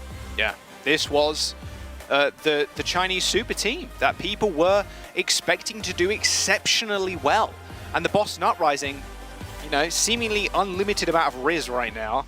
I mean, at the end of the day, people were pretty down on them going into the season, honestly. Like, even you were pretty down on them. I was still not down on them. I would like to make this claim. I am still somewhat down on them. They've done well. They've done well this year, and it's awesome to see them here. Like, I feel like they absolutely deserve it. They're showing their championship caliber quality. But I don't have this team going all the way to the grand finals like you did, Jack. They're performing well, and they should get over the Hangzhou Spark. In my opinion, they are the better team right now, at least in just what we've seen in this series. But the Hangzhou Spark, they have had their backs against the wall many times before, and they can stand up. They have the individual ability to just step up whenever they need to. It has to start here on Esperanza. It has to start here. And like you said, Shy had a monstrous performance on the Sombra, but it has been Birdering and Decay shutting the DPS down, keeping them quiet. Yeah, it feels like Birdering understands the matchup better. It doesn't feel like Birdering is having as much individual like hacking impact and he's getting all those kills, but he's doing his job. He's mitigating Shy, he's charging EMPs, and he's finding a ton of value on those EMPs as well. Like, let me bring this up to you, Jack. Yeah. How many Shy EMPs do you remember from this series so far? Exactly. I can't really bring many to mind right now, while Birdering's had multiple ones that have just closed out teamfights and closed out maps. Well, here we go. Esperanza. Sparks hope here to keep themselves in and go to a map 5. Will be Control, though, that map 5, and the Boston get to pick, and they already won 2-0 on Control, so, you know, it's rough stuff for the Spark right now. I mean, Esperanza's the place to do it. This is crazy stuff on Esperanza recently, I feel like.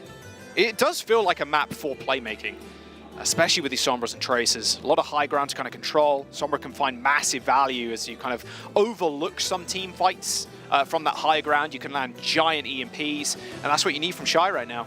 You need those giant EMPs. It feels like the map accentuates the value of that push and pull and utilizing ultimates effectively. Usually on Esperanza, the team that has worse EMPs falls short, or they're not able to find that value. It's not as much about individual picks and more about team coordination as a whole. Our Spark winning push, though. They've been good at it so far, the Midseason Madness. Can they do it once again? Need to be more than good, though. That's true. And the Boston Uprising are no slouches at all, playing this composition, playing this map. They can learn from their mistakes. We know how the Hangzhou Spark overcame the Boston Uprising on Blizzard World, is they just upped the tempo. If you're the Boston Uprising, you need to be prepared for that. How do you deal with the aggression that Gushue showed in Blizzard World that you weren't able to deal with? All right, here we go. Skill matchup. Talk about how both teams are very individualistic in how they play. Just a lot of playmakers on their team. Individual pop-off moments. What better comp to do it on than this? Complete just running into each other, basically. Both trying to take this space. Smurf having used his bubble very early, and that's going to give the Hangzhou Spark that initial positioning. Smurf got quite Good low. heads up from Smurf, though. He did get quite low, jump back to the rest of his team, and yeah, like you said, Spark get that initial positioning. Little hack on the back line, though. Monk's in trouble. He's in deep trouble. And a nade on to leave, too. Has he got the recall? I think he did there. Gets out of it, but Monk's already dead. I did not know there was a platform here. There is. Very small one. The more you know. The more you know. But great dive. There on the Monk. Takes him down, and that's going to be the first teamfight win, and now it's starting to stagger. Shy goes down as well. They're going to force the issue. You lose players here, the enemy team counts first point. Yeah, absolutely. not lose anybody. But this is also the best spot for Twilight to be in. These anti-nades are going to be a large nano boost available for Twilight in 10%. Monk is so far behind since he went down first, only at 60. Here comes the second engage. Oh, that nade hitting the shield of Smurf, who has been... Oh, that was a pulse bomb from Leave. It did land the connection with a nice double anti from Twilight. Just forces the Spark all the way back. And now, without cooldown, the Spark have to just recoil away. But Birdring on a flank gets taken care of by Gushway. A small trade, but Smurf seeing that Boston Uprising and the rest of his team get free push on this point. They are going to lose the fight, though, the Boston Uprising. They get close to the checkpoint, but not close enough. And that's credit to the backline right there from the Spark. Monk and Lynx are just managing to stay alive against the aggression of Smurf. Oh my god. Oh, wow. Hello. Goodbye, Leave. Shut the door on the way out, son. Gushway's going to commit here. Pops the He's primal committing as well. I don't mean, think he's going Twilight's to get got anything. nades. You get a pack. That's almost infinite health. Decay farms pulse bomb. And Gushway just has to leave. Oh, the EMP is absolutely disgusting. The Boston Uprising adding insult to injury is the Spark. They're just being eviscerated. They're going to get a checkpoint off this, Scott. And that all goes back to Gushway overcommitting. Leave gets slept. Yes, that's unfortunate. You need to accept that loss and fall back. He pops the primal, overcommits on it. His team steps up to try and protect him. They all get EMP'd and they lose the first checkpoint. A cascading effect of just an overheat there from Gushway. EMP available for Hangzhou Spark. This is what they need to open this fight up. Just crack it open like a coconut. There it is. Oh, what a sleep from Twilight. No follow-up damage. An anti-nade onto Gushway and Shy, but Twilight still ends up going down. However, the point is still pushing. Are Boston going to commit? Yes, they are. A rally to match Lynx's, who's just been completely caught out by the rest of the Uprising. More than happy to fight when they have a player down. A snipe from Birdring. Smurf pretty low, but Scott, the Boston Uprising are getting free push 80+ meters already. And that was all opened up because of a Decay Pulse Bomb onto Monk. Takes down the Ana, they don't have the sustainability. Lynxa falls next, and they lose that team fight. Boston Uprising up to 87 meters with only 4 minutes off the clock. Firmly in control of this map right now. Rotate into high ground. Birdring's going to get his EMP. They've got a nano. They've got everything they need right now to win this next team fight. But no, Birdring's been shut down. But another sleep from the GOAT. Hitting Leave and keeping Lee J gone alive to boost. A nano boost onto the brig. And now Gushway's the one in trouble. There's a nice little pack. It's so free for the Boston Uprising on the high ground. A missed sleep, but we'll ignore it. You've hit the Tracer twice already. Gushway cannot get anything done against this backline. He's got no primal and no chance at staying alive. Legion at least ends up going down, but this is a fight that Boston Uprising are more than willing to take. Smurf pot primal and Leaves dead.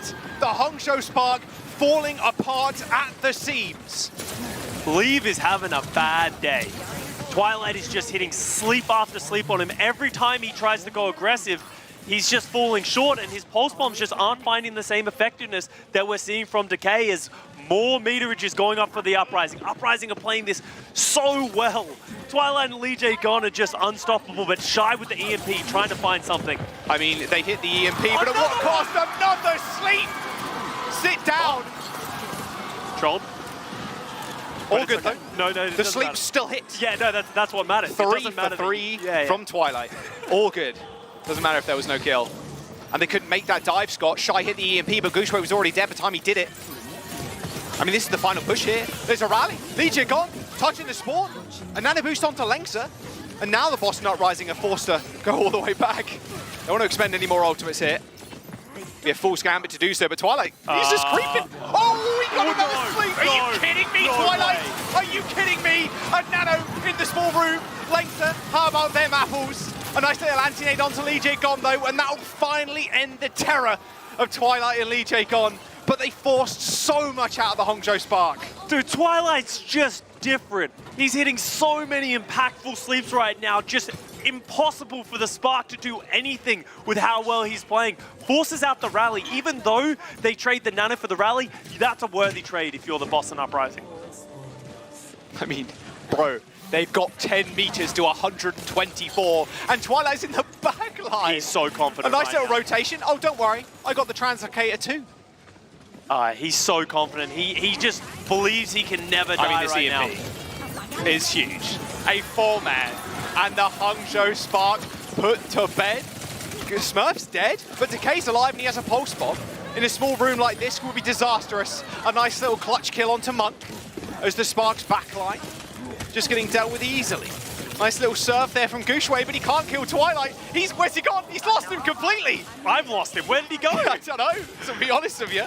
But Twilight made it out alive on what looked like a miracle play from Gushway there, taking down Twilight, but hey, not to be. And only 13 meters gained for the Spark. And Scott, we got 3 minutes left. It's the hard thing about Esperanza. Because the Boston Uprising have the checkpoint, it feels like they have closer spawns. It feels like they can reinforce much more effectively than you can see from the Spark. Twilight with the Nano, Smurf with the Primal, they have the engagement tools. As you can see how much respect they're putting on Twilight. That would have hit. That would have hit if he didn't hit that translocator. Nano boost for Monkeys, screaming to use it. There it is on Gushway. Leaps back to the rest of his team though. This isn't a Nano Boost to engage, this is a defensive Nano Boosters. Twilight applies one to Smurf, hits the Primal, and hits the backline. Straight down to Tataris for you, Monk and Lengther. 2 minutes to go, Scott, and the Spark getting pulled apart. They need to gain 101 meters to see a map number 5. That's a lot of meters, Jack. That's a lot of meters. They need to start turning this around right now. Shy with the EMP, it needs to start here. We talked about it heading into this map. His EMPs haven't found that level of effectiveness, but he's found the Boston Uprising. The Boston Uprising backline fell. The Hangzhou Spark, they need a few more of these fights and then some to come back. It is possible, doable, winnable, Scott. I like your optimism here, Jack. I don't know if I share it, but I believe it. You can see the Boston Uprising get the forward spawns. They're going to route around into these stairs. I love this play from Boston. They keep doing this. It's the same play they've done the last like 4 resets. Oh, Twilight's in trouble. So's Decay by the looks of it. A nice nade from Monk. That'll do, that'll do. And that's a great recognition there from the Spark. You said it, Boston Uprising, keep doing it. At some point, if you're the Spark, you have to punish them for it. They catch them in the back line in the small corridor, and this might mean the first checkpoint here, Jack, which could potentially start that comeback. I mean, Burring's got the EMP though. You'd imagine Spark going to be huddling around that corner soon. Lengther has to hit a big rally here. I mean, Burring's going to maybe manual hack him out and then go for the EMP. Not sure, but they are setting up for a dive. There it is. Lengther instantly hopping onto that rally, but no, already dead. Traded Monk. But they did trade, like you said. Legic on for Monk. Now Smurf has to back out. He is hacked and dealt with rather swiftly. And there's the checkpoint. Okay, I'm starting to believe a little bit more here, Jack. Ooh, another pick. They're cleaning up. Twilight's going to go down as well. That's going to be some more meterage on the board. Boston Uprising needs to slow it down. We're going into overtime here. They're going to have the ultimates. Don't go into desperation mode because the Spark have ultimates to match. It's the last fight for the Spark to go to a map number 5, and they need to make this one count. Not sure if Boston Uprising saw where that translocator went. Oh, maybe Birdring did. He's going to go destroy it. He found it. Uh-oh, goodbye. Shy in trouble, anti-naded and dead. 4v5 for the Boston Uprising as they just march on forward. It's Gushway with a Primal, but this is going to have to be a Primal for the ages to see them back into this fight. A missed pulse from Decay, but Smurf's got Nano. He's got Primal, and the Boston Uprising, they're going to collect a dub. Leave. He connected a pulse, but that's just about it. The Boston Uprising with a 3-1. A beautiful beatdown as they banish the Spark from the Midseason Madness and continue their lower bracket run. Shy with a celebratory, well, I guess not celebratory, EMP, just trying to keep it going, but it's not going to be enough. The Boston Uprising moving on in the Midseason Madness as the Hangzhou Spark fall short and APAC woes continue. 2 of 2 APAC teams eliminated from the Midseason Madness now, Scott. As the Boston Uprising take to the stage. What a win, 3-1. A lot of Boston fans in the crowd. We saw the signs, a lot of them saying, DJ gone. Like you said, who's not a fan, but I mean, Twilight, the man of the hour, I think, on that map. The amount of sleeps he landed on leave, it was Birdring's job to deal with him in the last few maps, and then Twilight just took it into his own hands and just let Birdring free. Just a free-range Birdring running around in the enemy backline. What more do you want to see? And this Boston Uprising, if they can play like this against all the other teams, that's a scary prospect because every single one of the players on the Boston Uprising stepped up at some moment. Decay on that Tracer was all over them. Birdring hunted Shy down. That was a Sombra differential if I've ever seen one before. Smurf doing great things on the Winston in the backline. You just talked about it, Jack. Adamantium. Unstoppable. Yeah, Boston Uprising are in peak form. This is a great meta for them right now, Jack, to make a deep run through that lower bracket like you were saying. There's always a lot of skill that goes into making a lower bracket run, but a little bit of luck too, hoping the meta kind of conforms to what you like to play, and it does play into Boston's wheelhouse right now. Yeah. It really does. Seeing the addition of Kalios jumping in for that escort map ended up working out pretty easily. That was just a shutout, absolute shutout. And now with Boston winning another game, I mean, they're facing the loser of the next series. No, they're going on to Mayhem, face against the Florida Later Mayhem. on today, yes. And that's an interesting matchup because I think both of those teams, they've faced each other in the past. They're no stranger to each other. It's now just the West versus the West, and I honestly don't know how that series is going to go. The Florida Mayhem, they've looked a little shaky. They've gone to 2 map 5s so far in the Midseason Madness, while Boston Uprising handily displacing the Hangzhou Spark. Have they met their match? We'll have to wait and see. Player of the match, so for this one at least, going to be Birdring. I mean, I mentioned on this map, the amount of emotional damage and psychic damage that Birdring was doing to Leave and Shy this series was just crazy. He had their numbers, and he was just non-stop dialing them. There was nothing really that Shy and Leave could do. It was just, it must have been like manual hacks on the Tracer, or just like even just small duels that he was just winning out, and he shut them both down. Finding the Translocators all over the map, big time EMPs. You can't doubt Birdring when it comes to the playoffs. He always steps up when you need him most, and just look at this, only 2.2 deaths per 10 minutes while putting out all of those numbers. He's been playing so well on this Sombra. People thought it might be a weakness for this Uprising squad. You know, Birdring hasn't been in the game for a while, but he's picked it up and he's improved so much. I mean, almost 9 EMPs per 10. Like, that is a little That's a lot of people crazy. A lot of hacks, a lot of EMPs.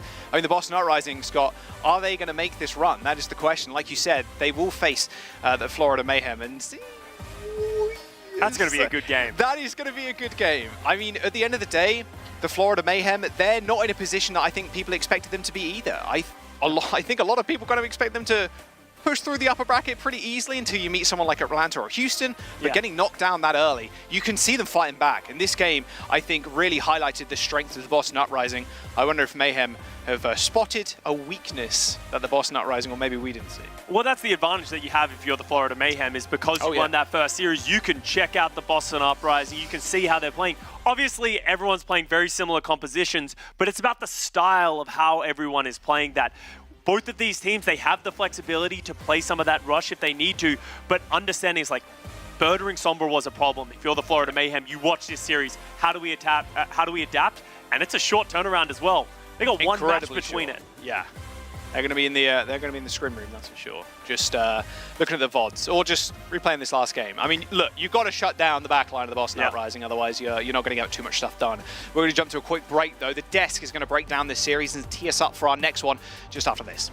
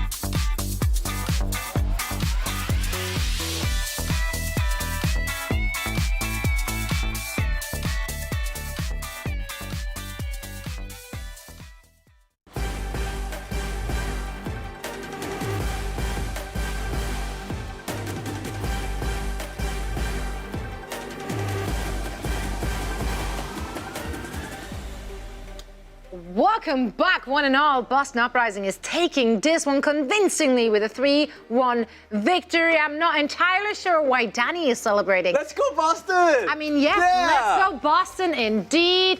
And listeners, a lot to unpack. Sure, we want to talk about the match, but also I really need to mention that y'all are non-believers. What's with the Boston hype? I said it was going to be a close one. It was, they just, I had the spark just beating them by a tad bit, but I was wrong. But, It's true, you were wrong. That's the bottom line here. Can I say? Please, you can say anything you want. East fans in shambles. Top 4 West region. What? Okay. Did you manage to somehow turn that into you gotta kick them when they're down? They're down. Where are you gonna kick them? They're down. What they've done to you? That's right. What have the East West done to region you? is better. What have they done to you? Because they suck. West What? That's right. What? That's right. We're supposed to be This is a non-partial, competition. This is a competition for the supremacy, and the West region has it. Top 4 slots in an international tournament. Okay. What yes, now? sir. Avril, Seth, I was just about to say shout out to Seth and Avro right there. Also, big shout out, of course, to the Boston Uprising, keeping Jake's dream alive. And they did it with style, they did it with flourish. DK hasn't had a great day yesterday, but today he certainly redeemed himself. He did. Yeah, can I just say, like, as the, people at this point, I'm sort of like labeled the perpetual, like, disappointed uncle for Decay. I'm just happy for the guy. This is a great performance. This is a stellar performance. He popped off. I just want Decay to win like a title. I want Decay to be successful because he's such a good Tracer player, such a good Hitzian player. There's and a I just lot of wish good him Tracer success. players. And this is his perfect team. And he stepped up. He stepped up in an elimination game and popped the hell off. And I'm just so happy for him. I am. There. Really. Nice. Okay, everyone on the desk is happy to be wrong, except I was right all along. Sure. Bring it back to that. But let's talk about how the Boston Uprising got it done. What did you think of what you saw? I mean, this was beating Hangzhou Spark on their comfort zone. I think there's no other way to look at this, right? It was like they're willing to take the mirror, Hangzhou Spark, their bread and butter. Arguably, I think Hangzhou's one trick in terms of like what they're actually good at, and beat them on it. And I don't think Boston is the best in the West on this comp. So for me, this is a match of just displaying the differential between the regions. Mayhem let me down yesterday, but we forgive them because you know what? They're still in the top 4. They sent the East team home. They did good work. They did their homework, yeah. The assignments. Contributing. Yeah. I think just individual players, like overall, all the Boston players, they really had like their own pop-up moments. This sleep right here. Are you kidding me? Twilight's just built different. This guy is a gamer for sure. Like time and time again on this map, I think Twilight on Esperanza, that was truly one of the better performances we've seen all tournament. Very, very clean. And of course, we got Birdring there. He was popping off on Hanzo and on Sombra as well. Smurf, Kalios, who got something for one map. Kalios Ryan. The whole team, though. That's exactly it. He was solid on the D.Va. I mean, Spark couldn't crack that open. They threw like 3 different comps at it and nothing worked. It was just a very, very clean defense. Well played by Boston. Confident on that map. I want to look at some numbers here as well, since we did look at DK stats and how they compare to Leave heading into this one. So let's see what he got done in this very match as a Tracer. Wait, that damage done on Tracer is absurd. That is very high. I think like 8K is extremely high. 9.2, he went like, he did everything that he failed to do against Houston. He just like was saving that energy for this match. You know, we talked about Boston. When it really matters, giving him the energy. That's he was just charging up because 9.2 is unreal. Gushui did not have a great time this series.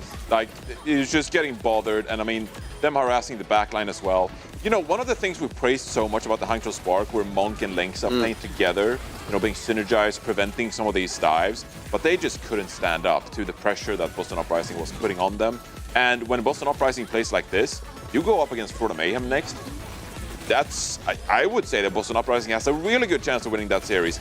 And even if taking on the Houston Outlaws out down the rain, looking forward in this tournament, Boston Uprising could be one of those dark horse teams that could make a big lower bracket run here. I dare say that. It's crazy that a roster as stacked as that could even be considered. Like that you even used the word dark horse in the same sentence. Oh yeah, 3-0'd yesterday. Well, they got dominated. Yeah, you win some, you lose some. They some got booty days are just not good. It's crazy the level really that the top teams are at, right? That there's tiers on tiers here, right? Like Boston can kind of clean up Spark, making it look very convincing. Even on Spark's best maps, best comps, Boston just looked better. And then they go up against you know the Atlanta Reigns and Houston Outlaws, and it's not close either. So it just goes to show, I think, really the level at the top. It is so competitive. Any one of these teams can step up on any given day, but so far it's been Atlanta and Houston, just too terrifying for anyone else to face. Especially in that first match. I mean, Boston versus Houston, right? Maybe Boston can get it done. Maybe. Who knows? Who knows? For now, they have to continue their run in the lower bracket. But I would like to hear it from the winner. So, Danny, please take it away. Thank you, Zoe. I am walking. You're doing great. Thank you. I like the narration. All right, here, guys, give it up for Kalios. We have Kalios for the post-match interview. Big congratulations on getting the win. Yes, hello. I mean, let's just start off by asking you, like, how do you feel about getting this win? I think with this win, you guys are able to survive and make another one through the tournament. 자, 일단 오늘 승리를 축하드리면서 아무래도 오늘 승리를 거뒀기 때문에 또 한 번의 기회가 주어졌습니다. 저 오늘 일단 소감 한번 들으면서 인터뷰 시작하도록 할게요. 칼리스 선수 지금 어떠신가요? 일단 저희 한국 인터뷰 때도 저의 적은 저희라고 했는데 어제는 저희한테 졌다면 오늘은 조금 이기는 모습을 보여드려서 그리고 또 제가 처음 오프라인에서 여러분들께 모습을 볼 수 있어서 의미 있게 좋았던 것 같습니다. 잠시 처음 파트 다시 한 번만 말씀드릴 수 있나요? 죄송합니다. 제가 잘 못 들어서 한 번만 다시 부탁드릴게요. 한국에서 인터뷰했던 것 중에 저희는 견제되는 팀은 없고 저희가 저희 자신한테 지는 게 문제라고 했는데 어제는 저희한테 졌다면 오늘은 저희 자신한테 이긴 것 같아서 I've said this in a Korean interview before. You know, it's not so much like we're thinking more about our opponents, any other teams in the Midseason Madness tournament. It's about fighting ourselves and going up against our own selves. And if we lost, I think we lost to ourselves yesterday, but today we were able to come back and we were able to beat our own selves and of course get the victory that way. Talking about the victory, I think things were a little bit more difficult for you because you were subbed in after losing map on Blizzard World. So how did that feel? Like, were you sort of more nervous because you were getting subbed in for Smurf after losing a map? 일단 방금 승리를 얘기하셨던 것처럼 아무래도 칼리오 선수에게 조금 더 부담이 있었을 것 같아요. 왜냐면 이제 블리자드 월드 2세트를 이제 패배를 진 다음에 곧바로 교체가 됐기 때문에 조금 더 부담감이 있으셨나요? 아니면 어떠셨나요? 일단 프로게이머라는 직업 특성상 승률이 100%가 아닌 이상은 계속 이기고 지고를 반복하기 때문에 진맵 이후에 들어가야 되는 부담감을 어느 정도 즐기는 편도 있는 것 같아요. 그리고 명환이가 저한테 맡겨줬으니까 이 맵을 반드시 따야겠다는 그냥 그런 각오를 조금 더 다지면서 들어갔던 것 같아요. Right. So, I mean, as a pro gamer, you know, unless you have a 100% win rate, you're always bound to win some and lose some. So, up to a certain point, I think I'm starting to, or I am sort of trying to enjoy those burden or those moments. And because I know that Smurf gave me the spot to go and play in front of the stage, you know, I think that sort of got me into focusing more on the game as well. All right. And this isn't sort of the last time we're seeing Boston today. You guys have another match tonight, the very last match against Florida Mayhem. What are your thoughts on the Florida Mayhem? 자, 이걸로 이제 보스터이 끝이 아니죠. 오늘 한 경기가 더 남았습니다. 칼리오스 선수. 플로리다와 경기가 있는데요. 플로리다에 대한 좀 개인적인 의견이 있다면 좀 어떤 팀인가요?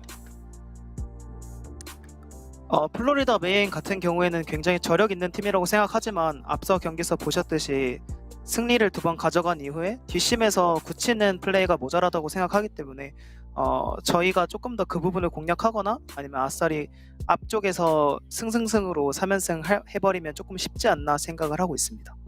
I mean, Florida is definitely a good team, and they're a very offensive team as well. As we saw before in their matches, where even when they have their advantages by getting 2 map wins, they sort of fall short when it comes to closing out the fight or closing out the series in general. So we either have to endure up until the end, or we just win the first 3 maps and get it done as quickly as possible. All right, Kalios, I'm gonna let you go. Thank you so much for the interview. 자, 이걸로 인터뷰 마치도록 하겠습니다. 칼리오스 선수, 감사합니다. 감사합니다. Was Kalios from the Boston Uprising. Danny, thank you so much. Great to hear that insight. Love the take there as well about how he feels, the mental state coming in after they're down a map. Is that the norm, or would you say that usually it puts more jitters and nerves on the players when they are subbed in after a loss? I mean, it's more about, as much as he is coming in, it happens to be after a map loss, right? They're practiced with him on that map. They bring him out for Shimbali. They have this D.Va dive strat. We've seen that in the regular season too. So, I mean, it's a map he's experienced on. I think he has the confidence to play. And as he mentioned, like, as a pro gamer, you have to roll with those, right? You're not coming in always in the best situation. It could have been a lot worse than this. So I think Kalius is a veteran. I doubt he was, like, shaken by them dropping a map. Spark is also a good team. But it was cool to see, his calm confidence. That's exactly what you want to have, especially there's another series today, like you've got to stay confident, stay focused, not be overhyped. You find that middle road of energy where, you're not too hyped, but you're not also too calm and lacking energy. So I mean, I think that's everything you want to see from like a coach perspective, looking at a player going into another series today. Absolutely. For now, they can rest. Boston can breathe a sigh of relief. They are staying alive. They have to fight one more match tonight. And you fans have to cheer them on. What better way to do so than getting some in-game goodies to show your support? Fly your colors for your favorite teams with, for example, the DPS bundle, which is on sale right now and will be through July 11th. 350 league tokens is what it will cost you. But man, that's some slick looking designs right there. And I love that it comes with the weapon charm as well. I love the weapon charms. Love the Salt Shaker. You got a favorite. Salt Shaker. The Salt Shaker is my absolute favorite weapon charm. You'll get one of the teams, of course, which is even cooler. And yeah, for now, however, we are taking a very quick break. But after that, we will break down all the action of the match we've all been waiting for. Houston Outlaws and Atlanta Reign. Right after this. Let's go.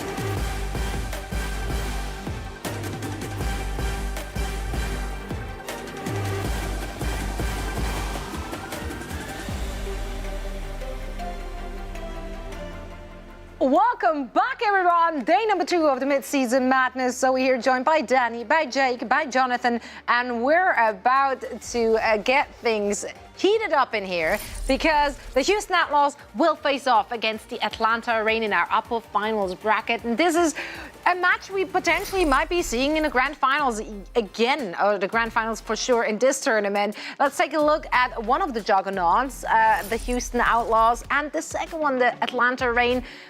I have to say, Reign looking a tad more untouchable than the Houston Outlaws have, but if there is a team which could really take it to the Atlanta Reign, we have to consider that to be the Houston Outlaws. But why is that? For me, this is Houston's moment. I think it's because we've seen the meta shift a little bit away, one, from the Lucio, which was a strength that allowed Atlanta to win out in the last time these teams faced off. But more than that, I think Houston has a little bit a better flexibility overall as a team. I think especially when they get into these like crazy multi-level DPS counter picks, bringing out the Echoes, the Genjis, very interesting comps. I think that could play to their strength in a map pick format that we didn't get to see before. Obviously, these teams playing only in the regular season. Outlaws have never looked better.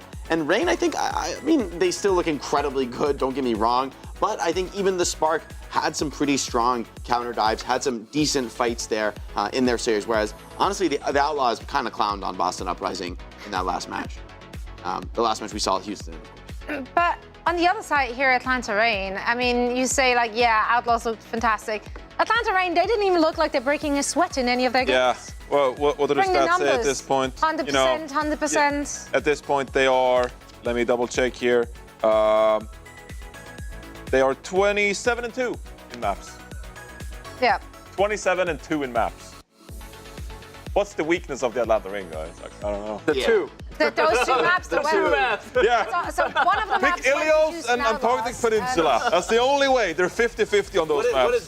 They both lost. They lost Or Lijiang, sorry. Right? They lost Lijiang. I know Houston beat them on Antarctic, and Boston beat them on.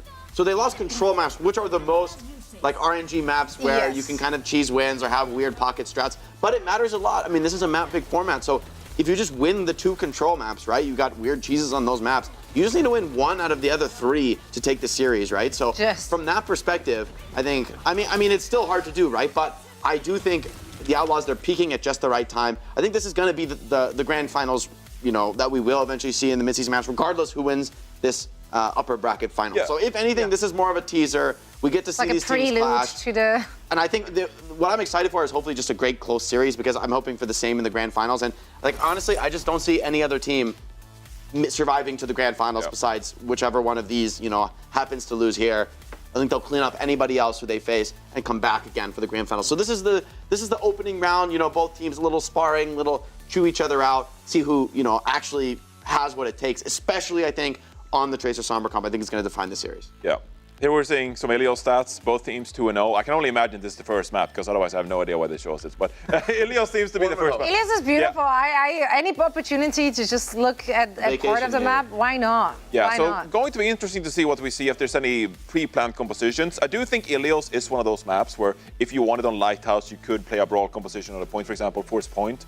But I don't see a reason why any of these teams would do that. We saw yesterday Atlanta Reign. I believe they picked Ilios as well in the first map. And we actually saw a Lip on the Tracer and Stalker on the Echo. Usually we see a lot of Lip on the Sombra, but Lip, of course, is one of the best Tracers in the league as well. Stalker, very flexible player. We've mostly seen Stalker on the Tracer, but he played a lot of Sojourn for Seoul Dynasty last year. He played Genji, he can play Echo as well. So Atlanta Reign, they might have a few things up their sleeve. This is obviously a map they're really comfortable on. They are the higher seed. They get the first map pick, so let's see what Atlanta Reign can do on the first map.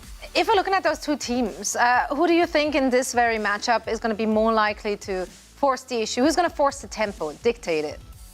Honestly, I think at this level, when the teams are this good, it isn't about forcing anything. I don't think either of them are going to try to. If you get to the point where you're trying to force things, you've already lost. Honestly, at this level, like it is about reading the enemy team like a book. You have to feel their aggression. If they're going to be aggressive, you're already falling back. You're like pulling them in. When it's your turn, you're trying to like catch the enemy, run them over before they can escape, and it's going to be just decided by inches, right? Who can like just slip out of the Winston bubble in time? Which Anas are hitting more sleeps? The Tracers finding pulse bombs. These are like going to be the defining factors when the teams are this highly skilled. You pretty much can't get anything done without some sort of super play, and I mean that's just the nature when you're going against. These are arguably the 4 best supports in the world on both teams. So you're not killing them without like a really great synergistic dive, you know, very high individual performances. So honestly, I think there won't be much of a style. If anything, I'd expect Outlaws to be a little bit more creative with interesting counter picks, weird comps, more cheese strats, whereas the Reign are probably going to stick a little bit more to the standard, if anything. I mean, Atlanta Reign have not been forced to even show anything else which is in their hand, right? So maybe Houston force them to push the envelope a little bit. Let's hone in a little bit on the individual positions, starting with the tanks here. Yeah, the tank matchup is going to be incredibly fascinating because Fearless, he is the Winston GOAT. I mentioned this in the pre-show as well. Every time we have a Winston meta, whether it's Dallas Fuel in 2021, Dallas Fuel winning the title in 2022, the playoffs, Fearless playing the Winston was one of the main focuses of those teams. And you see him going up against Donghack, a rookie, 17 years old is Donghack. And you can see statistically, Donghack has the advantage with this very strong, aggressive Atlanta Reign team. But Fearless, he is cunning. His prowess on the Winston hero, he is going to dictate a lot. How much space do we have to work with? When can I punish Donghack's leap, for example? When can I force out leaps from Donghack? When do I have the right to peel for my backline? Fend off Lip and Stalker on that Tracer. When can I do that? When do I have to go aggressive with Happy and Pelican? Fearless is a really smart Winston player. Everything comes down to the very pixel-perfect details. And so Fearless could be the one to turn things around there for Houston Outlaws and deliver Atlanta Reign their first loss of the season. And in his interview yesterday, you guys asked him, right, which was the Winston player he looked up to? Where did Donghack get all his tricks from? Yeah. And it was Fearless, right? So now he gets the opportunity in an important match to go up against his, I guess, Winston role model. I'm going to be very excited for this one to see how it pans out. For now, we're going to head into a very quick break. And then afterwards, we will be back with all the action.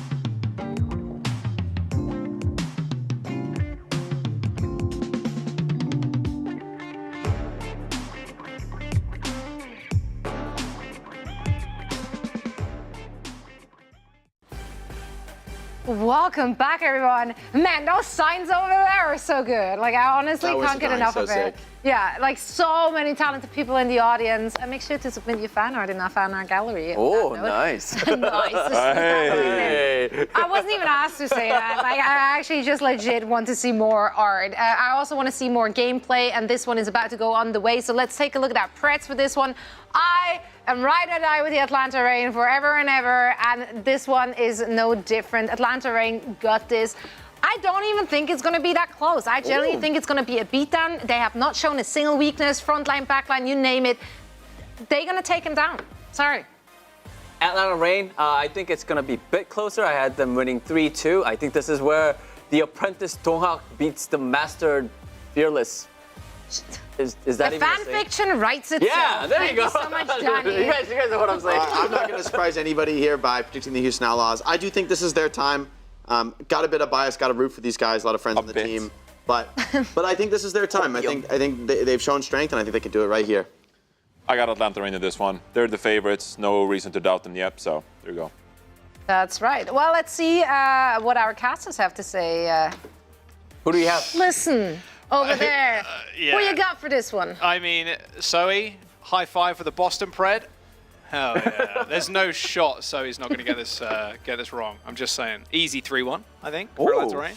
Yeah, I'm going for Atlanta Reign as well. I'm with Johnny's thinking. There's no reason to doubt the Atlanta Reign. They won 3-1 the last time these two teams met. Yes, it was incredibly close, and the Houston Outlaws seem like they are playing the best Overwatch they've ever played, as Jake said. But Atlanta Reign haven't stumbled. They've lost 2 maps so far this season. Two. One was to the Houston Outlaws, though, so... Let's go! Let's go! Let's go! It's not happening. I just can't see it. Literally at the top of their game. I think it's quite an interesting conversation. Is this one of the most dominant Overwatch League teams we've ever seen in the league?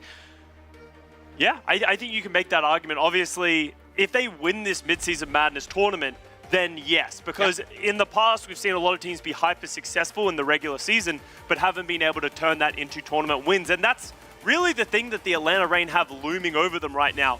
It's really their tournament to lose. They have so much expectations on them as a team because of how well and how clean they've played. And the Houston Outlaws, I said I'm believing in the Atlanta Reign. Houston Outlaws aren't that far behind them, and they've been playing at such an incredible level. And the one thing that the Atlanta Reign pride themselves on is how effective their dives and how easily they dismantle the backlines on the back of Lip Sombra. But he's going up against Violet. He's going up against Shu, and they have been playing flawlessly. Yeah, I mean, Violet, GOAT status as well on support. Absolutely. GOAT status for Fearless on the Winston. I really like that too, where Donghak was saying how he looks up to Fearless in this Winston matchup, and we are seeing Donghak starting today. It really much feels like Danny said, apprentice versus master. Fearless has got that young status. Can Donghak take him down?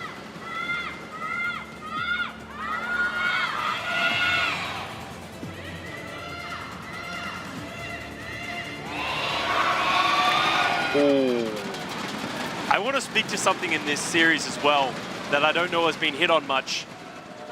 Fearless is going up against his old backline. The championship squad that won playing this Winston dive style. He's going up against Fielder Chio. If either of these two sides are going to know anything about each other, it would be these two players. Because as much as it's the Winston matchup, it's really the Winston dive in the backline. So the backline is the thing that Fearless is going to have to worry about. Different look for the Houston Outlaws, running this Tracer Echo versus the Tracer Sombra. We know Atlanta Reign love to run. Echo here from Pelican as well. Yeah, I like Jake's comment too, especially at this level. You're not forcing anything. Just a read into a slip up from the enemy team, and that is when you make your move.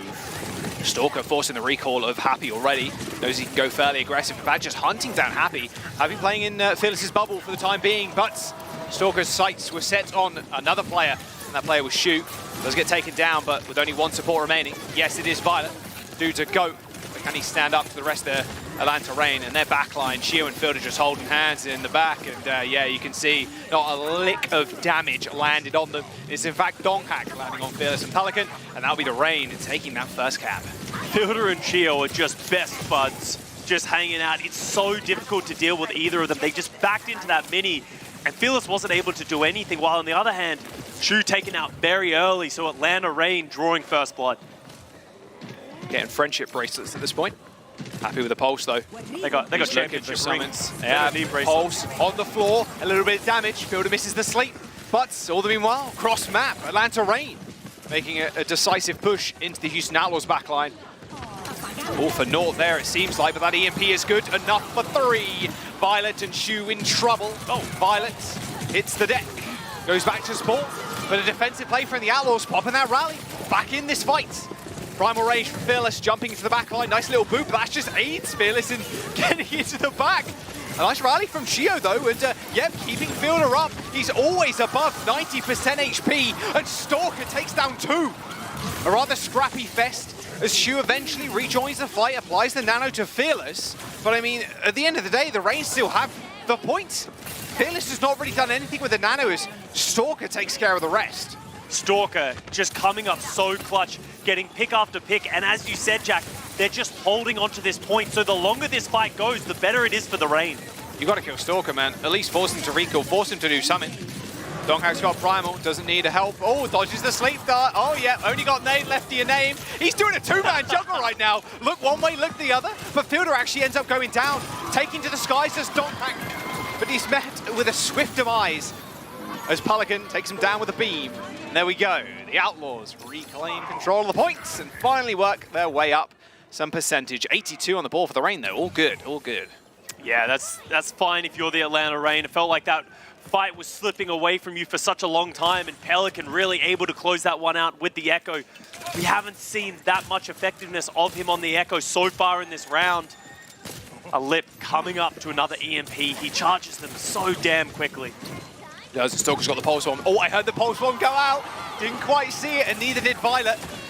That Pulse landing for Happy too, killing Fielder. Oh, Donghack's crunch onto Shu as Happy tries to settle the score, trying to make this one even. Look how long Shu is lasting in their small room. He does end up falling over, but Fearless, he's got a Primal luckily, but he's still dwindling in the health pool as Lip manages to finish him off without Fearless popping that Primal.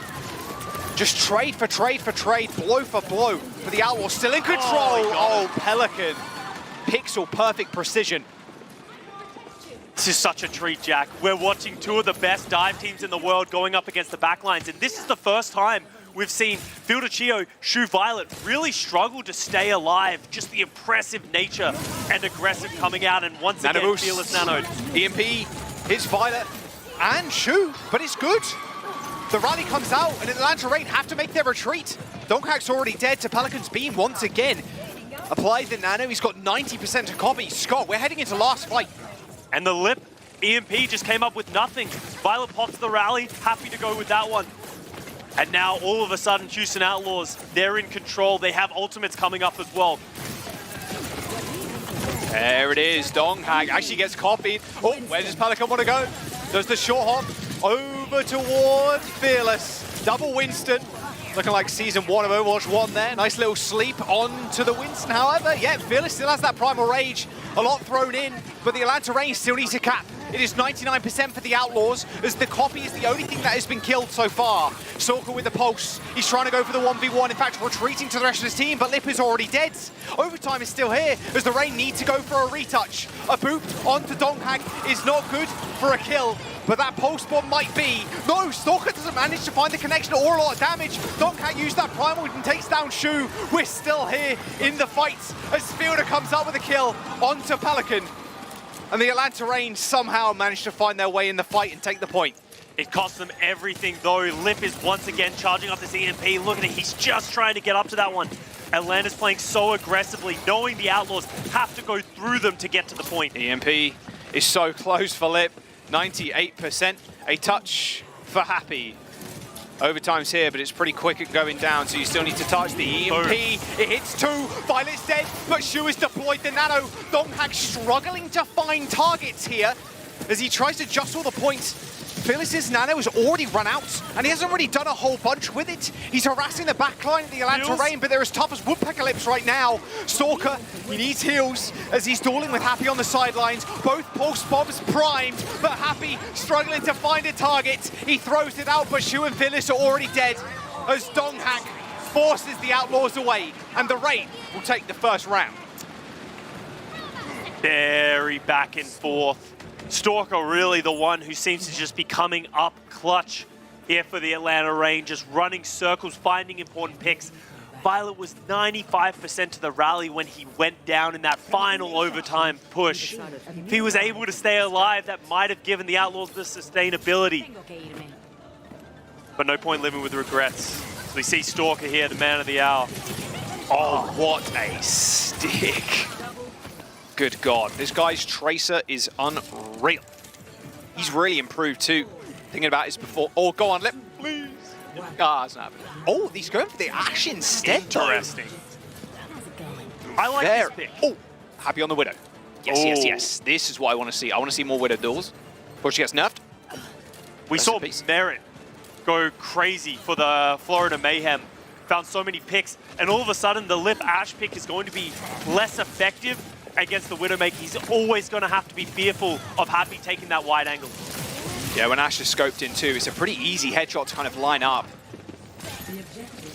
He's going to have a lot of point control though, I will say. Nano boost onto Lip, Coach Gun. Oh, stop Fearless getting on top of him, but no, Pelican was on the side. A nice little flank as the nade attempts to connect with Violet, but doesn't end up finding its mark. That point now regressing in capture progress as the Atlanta Rain are forced back. Lip switching over to the tried and tested, the Sombra. They're just trying to wait right now. The Atlanta Rain need to just continue to touch, wait for Lip to get back. A good anti on to Donghak, but there's the first kill for the Widow. Happy taking down Shio. The Houston Outlaws this time, they will find the first cap. You can see how much respect the Rain need to give to Happy on this Widowmaker. Happy doesn't even have that much ult charge. He hasn't done that much damage, but just the fear of the Widow is forcing the Atlanta Rain into a corner. And that switch from Lip over to the Sombra, he needs to find a way to get behind, apply some pressure to Happy that will inadvertently give space to the Rain. Oh, defensive EMP. Wow, they tried to get on Happy, but try as they might. Did not expect that EMP. The Lip sent back to spawn. And like you said, just sometimes the fear of the Widowmaker is enough. It's a lot of percentage going up here for the Outlaws. Just firmly in control right now. Nano boost from Atlanta Rain. A boost, all good peel. Fielder throws the nade on himself. Stalker lands another stick. That connection is decent. Now just trying to duel Happy. You see, it's still a lot of respect being paid towards Happy's Widow. And respect him you must. Oh, Fearless 1 HP. There we go, he's dead. Stalker, another enormous pick onto Shu. Just opens everything up. And now all of a sudden you're looking at Happy. Is he going to be able to stay on this Widowmaker? He has the sights, but is that worth staying on for? There it is. Oh, hello. Lip's nearing the EMP. Donghak playing super far forward. Yeah, I mean, Happy can't really do anything in this situation. You've just got to try and run away, try and get to the rest of your team so you can find a little bit of suppressing fire. There's a cross map. Pelican ends up going down. Donghak asleep. Primal Rage used. Slowly but surely now. The Houston Outlaws trying to gain space, but Donghak making it extremely tough to do. There's a bit of a brawl going on in the sky there as both Primal Rages are just flinging at each other. It's an important pushback. Lip was lining up to drop that EMP. Because of that, Donghak goes down. Don't test him. Don't you test him. EMP hits 3. Fearless anti-naded. That bubble disappearing long enough, I think, for Donghak to come back. Happy still struggling to find his shots. Even with the reveal, he can't quite get it. Fielder playing around these sightlines all too well. It takes the 1v1 too. Sends Shu all the way back to spawn. Oh, even testing Happy as well. Okay, Fielder, I like it. Might have overstepped his mark a little bit, was 1 second away from that nade, but Donghak gets some revenge for him. As the Atlanta Rain this whole time, Scott, were controlling the point. Happy's just not finding effectiveness on this Widow. You need a pick, bro. Yeah, he needs to find some value. He needs to get some kills because right now it just feels like Outlaws don't have enough firepower to match the Atlanta Rain. He has Final one fight. grapple hook here. He has one grapple hook to try and find a kill. Pelican uncloaking Lip. But no, he's already being checked by Stalker, who's doing 3 different jobs at once right now, checking the tank's DPS and the supports. Nano boost from Shu. There's the shot. Not a headshot, but it'll do. Chio down. As the Atlanta Reign, are they going to give up the Ghost right now, or are they going to continue to fight for this point, knowing they've got 99%? Nano boost, it looks like they do want to fight it, even with a person dead. Good sleep dart onto Donghak. Who'd have thought it? She was good at it. They do get the flip. That's important, but Fearless gives his life for it, and Atlanta Reign is all 5 back up, and Lip has an EMP. The pacing is so strange in this game. There's no like definitive fights at all. It feels like just small skirmishes. Atlanta Reign will end up capping. Oh, Stalker! EMP on the point. Pelicans down. Overtime for the Atlanta Reign. Stalker might be dead, but Lip throwing his Translocator right on top of Happy. But now they have to deal with Fearless. Primal Rage and a rally from Violet. Oh, straight off towards Happy's position. Oh, hiding in the bushes. Hits the cloak. The Venom Mine out too. A Translocator behind him. Happy needs to find something, but find nothing he does. The Atlanta Reign, their backline just got EMP'd, but it's a trade, a race. Chio stays alive on the points, and the Atlanta Reign will take map number 1. I like the idea of the Widowmaker from Happy there. It was great for the first fight, but I think when he went down and he had those Infrasight, he needed to get off the Widowmaker. There was too much pressure coming out from the Atlanta Reign with Lip on that Sombra. He just wasn't able to find enough angles, and Atlanta Reign adapting and overcoming perfectly. 2-0 start for the Reign. Impatience is a hunter's best virtue. Widowmaker requires the patience, but the thing is, Reign are going to test that.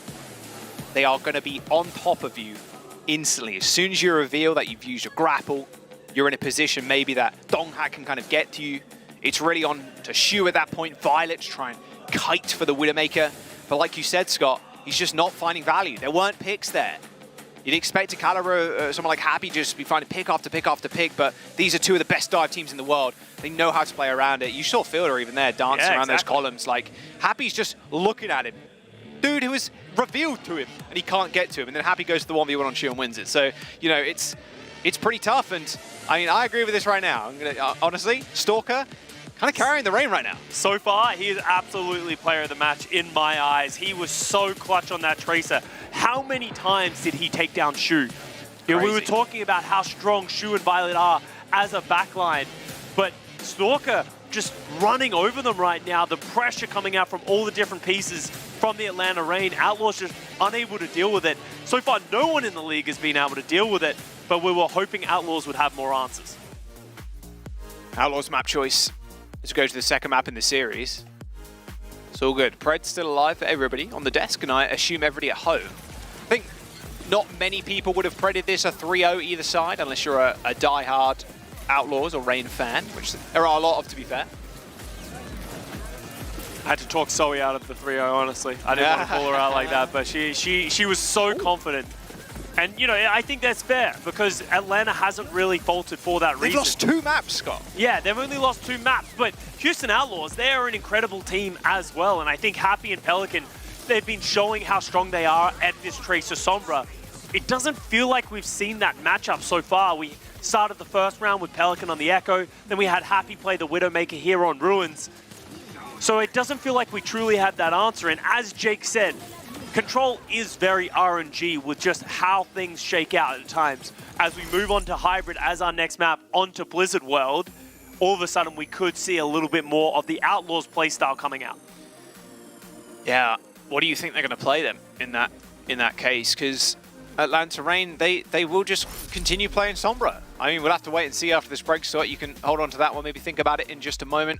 We will be back with map number 2. It is Blizzard World, it's Outlaws' choice. Atlanta Reign up on map already. We'll see you in a sec.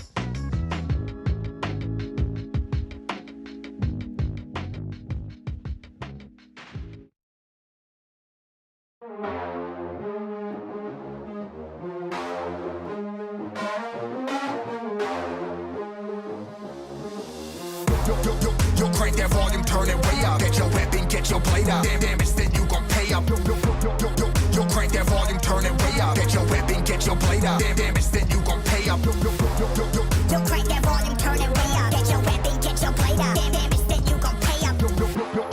Yo, crank that volume, turn it way up. Turn it way up, turn it way up. Crank that volume, turn it way up, way up. Houston Outlaws and the Atlanta Reign going head-to-head. And one player I want to call out specifically after that game, or that map, sorry, is Violet. Currently rank 1 has just broken the 8 million healing milestone. 8 million healing all time.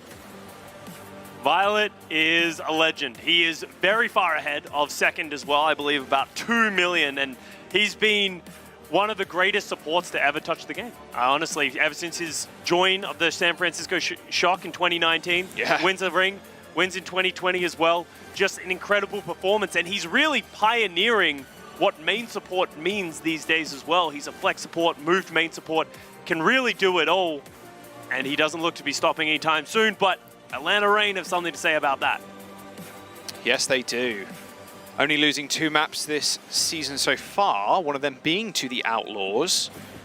Can they make this one a clean sweep, though? We are going to Blizzard World, and that was Outlaws' choice. And like you said before the break, Scott, it was a good decision in a way, because Outlaws can show their own little flair here as we get onto this map. Control, a little more coin flippy, you'd say. So what we expected. And no substitutions.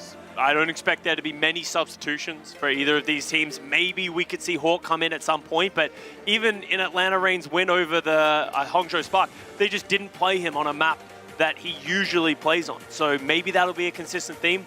Maybe they're confident in their ability to play these Winston compositions. For Blizzard World, you know, I expect almost exclusively Winston, Tracer, Sombra. Maybe a little bit of Hanzo. We've seen that from some teams, but I don't think either of these teams. Okay. Sticking with the Sombra, Tracer, Winston. Something I did want to bring up as well is Houston Outlaws have been doing an interesting thing with Happy and Pelican. They've actually been trading who plays the Tracer and the Sombra depending on certain maps. They want Pelican to play the Tracer if they think Happy might have to play like a Hanzo at some point, and then Happy would play the Sombra in that case. They've been going back and forth, and both of them are very good at Tracer and Sombra, but it'll be interesting to see which one they pull out here on Blizzard World. It's always good when you have that kind of hyper flexibility. You can just put whoever on whatever. Yeah.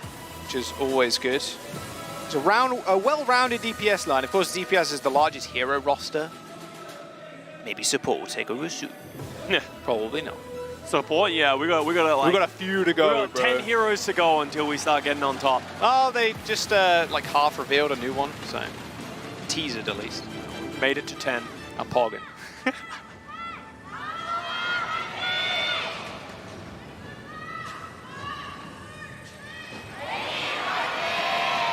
Oh. Yeah, that's a lot of Reign fans. Everyone likes the winning team. Oh, yeah. And they've also, they have so many great players on their team throughout the history of time, right? Fielder and Chio, storied backline, Lip, who's been an MVP candidate for the last few years. But you know the player who's been impressing the most? We talked about him last map, Stalker, has just been hitting. Just in case. When he got signed to this team, I don't think anyone expected he would be this level of quality here for the Atlanta Reign. Little patience there from him. Whoa. That was close. Stops the damage when you translocate like that. The Ana technically does like dot damage, like ticking damage, and it does stop that. If you hit that, if you hit a recall on a Tracer, and if you hit a translocator. Oh, don't hack. Gets hacked as well. Yeah, doesn't really want to mess with that.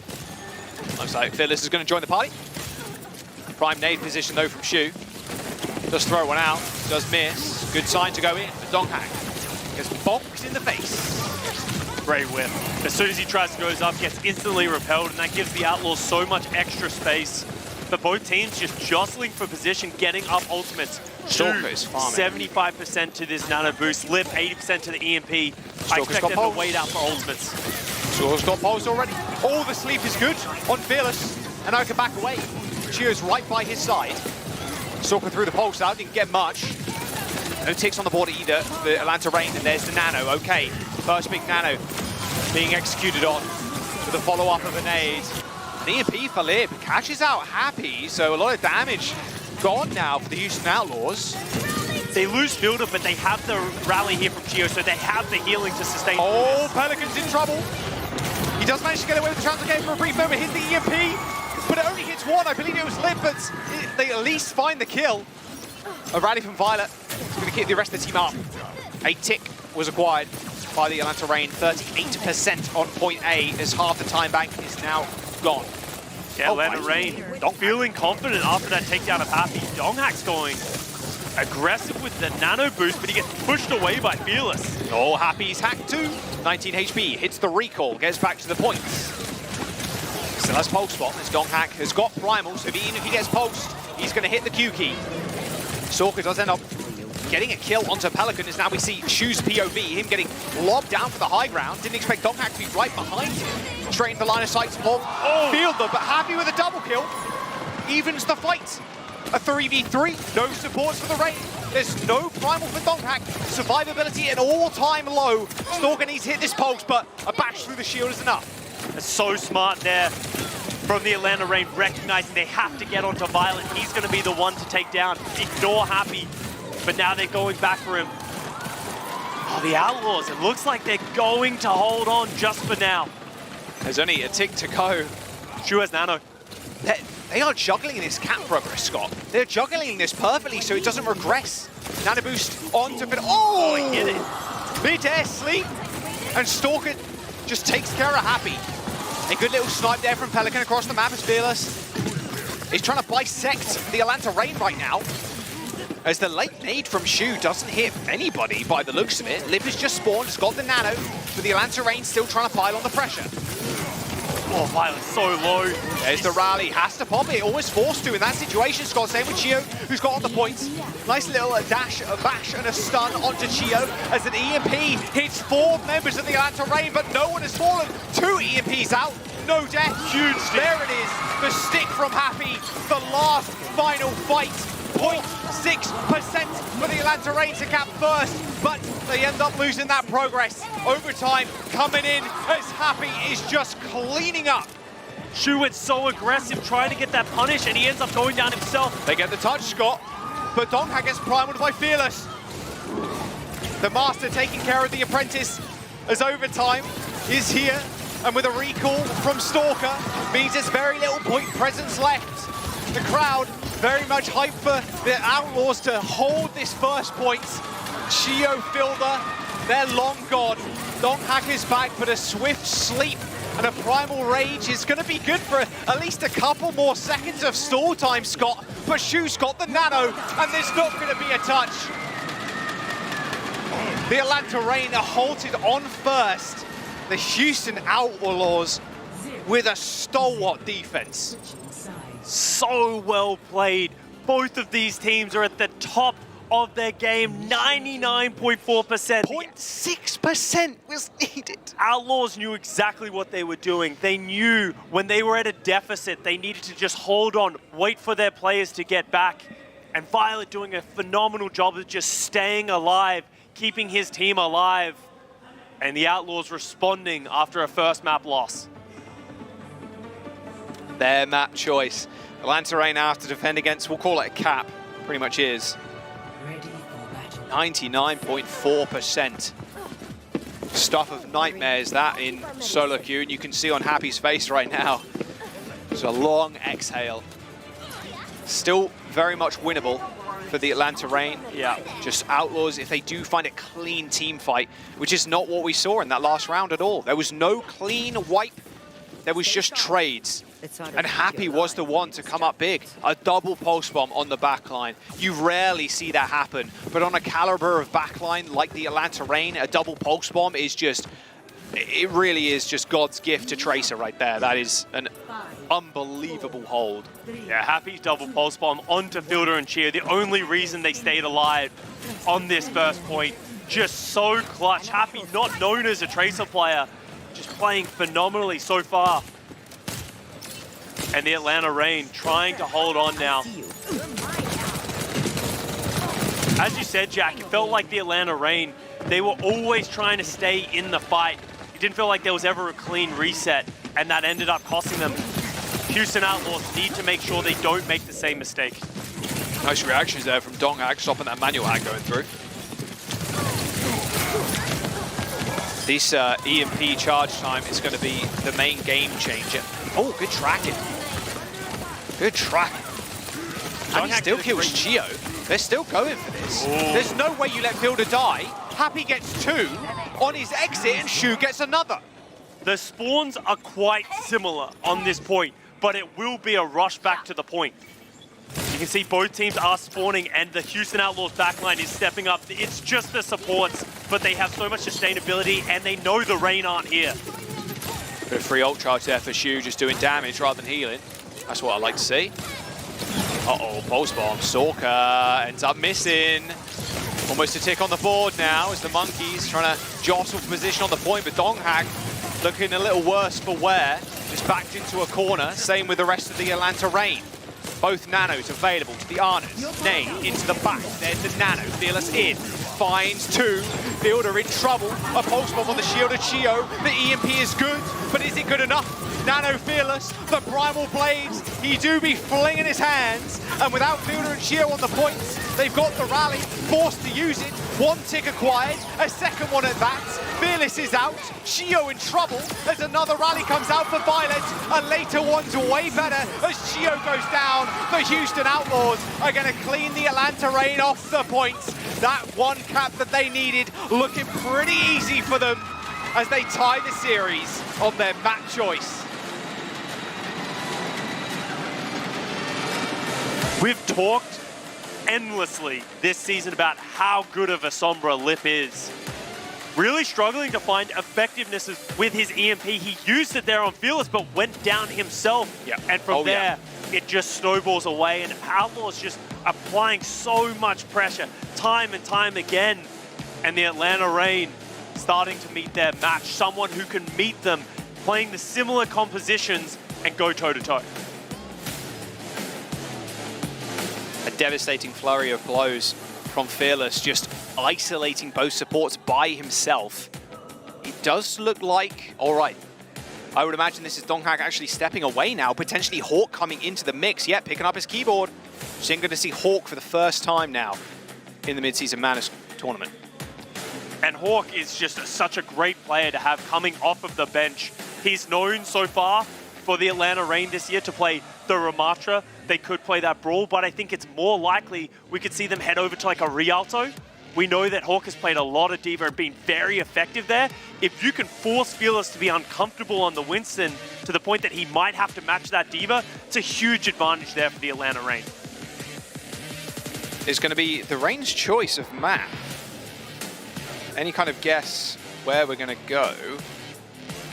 Could be. There's so many options. You know, we could go to Shambhala Monastery as well, and they could play that Ramatra style. The Houston Outlaws, they've played some of these other compositions, but in general, they prefer to shy away from it, keep Fearless on that signature Winston, and that was the pulse bomb. Was that a bash from Chio? I think that was a bash. Oh, no. A rare mistake from Chio on the Brig, costing them that first point capture. Yeah, that surely would have been it. Without that bash, I mean, what? Fielder stays alive, is able to heal his team. Yeah, they were at such a huge advantage. Yeah, they really were. Happy dishing out so much. Happy has just impressed me so much this season. His Sombra, his Tracer. You know, there are a lot of questions around Happy when he was first signed to this team of like, does he still have it? The answer is definitely yes. You know, these veteran players showing that they still have it and they are going over to Rialto. Okay. I expect the Hawk D.Va. Yes, I would assume so. We'll see how they do. Of course, the Atlanta Reign's map choice.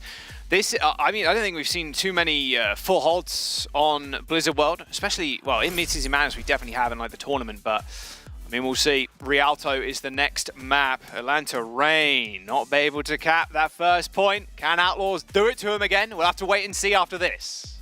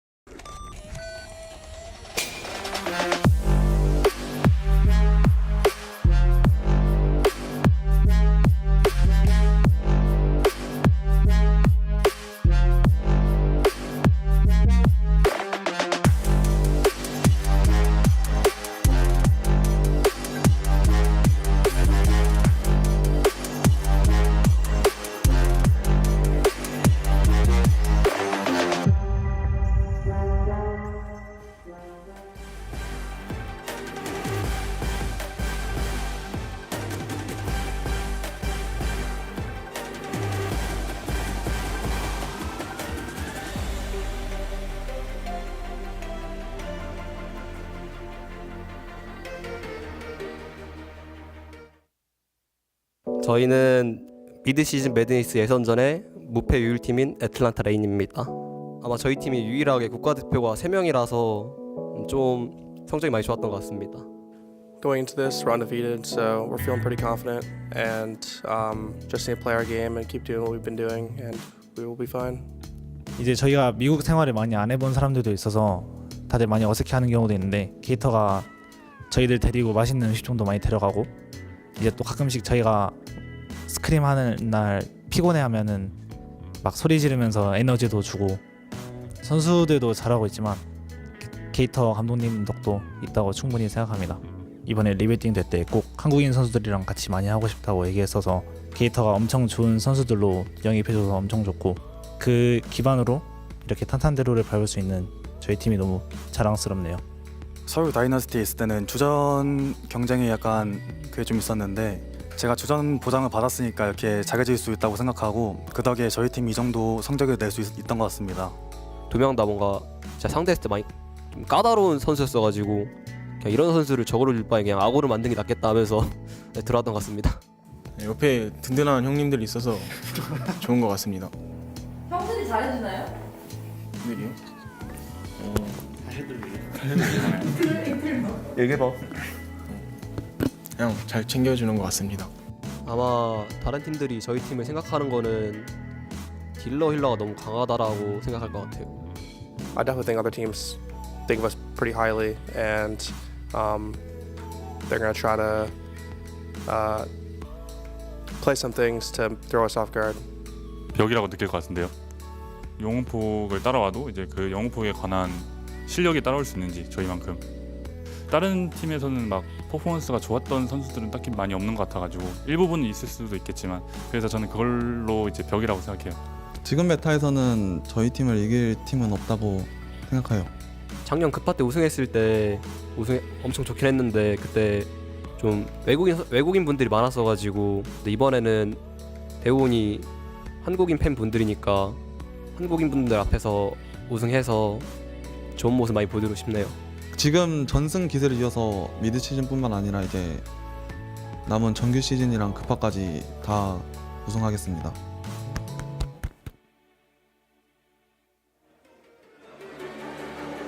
Welcome back. Short little break there. Was Fearless quickly running to get his allergy medication, just to making sure he's in tip-top condition before getting into this game. All good. Allergic to L's. Allergic to L's. Dude, he won the last map, bro. Allergic to dubs? yeah, I mean, maybe. Like, I don't know. Allergic to Rialto, maybe? I mean... Plenty of great reasons. We all know. Yeah. Surprised, yeah, I mean... Well, actually, no. Maybe... I could go on a massive rant about Rialto. No. Actually, I've worked it out. Okay, go on. He's allergic to Diva. And that solves a lot of problems because he needs that crazy. because we're going over. Hawks coming in to play the D. You see, I put it together. Crazy. We're popping off right now. But yes, we are heading over to Rialto. Atlanta Reign getting full held on Blizzard World, and Houston Outlaws honestly just playing seamlessly. Their coordination and their just veterancy really showing. Going up against terrible odds, Happy coming in clutch, giving them that lifeline. Yeah, I'm excited to see Hawk, honestly. First map of the Midseason Madness. Love to see it. The tournament, at least, of course. Playing the quals. Fun fact here, actually. Atlanta Reign played Rialto yesterday, but they kept Donghak in, and Donghak never scrimmed it. But they still won anyway because they knew they were a better team. Maybe hiding some strats. Maybe don't want to give away the Hawk Diva, or at least how they want to play it. So...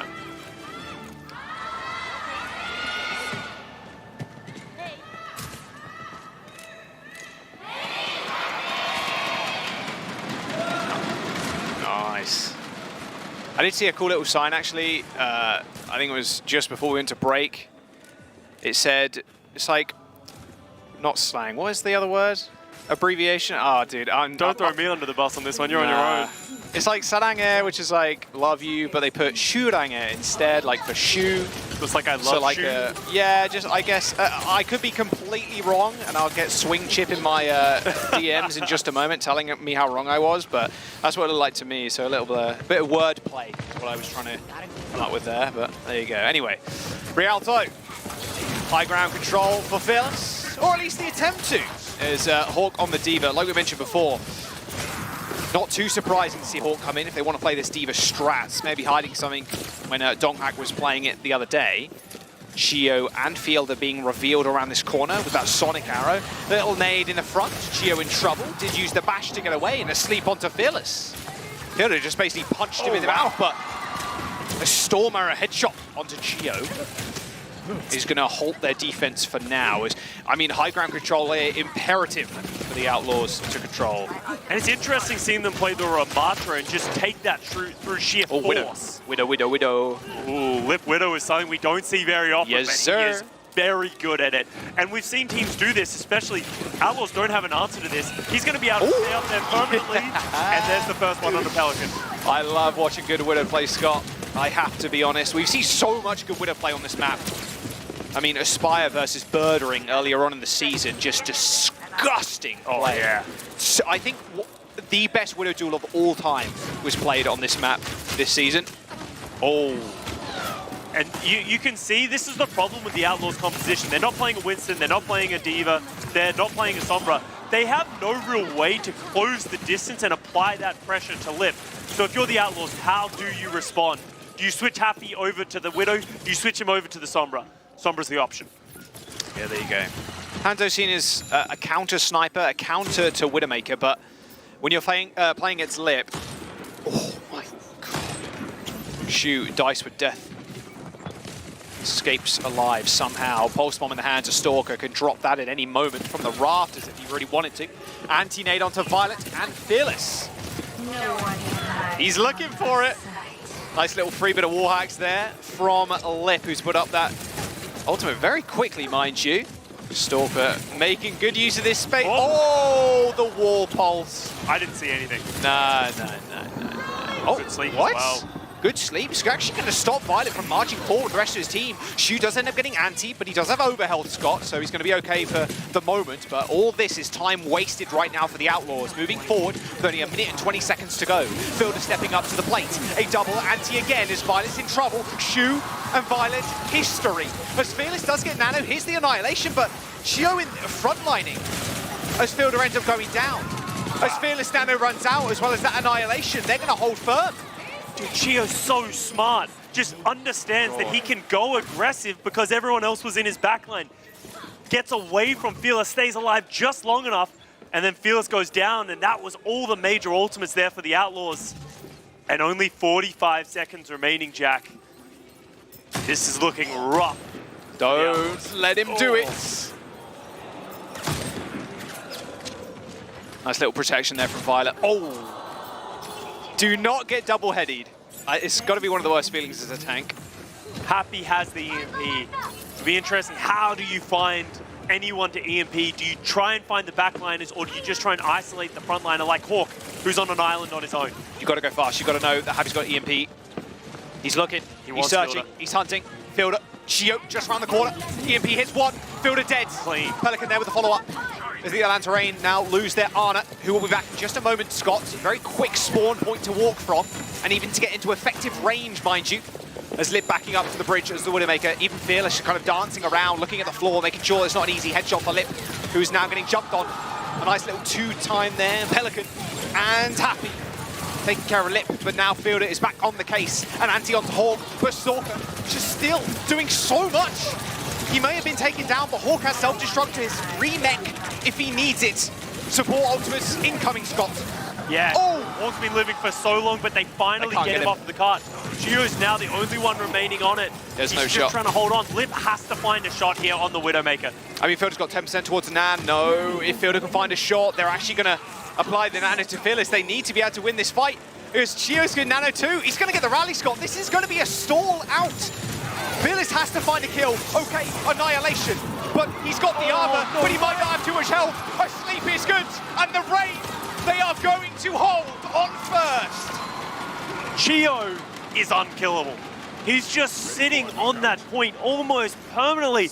The Nano comes out at the last second, gives him enough time to get the rally off. And then the backline of the Outlaws just getting a little antsy. And they're the ones to fall. As another full hold happens in this series, this time for the Atlanta Reign. Sweet, sweet revenge for Blizzard World. Although, Rialto, very, very sticky map. Yeah. I will say it's a tough point to grab because of. Oh, okay. Well, we'll let this kind of clip speak for itself. But it's a tough map because the effective range for most heroes, especially supports, is so long, and this is such like an open sightline. The Ana gets back to the fight so quick. The Brig gets back to the fight so quick. Can throw packs from downtown. Lip 2. It's so fast to get into the sightline of that first point for the defenders that it's sometimes very tough to get that first point. I mean, Outlaws, they do have to be perfect here, but it is doable. Oh, parkour. Rest in peace.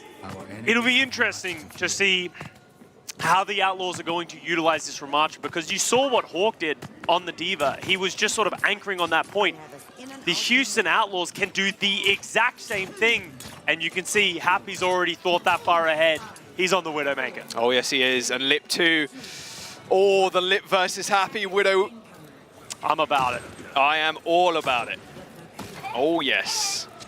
He's even leaving spawn. I thought maybe he'd just take a shot, but we will see this head-to-head. Oh, what is this? Stalker Chio? Little pocket echo. Okay. This is going to be so difficult for Happy to deal with. He has to deal with multiple threats. He has to deal with the Widowmaker. He also has to deal with the Echo. They're just going to try and maneuver around Fearless, ignore him a little bit, and just try and find picks of their own. I mean, this dupe too. Ramantra's got to be one of the best dupe targets in the game. His ability to pierce shields with his Nemesis form and getting Annihilation is sometimes a fight winner. Yeah. They only need that one copy, Scott, and they could win it. What an angle from Lip. That's pretty cheeky. On the other hand of this composition, the Atlanta Reign are going to live and die by finding these picks. Yes. If they can't find these picks effectively enough, if Happy heats up, this could be very difficult for them to find anything. Fearless about to take infinite damage. Oh, There's Happy one. though. Body shot bandit. Oh! And that's what they needed. That's a good start, and that's a minute 10. And the reason I say they're living and dying by the picks is actually, I think we're going to see Atlanta Reign think better of this. Don't let them get another one. Is they didn't have any major ultimates that could close out team fights, right? They don't have any EMP, you don't have, you know, the rallies, those big ultimates that help you win. Lip is going to stay on the Widowmaker though.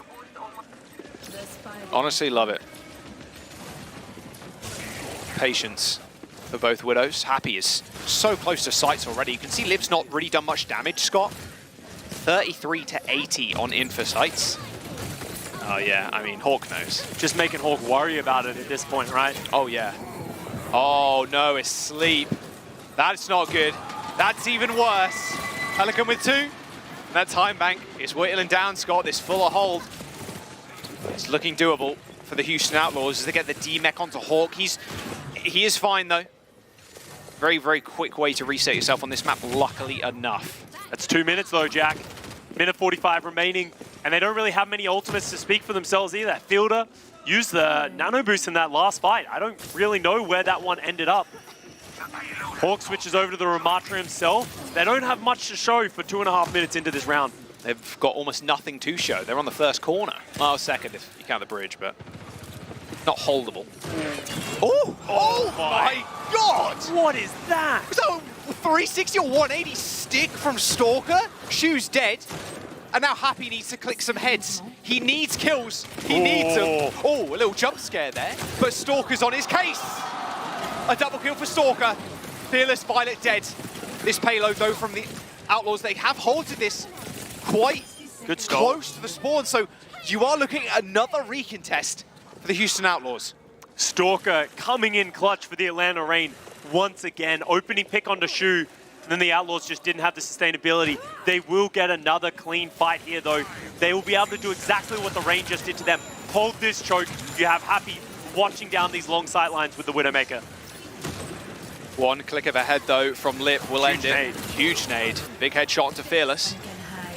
I heard a pulse. It was Pelicans. Nothing happened. There's the sights. 15 seconds.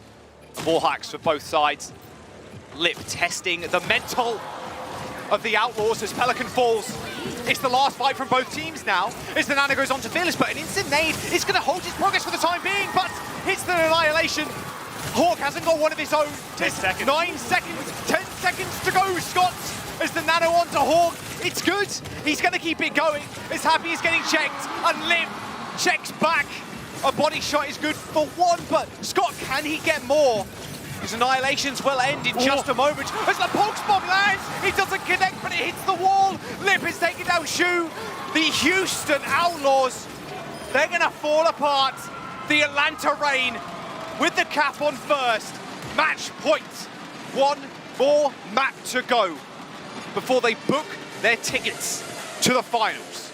Stalker and his pulse bombs are just so problematic. They don't even need to connect, Scott. He just tossed it on the wall and it even finds a pick. Stalker is just finding these picks, finding these opens for the Atlantic Reign. That was a scary moment. They needed to rely on some individual pop-off and they did find it. Atlanta Reign, one map away. Are we going to see another trade back? I would expect to see Hawk step out. He doesn't usually play on push. Probably going back to Donghak. No substitutions for the Outlaws, I would imagine. I'm not sure we're going to see Gargoyle on push. I mean, the likelihood is, I think, we go to Esperanza. I think it's almost like unanimously agreed by all players and teams that Esperanza is just the best map out of the push category. I think it's where the most skill expression will come out. Yeah. And if you're confident in your own play, like the Houston Outlaws, like the Atlanta Reign, you're more than happy to go there because right now there is very little things defining who is the better team. Just these individual things, 2 full holds and almost a third. Jesus. I mean, Stalker and Lip are they're just different, man. Just different breeds of human beings. They are performing at some levels I don't think we've seen in a long time. I said a minute ago, Scott, this could be the best Overwatch League team or the best team in Overwatch history. Oh, I mean, it wasn't wicked, but it got the job done. It doesn't always This, have to be however, wicked. Was nice. I want to say as well here, Jack, just looking at the numbers. Stalker, we talked about how clutch he was coming up. He actually deadlifted on that map. 12 of the 24 final blows for the Atlanta Reign, and they were noticeable. This one was... That one was just dumb stupid. Dumb stupid is how we're going to coin that one. The 360 pulse bomb. But he gets another one on the brig later. Yeah. And just the pressure that he's putting out. He's looking for the... Okay, that's pretty fun. He's like, where'd he go? Where'd he go? He whips around. He takes him out too. I mean, at the end of the day, you need your Tracer to be pulling these numbers, especially against a team of Outlaws' caliber. But I think, you know, deadlifting on that map, we'll see if Stalker can continue that. But we aren't going to Esperanza, Scott. Wow. We're going to New Queen Street. This is Outlaws' pick. I mean, what do we expect? I mean, I don't think they're going to be substitutions. I do not think Gargoyle is going to come in. A lot of Hawk fans in the stadium too, and it looks like he may be staying in. We'll have to wait and see. We're going to go to a quick break. Match point for the Atlanta Reign.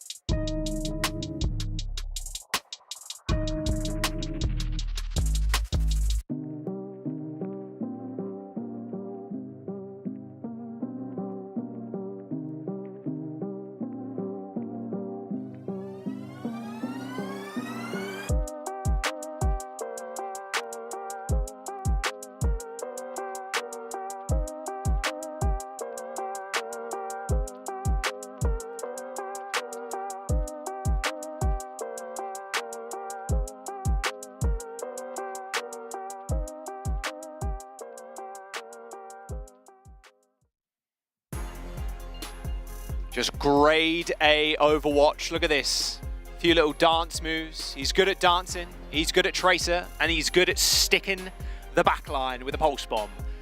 Man, Stalker deadlifting in that last map, Scott, getting half the team's eliminations. Look at those. Oh, half the team's final blows, sorry. 12 final blows out of the 24, and only a single death. Dumb, stupid performance there from Stalker. Oh, yeah. Just going absolutely sicko on that Tracer. And he's been doing that consistently for the Atlanta Reign. He has been by far the most consistent player, which is impressive Which is saying considering they have Fielder and Chio in the backline, which have been playing also flawlessly in their own rights. And as we head over to New Queen Street is an interesting look here, Jack, because it's a map that we don't see very often. Yeah, I said, like, well, it's probably Esperanza. Yeah, we usually is. New Queen Street. Substitutions coming in for the Atlanta Reign too. We are seeing Vigilante come in, as well as Donghak coming back. So Hawk's taking a back seat again. We're seeing Vigilante for the first time this series. And he's coming in for Chio. Yes. So that has to make you assume that there's going to be some double flex support shenanigans. I don't know what that probably entails. As we said, we haven't seen New Queen Street in a while. Are we going to see some Zenyatta come out from Vigilante? We know how good of a player he is at that hero. That gives you the Discord Orb that then can force the positioning of the Houston Outlaws. It's a map with a lot of long sightlines too. There's a lot of good positions for supports to play in that you can see the battlefield from a long way away. So Zenyatta can be good as long as there's not a decent dive on the other team, which there probably is going to be, which is the scary thing. I mean, he can obviously play the Brig here, but then you would just have Chio on the Brig. So it really does seem to me like they're going for maybe something like a Moira either as well, right? What about this Moira Kiriko that Jake's been trying to peddle on everybody lately? I think it's pretty good. It has a lot of healing and a lot of self-sustainability. It's impossible to punish a backline that plays Kiriko and Moira. You play that with something like a Ramatra, but then we have Donghak come in. So I'm not really exactly sure what the Atlanta Reign are cooking because, as you said, there's long sidelines here, so you can shoot down with like an Ana, Zenyatta, those type of picks, but there's also a lot of flank angles. Yes. So it's going to be very difficult to stay alive against the aggression that the Outlaws are going to bring. Yeah, I do wonder if it is the Kiri, the Moira. Well, time will tell. I believe one of the players is resetting their PC, so we're going to jump into the game in just a moment after that's rebooted. Houston Outlaws have everything to fight for. And funnily enough, this series has played up very similarly to how it played the first time. It was very close, but it felt like when push came to shove, it felt like Atlanta Reign were the team that were getting the better end of the stick. It really did feel that way.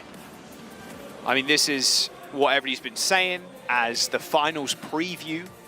I expect to see these guys play again. Like, this Overwatch is just world class. These are some of the best players in the world playing one of the most mechanically demanding compositions, and they're going toe to toe, and they're showing the flexibility that is required on top of that as well. An absolute treat here tonight. Yeah, so people reckon that Houston are just going to fight their way through the lower bracket. They could get upset, of course, but you would expect it. I think this is some of the highest level of tournament play we've seen in a long time, it feels like.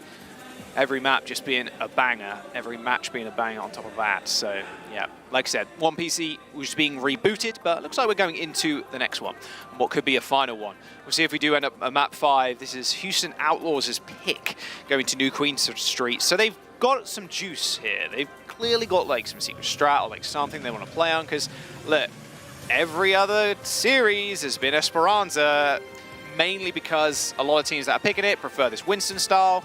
So if Outlaws come out with something spicy here, I'm not going to complain. That's actually one of the huge advantages that the Houston Outlaws have as a team, is that all of their players are flexible individually. So as much as we see Atlanta Reign making these changes, it indicates what direction they're going to be going in, and they don't have that much flexibility once those players are in the server. While the Outlaws, their 5 players can cover a very large, broad stroke of composition. So we don't genuinely have any idea what the Outlaws are going to play. The Atlanta Reign are in the exact same boat. Here we go. Loading into what could be our final map as the Reign sitting on match point.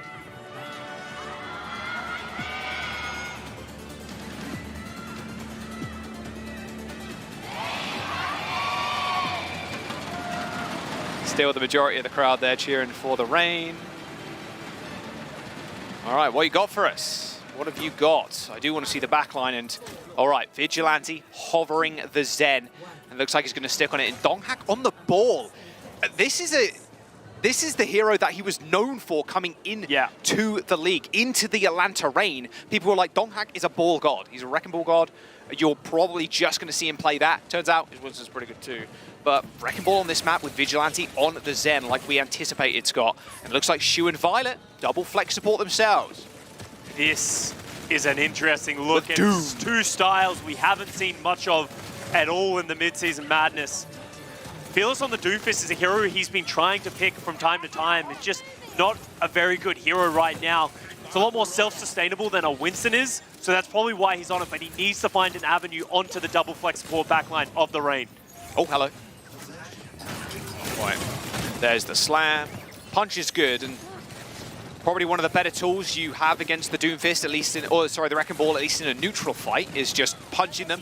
You don't have to get like a max punch or anything, just punching the Wrecking Ball away is normally good enough for them to retreat. He's been checked, and I will say Donghak's doing a fairly good job too of just dodging Pelican. Oh my! And Stalker is having a series so far. Hack onto Donghak, but it's all gravy here. Fearless, yeah, juggling the little mini health pack. How did he not take that? That looked like he was on it, but I guess whatever. He ended up dying. Oh, found the Transcaster. Doesn't really do much for him. And you can sort of see the weakness of this Doomfist. It feels like they want to go with the Tracer Sombra Doomfist, but there was never really an opportunity, especially with how far away Fielder and Vigilante are playing. Pelican's pinging them out, telling them where they are. There he is. Oh, there is the dive. Oh dear. Atlanta Reign, they've got no cleanse either, mind you, for these anti-nades. No Kiriko on their side, so if you do get inflicted with the anti-nade, you're pretty much toast. A beautiful slam into EMP. Fearless holding up the gauntlet. Manages to escape on just a hair of HP. Must have been under 10, for sure. Atlanta Reign with still a fair amount of push. For the hack, attempted sleep, and here come the mines. A TP from Violet to get away. Even a Meteor Strike from Fearless, not using that offensively, more defensively. Oh, as so much Donghak's takedown. Yeah, there was just so much damage once he got hacked. The Outlaws finally pushing the card back, winning a team fight. They managed to hold on to Pelican's EMP as well, but Vigilante will have the response with the Transcendence coming up, and Donghak is actually going to think better of the Wrecking Ball and move over to the Winston. Yeah, he got those one set of mines out, and now you're just looking at almost old school dive here. There's the Doomfist, he's in. He is hacked, but Pelican, EMP'd, he's gone. Absolutely decimated in the front line. Asleep onto Vigilante, who's been nanoed, but he's still fighting. Oh, and he still wins those. Violet tried to take him down, but he wins the 1v1 with ease, and here come the reinforcements. That's just brutal. The Houston Outlaws, they use the EMP on the Vigilante. He gets nanoed. He then takes down 2 to follow, and now Fearless goes over to Winston, and Violet's like, hey, I was doing this before you were even here. I'm the leading healing champion, but he has hands on the Zenyatta. Vigilante versus Violet. Oh, Pelican taking a fair bit. So no chance again. Okay, a checkpoint. About to be unlocked if they're not careful. Oh, needs to reload! No! Nade either. The tragic reload with no nade. Oh, and Stalker. He's going to secure that checkpoint. And Atlanta Reign, they're just picking apart the Outlaws. That is literally just on a moment. I have no nade. I have to reload. My other support is just getting peppered down. Outlaws just haven't had an answer to Stalker. Oh, right behind you. There he is. He manages to get away. 13 HP, gets healed. All right, okay. The mind games are getting a little ridiculous at this point, Jack. They really are. EMP up for Lip again. Oh, easiest EMP your life. Straight in Violet's face, that pulse bomb. Oh, don't worry, I've got a Transicate. Donghak not quite so lucky, though. An anti-nade does hit both Happy and Pelican, and they're still getting progress on the payload, Scott. Yeah, Stalker able to find that extra pick. It's just going to give them the freedom to keep going. Great return and response there from Pelican, though. Able to take down Vigilante. That will force the Atlanta Reign to give a little bit of ground to the Houston Outlaws pushing the bot back. Crazy thing about this map, though, that bot is so contestable throughout the majority of this map because it's so close to that center part. And at the end of the day, you're getting back pretty quickly, especially if they have those forward spawns. Uh-oh, and now Pelican's in trouble. Sussed out. As Lip now dueling with the backline. Is he going to be able to hit the shots? I mean, Violet kind of struggling there, but Fearless not. Nano boost onto Fearless. And there's a dead backline. Forcing of the Primal Rage, though, does Donghack.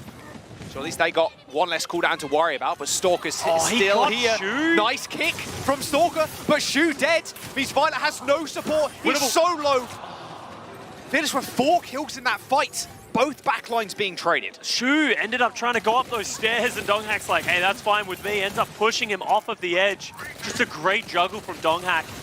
Violet goes back over to the Kiriko. Wow. Just indecision there, what you really want to play. I mean, Burn the Transcendence, sure, you get a free switch, I suppose. EMP hits the backline again. Huge. This time, it's the Reigns backline that suffers a demise. But both DPS are traded. So a DPS for a backline, I take the backline going down any day of the week, and it will be Outlaws pushing at least a couple of meters here. He could go for this. Solo EMP. What? He's just... Uh-oh. No. You've always got to be wary of the Kiriko. Just swift step out of nowhere. Yeah. So even if you got EMP, just a swift step, instant Suzu, right? So Atlanta Reign don't have that forward spawns right now, so the Outlaws just are getting back, but Lip still with the EMP, drops it onto Shu. Oh. Suzu's a second too late. yeah, swift step Suzu not good enough to save Shu. The bot is in control. The pacing of this game, Scott, is just all over the place. Again, no clear and consistent team fights. They're just taking small skirmishes. On the other hand there, Vigilante have to use his Transcendence. We didn't see that on our screen, but that's an important thing. That makes the dive of the Houston Outlaws that much stronger. Because as much as Zenyatta does damage, has that Discord Orb, is so exploitable. And that's why Violet's moved back over to the Kiriko.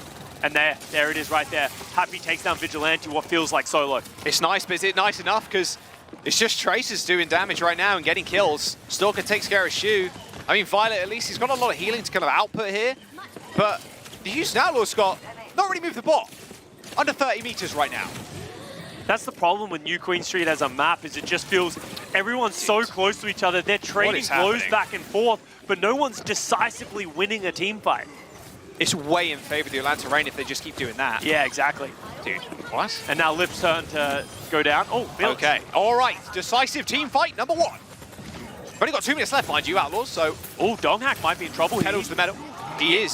99%, and that should be a follow-up once again. That's a checkpoint here for the Outlaws. Now another Ana stagger. Outlaws are coming back into this one, Jack. 2 minutes to go, that checkpoint in their sights. Atlanta Reign, though, with a whole host of ultimates coming up for this one. That Primal Rage Pulse and Nano on the horizons, and of course, Lip's going to farm 20% in a couple of seconds. Don't you worry about that.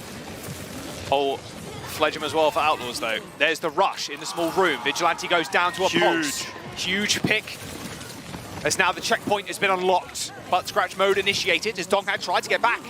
A nano boost, a primal rage. Donghack's still so low. He needs some heal, he needs some support. He has to end up backing off. The primal rage is going to wear out, so does the nano, as it's just a trading of backlines once again. Fielder ends up falling, is Lip in the high ground. Isn't going to be able to do too much against Fearless. Atlanta Reign, they need to stabilize. They're in a constant cycle of just getting picked, and the Outlaws are in control now. Pelican with an EMP drops it early. I think a little that's a bit of a mem for you, Jack. Yep. No people hacked. Here comes Donghack on the ball. It's important they don't get the lead, and somehow he kills Shu. A slam with the help of Lip takes care of Shu and Violet. There is literal meters separating them right now. 2 of them at that. 50 seconds to go. Final fight. Such a crucial mistake by Pelican. It baited his team to go aggressive, but they weren't able to find any of the value. And Atlanta Reign didn't have to use anything. He's caught Lip. He's got him. Wins the 1v1. Oh, but Traded Pelican back, is though. traded again. Just trade. This all this game is. It's like the stock exchange, Scott. EMP, Pulse Bomb, Transcendence. They've got everything they need to win this fight. 25 seconds to go as Outlaws do have control of the bot. Yeah, without that Zenyatta from Violet, though, Donghack, it just is rolling around for free. It doesn't feel like they have a proper punish for him. Lip's coming back with this Donghak EMP. low, Donghak dead. You got to reset if you're the Atlanta Reign. You know if you get one clean reset here, Scott, you get a decent fight. Stalker dead. A force of a Transcendence from Vigilante. Oh no, that could cost them dearly. Lip is still holding on to this EMP. We're going into final fight territory. This bot is going to get to this meterage quite quickly. Reign are going to be in desperation mode to touch this point. Oh, and they rush too. Donghak needs to touch. He does end up getting hacked. EMP from Lip, but where's the follow-up? He hits it, he gets Violet, but Violet stays alive. Happy fights too, and Nano on to Violet to keep him in. And the Houston Outlaws taking it to a map 5. Just clawing back, meter by meter. The Houston Outlaws pull it back. It gets scrappy. They brought the Atlanta Reign down to their level. Just throwing wrenches at them, and the Atlanta Reign, the first time I think this entire season I've seen them scrambling. Not having an answer, just not stabilizing. And the Houston Outlaws learning from their mistakes, and we're going to a map 5, Jack. It had to go this far. Finals preview right here. Like you said, the tempo, just not being able to find a clean team wipe. Houston Outlaws found, I felt like the only team wipe in that game was from the Houston Outlaws. Yeah. It was just a scrap fest. That's all it was. And that's not really just that's just not the map there, really. I mean, that map, you can find concisive team fights, especially with EMPs, pulse bombs. It's pretty easy to do so, but a very different tempo. Houston Outlaws kind of rattling the cage right now. It's scary stuff. Atlanta Reign, it feels like, back up against the wall. They want to take them down. They've now doubled their map losses this season to 2. And 4. 2 plus 2 is 4, Jack. 2 is 4, yeah. But also, Atlanta Reign has never been in this situation with this iteration of this team. They've never been to a map 5. They've never even really been pressured in a series. So this is new territory for these guys. They have veterans. They have the experience who have been here before. But when you have rookies like Donghak, you know, Stalker, who probably hasn't been on this situation, sitting on a stage before as well, you have to wonder, are nerves going to come out or are they going to step up? Map number 5 for the Atlanta Reign. Scary stuff, especially after getting so much progress early on. I mean, these fights looked so good. I mean, I guess that's a clean team. Close enough, at least. Oh, there was in the front half. Like, in the front half, Atlanta Reign, they were in the driver's seat. You can see them. They were finding picks. It felt like the Houston Outlaws were the ones adapting. Violet went over to Zenyatta. And then back to Kiri. And then back to Kiriko, thinking better of it. And then at some point, it was at around this point here for the Atlanta Reign, all of a sudden it started to flow against them. And then we had like 3 minutes of scrappy gameplay where we're just trading blows back and forth with some of the best players in the world. Just a DM match almost. It was, that's it. I think that's the perfect way to describe that. It was just a DM, just a death match. Lip was just unable to find value with his EMPs, just getting hounded down by Pelican. And just, also, I really like the Kiriko Kitsune Rush. One of the reasons that Zenyatta isn't played that much is Transcendence doesn't get as much value as that Kitsune Rush. You could see how decisive it was with those team fights when they pulled that one out. But we're going over to Nepal of all maps. Atlanta Reign's choice. That is Nepal. Look at that. 0-2, 1-0, 0-1, 1-0. Of course, push has to end that way, but still, Blizzard World and Rialto ended in the same fashion pretty much. Here we go, Nepal, our 5th and final map. Houston Outlaws and the Atlanta Reign, showing you what world-class Overwatch is like. We're going to jump to a quick break. Do not miss this map number 5. We'll be right back.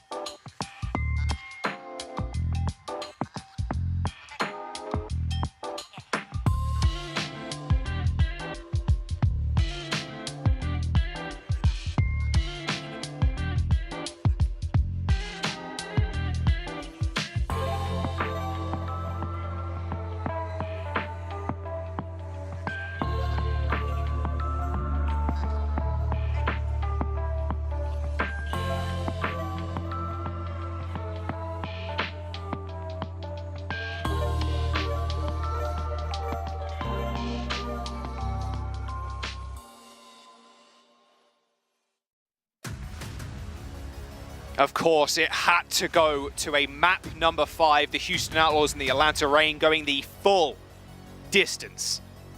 A chance at the trophy and the prize pool lay ahead of the victor here.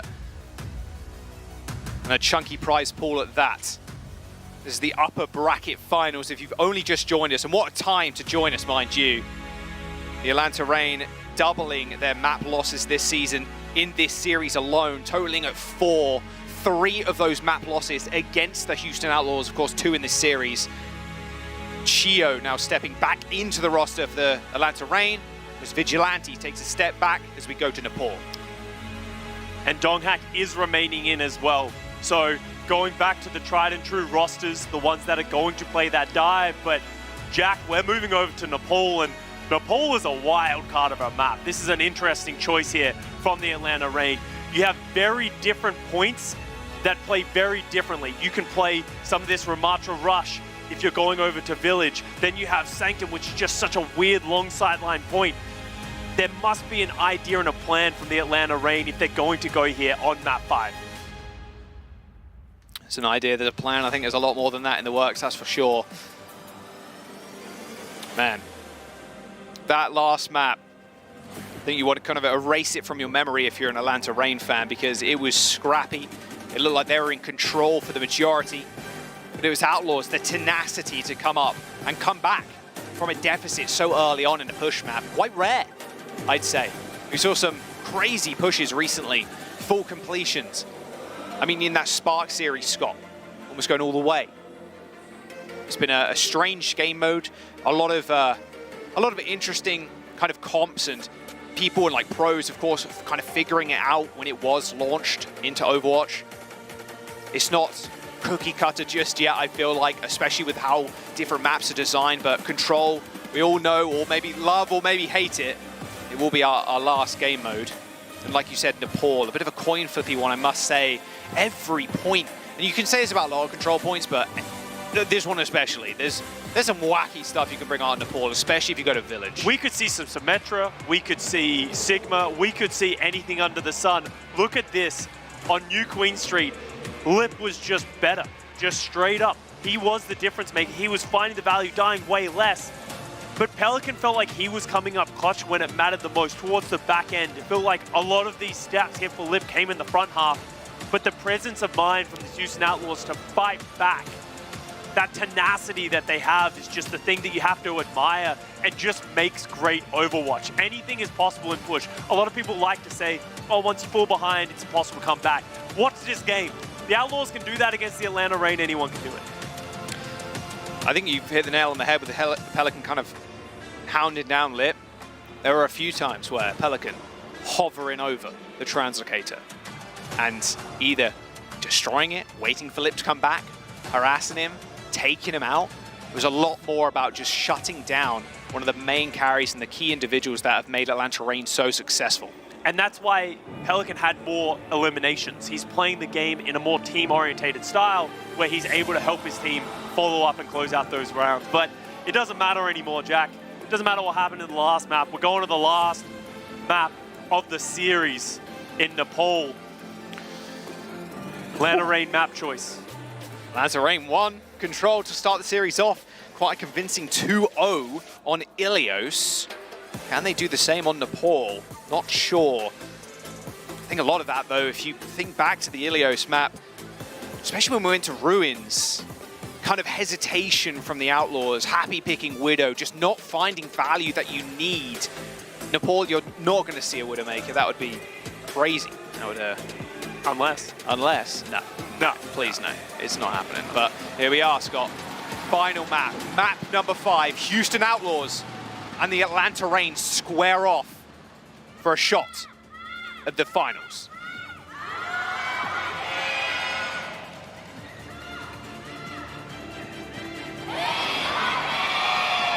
I feel like there's a lot more Outlaws fans than there were. People swapping sides, bro. Yeah, we gotta start, checking these people because they're just flip-flopping all over the place with who's winning. We're heading over to Shrine. It's the first round. Both teams going to go towards that Winston dive, but once again, just like we saw on Ilios, Pelican on the Echo, Lip on the Sombra. Two very different tempos of play with the Sombra and the Echo. But both teams running the Brig. No Lucio to be seen. And this is where you can see, this is the positioning that the backline of the Outlaws want. They want to sit on this high ground because they know it's hard for the Rain to assail that. Yeah, and Pelican could jump up and down that high ground pretty easily. All good headshots, forces Lip to translocate. He was already antied in amongst that fight. And this is really the person you have to watch out for in this comp. Pelican lays down some nasty damage. Speaking of nasty damage, that's a triple bio from Shu, and Happy with a double donk. Oh yes, Fielder and Chio are dead.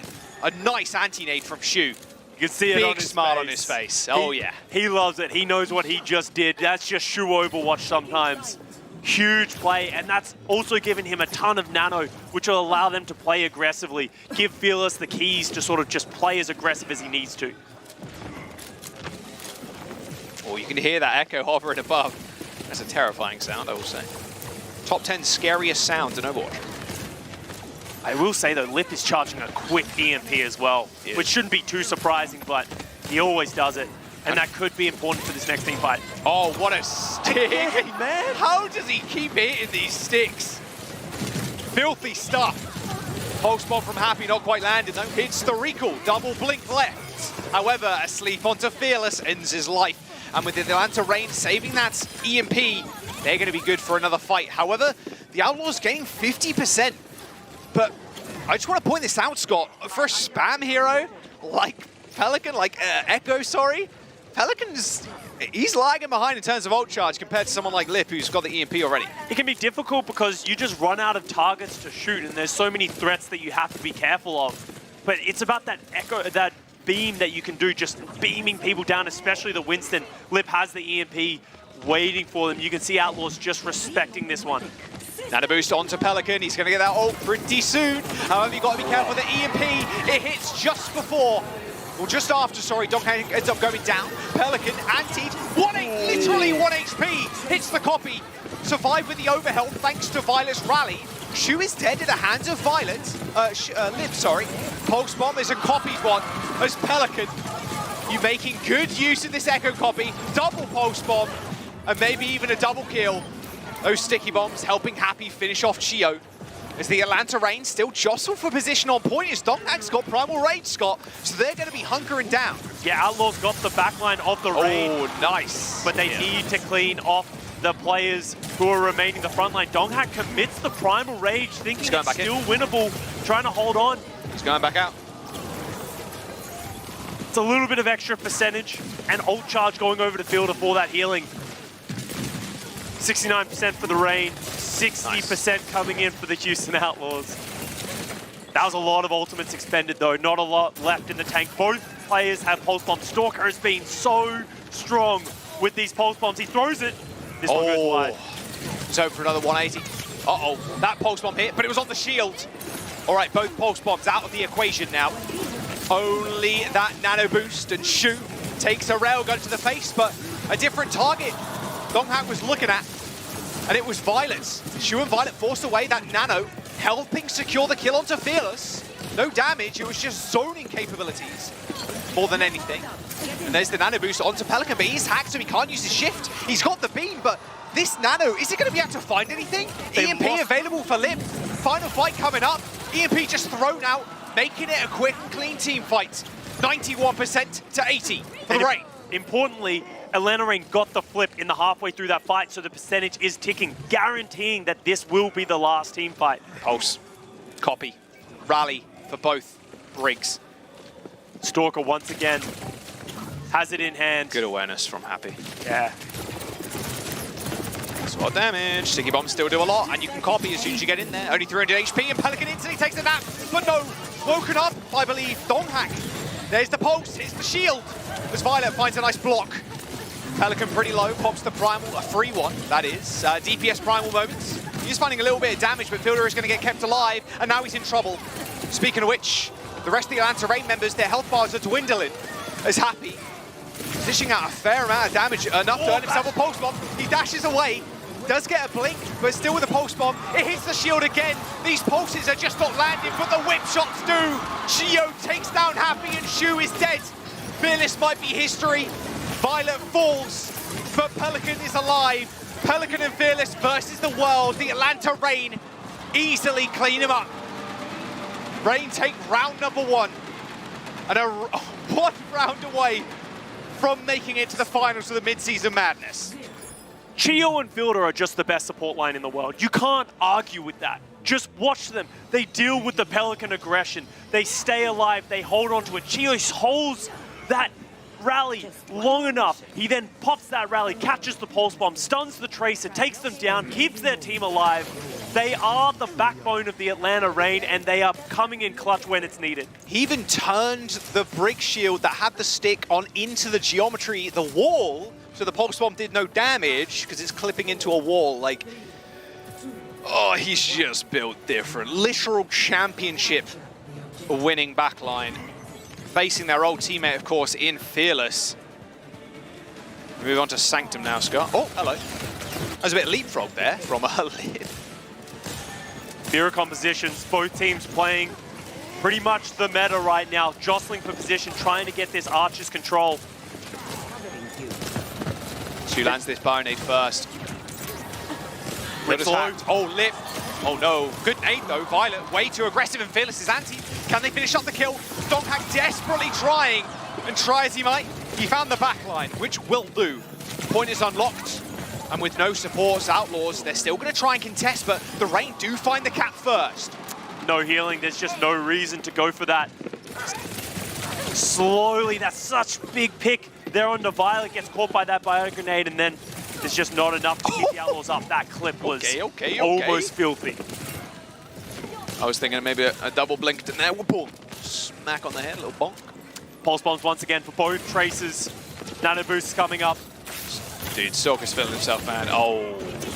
Goes wide. That didn't, though. That is 1 for Stalker. Nice anti in the back line for Shu, but Fearless can't follow up, really. Especially with no Violet, no Pax. No Brig presence. Speaking of presence, they know Pelican was skulking. Yeah, they know that he's in the back line. Slow EMPs from both Sombra, Scott, I will say. Yeah. But hard map to actually farm on, to be fair. It's hard to take off angles. It feels like you're always going to remain in line of sight. And they've also just been pressuring each other. Oh, hello. Hello again. Nice little anti. Pelican's Transgate is so close by, mind you. But Lip. Oh, nice anti again. Okay, pretty good. She's in trouble, but he's fine for the time being. And happy. Okay. Yeah, he's making himself known in the kill feed. It's all going the way of the Outlaws, at least this fight. I think Atlanta Reign might be okay with this if they can force Outlaws to use ults, and ults they did use. That being, whoa, the, okay, I mean, good sleep. Donghack, he's gonna die. Yeah. Strange, I think it's a strange Primal Rage there from Donghack. Unnecessary, not giving you too much, but it shouldn't be too big of a deal. Great EMP there from Pelican. Lip was trying to do the exact same thing, but Shu caught him. So now, how does Lip come up with these answers? Violet has the rally. He's able to keep themselves alive just for a little bit for the EMP to wear off. Oh, they know where he is. Good sleep onto Fearless. That pulse on for Happy, doing damage, but not securing kills. And that backline from the Atlanta Reign, stalwart. The Nano has been deployed. It's on Donghack. He's getting bashed away, though, by Fearless, who is returning to the point to help out the rest of his team, but Pelican is dead. Stalker's got the pulse bomb, but with no Nano, it's going to be disaster if Violet gets hit with this. A nice little bash, but Stalker's got the man in his sights. The pulse bomb's good, the shield falls, and so does the Outlaws. The Atlanta Reign wanting to make this a 2-0 again. 80% now on control. Pelicans coming up to the EMP, the only thing that the Outlaws have going for them right now. They have to win this fight. Is Pelican going to have time to charge this one up, or is he going to just have to show up on the point and get it in the middle of the fight? Sounds like that's going to be the plan. It's got to be 97%. Who's touching? Who's touching? Okay, we got one on the touch. Overtime now ticking down. Fielder in trouble, but he's all good. Sleep. It does end up missing. Now he's just healing up his front line. EMP available to Pelican. He does hit it! But where's the follow-up? There's no follow-up for the Outlaws. Pelican is down. The Atlanta Reign now, a 5v4. Lip is traded as Donghack used the Primal Rage. He is bashing Violet away, and now it is only Shu. No Fade, no Orb, no Houston Outlaws. The Atlanta Reign remain true to their namesake as they take the match. And the rule of the Midseason Madness will continue as they guarantee themselves a spot in the finals. Atlanta Reign proving why they are the favorites for this tournament.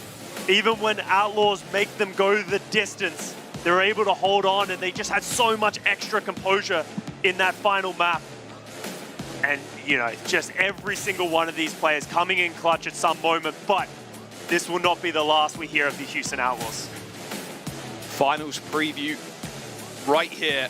A map number 5, not quite a round number 3. God, look how tall that guy. It's always crazy seeing Lib. Just the 8-foot warlord.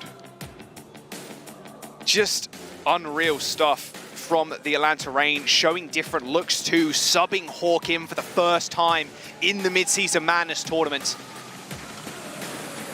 They're looking clean. And if the Houston Outlaws also keep playing like this, we very much could see them in the finals tomorrow too. Yeah, and that finals could go any direction. If you're the Atlanta Reign, you don't leave this series comfortable with that result.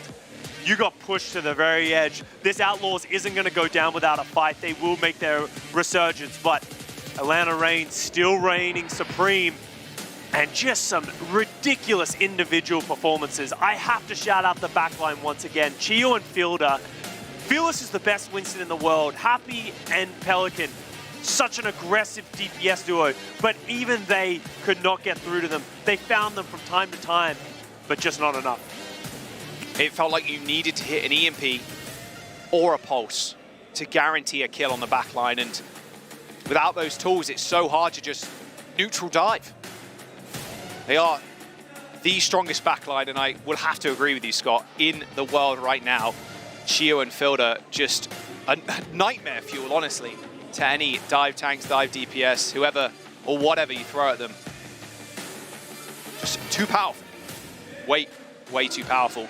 I mean, the Houston Outlaws now, Scott, will drop down to the lower bracket finals, and their opponent will be the Florida Mayhem, potentially, or the Boston Uprising. Or the Boston Uprising, which is going to be the next match, of course, on your screens. We are not done. Don't worry. There's more Overwatch to There's come. always more Overwatch. I know it can be hard. We've had 3 banger matches, but we go over player of the match. I mean, it's got to be. It has to be. This guy came up so clutch time and time again. It wasn't the consistent damage or the final blows that really stood out to me from his performance. His pulse bombs onto the support lineup of the Houston Outlaws, it's just impossible to deal with. He got them consistently, 1 rounds, 1 maps. Deserves player of the match. Yeah, I mean, that one was silly. Dumb stupid. Dumb stupid. I mean, it was funny in the little intro, the little VOD that we had of all the players, like that small like interview. Yeah. He was saying, like, when I was on Seoul Dynasty, I didn't get guaranteed playtime.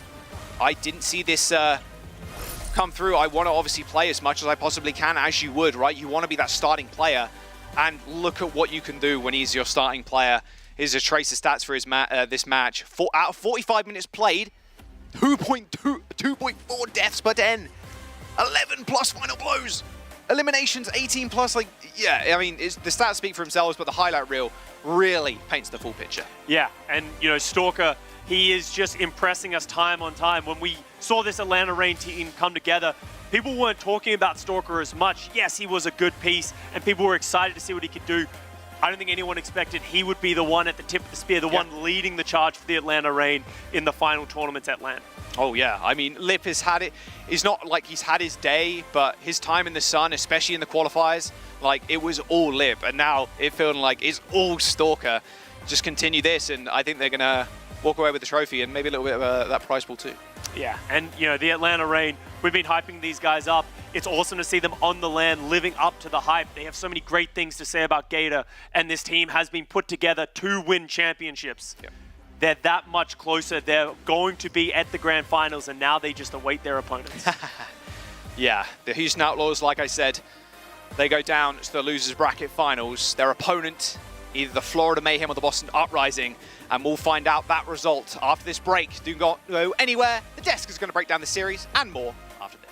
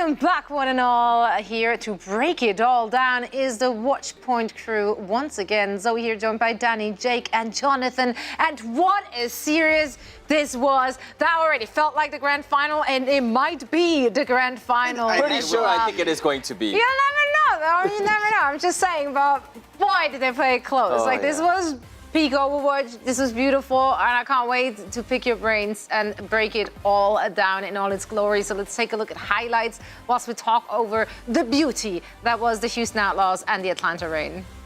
Yeah, I think there's so much to talk about in this match. I think you just got to kind of break it down piece by piece. But Stalker player of the match, let's start there. I think that's as good a place as any. I mean, a ridiculous performance from him. On fire. He looks like the best tracer in the world right now. I think coming into the season, everyone's talking about Lip. For good reason. I mean, also the best Sombra in the world. But for me, Stalker has been outshining him, honestly, on this Atlanta Reign squad.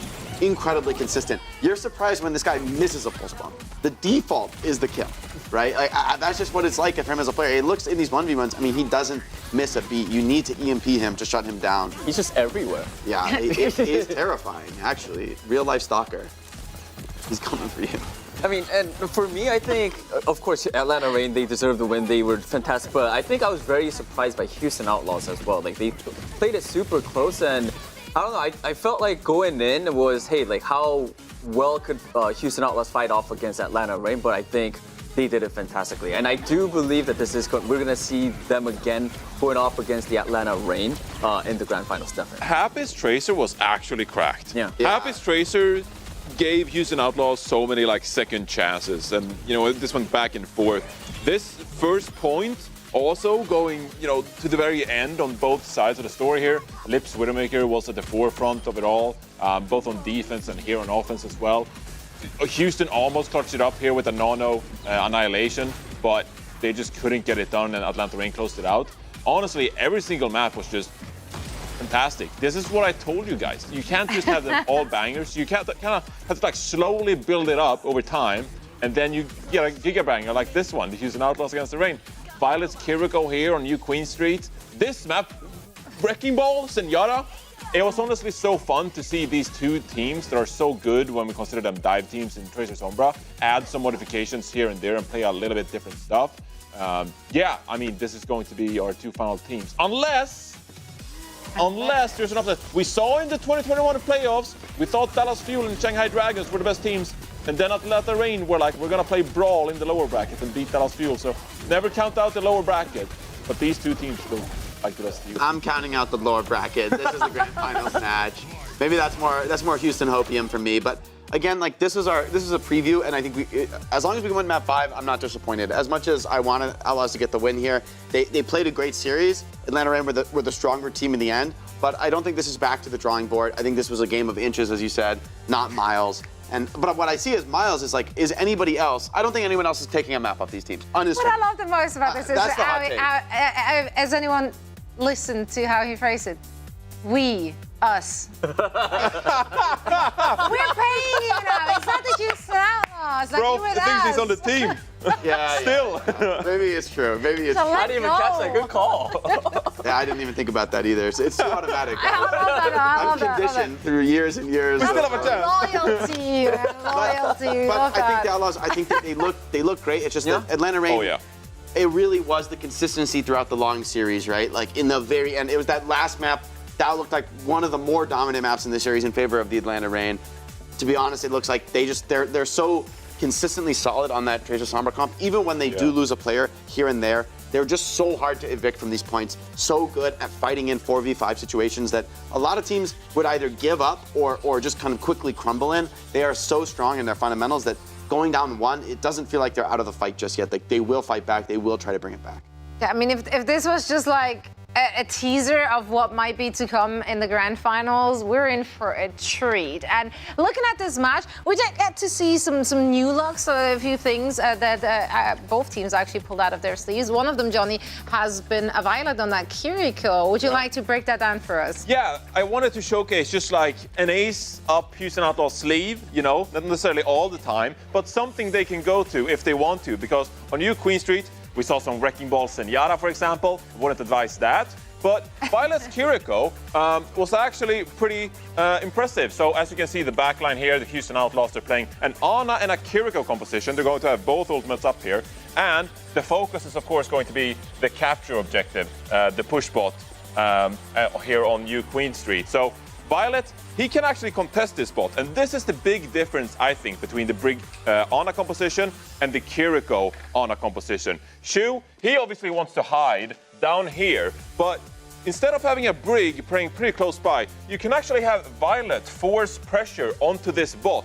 And then immediately, if need be, Violet can immediately teleport back onto Shu and help out to prevent these dives coming in from Stalker and Lip. Additionally, you could always have helping out Happy, for example, coming in healing Fearless, and even helping out in the Sombra duel. So the mobility from Kiriko allows you so many options when it comes to where do you want to help out your team on this map, while at the same time you have pressure on the bot, something that Brig doesn't really get to the same, because if you're Brig, I mean, you have to bash back and then like give packs, and so it's just a bit more immobile. Now, we can go ahead and play this one out, and I want to show how they're reacting here to that dive. So Dongek is gonna dive close to the entrance, Violet goes back, Kitsune Rush, and we can pause it right here. The Kitsune Rush is down for the Houston Outlaws, and because of Kitsune Rush, they've sort of like secured this area for their team, and they're going to prevent this dive from Dongek and Stalker. Now, importantly, also have to highlight Happy,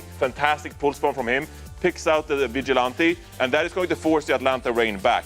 But you can just see, as we play this one out, the difference in positioning from the Houston Outlaws and how they're navigating the dive composition. Now, of course, with this, you need great mechanics, and Violet he's no slouch when it comes to the Kiriko. Right here, helping out his team, picks off Stalker, is going to finish off Fielder as well on the Ana. Immediately teleport back, peels for Shu with the Suzu, and Lip is out of the way. So, you know, Kiriko, not that great on so many maps, but I think you can combine Kiriko, maybe with a Moira, for example, if you really don't want to play with an Ana.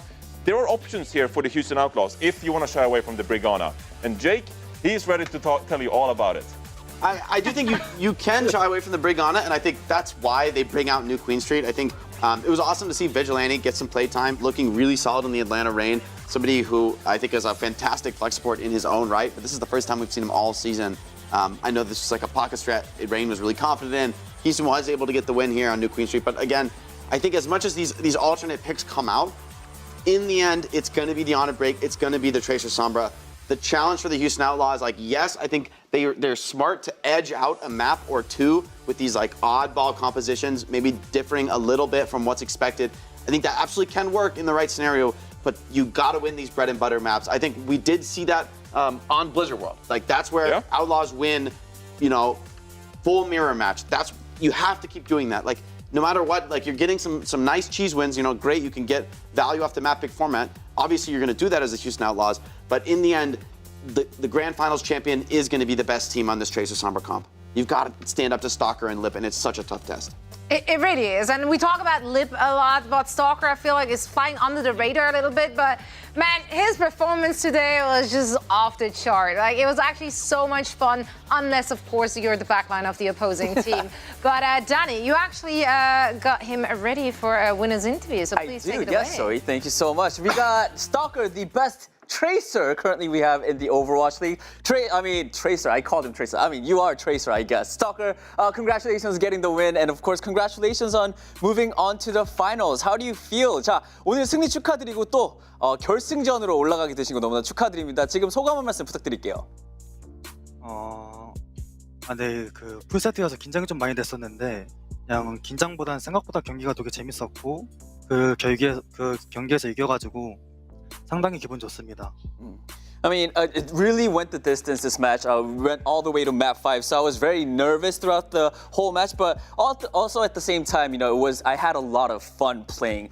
So it feels really good to get the win at the very end. Would you say that you were sort of surprised at all by how well the Houston Outlaws played, or did you expect this match to be sort of a difficult battle? 자, 아무래도 되게 끝까지 간 경기였기 때문에 스토커 선수가 오늘 경기에 들어오시면서 좀 오늘 휴스턴전이 좀 힘든 싸움이 될 것 같다는 예상을 하셨나요? 아니면 좀 쉬울 것 같았는데 생각보다 너무 힘들었다고 생각을 하셨나요?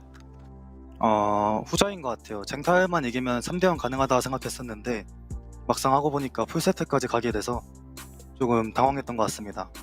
I think it was definitely the latter of which, we thought going in that we could make it into a 3-0 win, but I mean, we had to go all the way, and as the series got on, it was sort of became a difficult battle. Hey, but towards the end, I mean, you guys did clutch it out, and I think you were fantastic on that Tracer. What do you think gave you guys the edge today against the Houston Outlaws? 자, 그래도 끝에 가서 승자는 우리 또 아틀란타 레인이었기 때문에 오늘 승리 좀 어떻게 이루셨나요?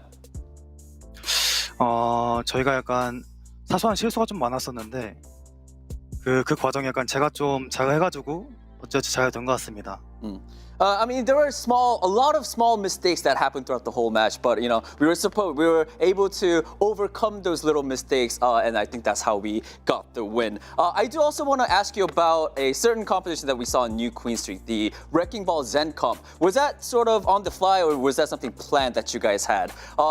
아무래도 저희 이번에 좀 되게 재밌는 조합을 좀 아틀란타에서 본 것 같아요. 그 뉴퀸즈 4세트에서 볼젠 조합이 나왔는데 이게 좀 어떻게 원래 얘기가 돼 있던 거였나요? 아니면은 그 경기를 하는 도중에 이게 좀 좋을 것 같다라고 해서 그거를 쓰시게 되셨나요? 진작에 이 맵에서는 그 조합으로 좀 좋은 성적을 내가지고 그냥 걱정 없는 맵이었는데 져가지고 좀 당황했던 맵이었던 것 같습니다.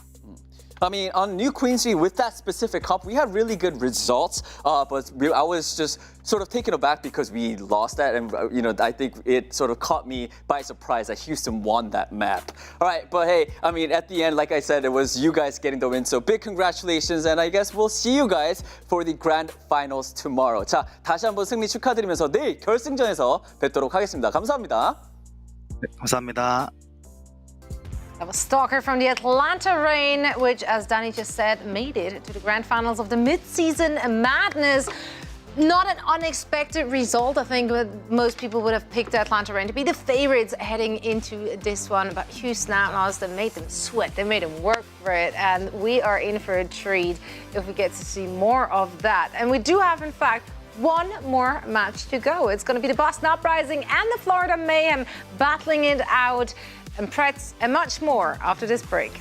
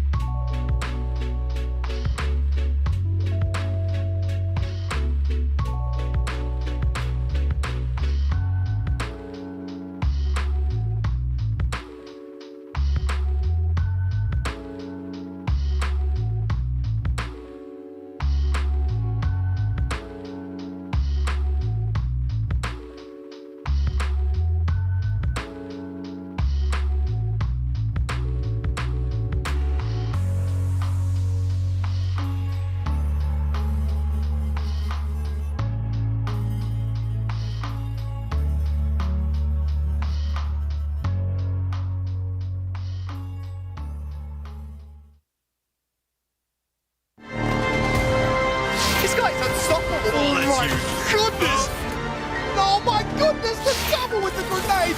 What a layup! This is crazy. Oh Darcy! my lord! This guy wants to win. This is Midseason Madness. Welcome back, everyone. Wherever you might be, it is time for Overwatch. We have one more match to go, and we hope for yet another banger, even though we all want to sleep. But No, who needs sleep?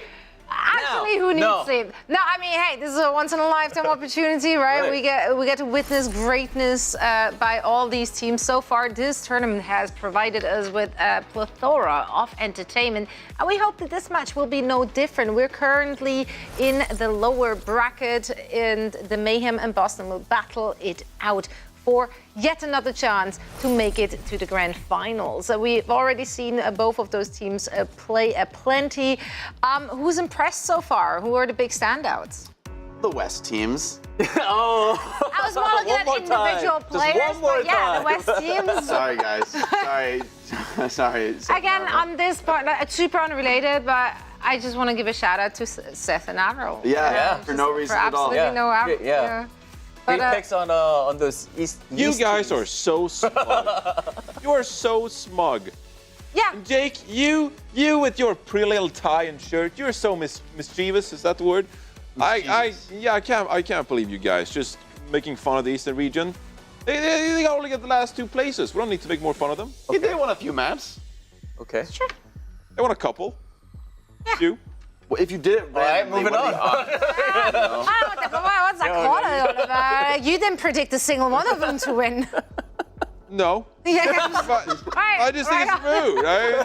The evidence speaks for itself. Fun. We're not being The rude. result is clear. You know. What are you doing here? There's no fun in winning if you don't get to gloat about it. That's absolutely correct. Then what's the point? Exactly. Competing? This is the man that got text chat banned in the Overwatch League for 2 years. Did you actually? Yes, he got text chat banned for 2 years in the league because he was so mean in all chat during the Hey, matches. I'm not mean. I'm just typing question marks. I was confused by their bad plays, so I typed a question mark. Or good plays. I mean, there is absolutely no proof that you were rude about it.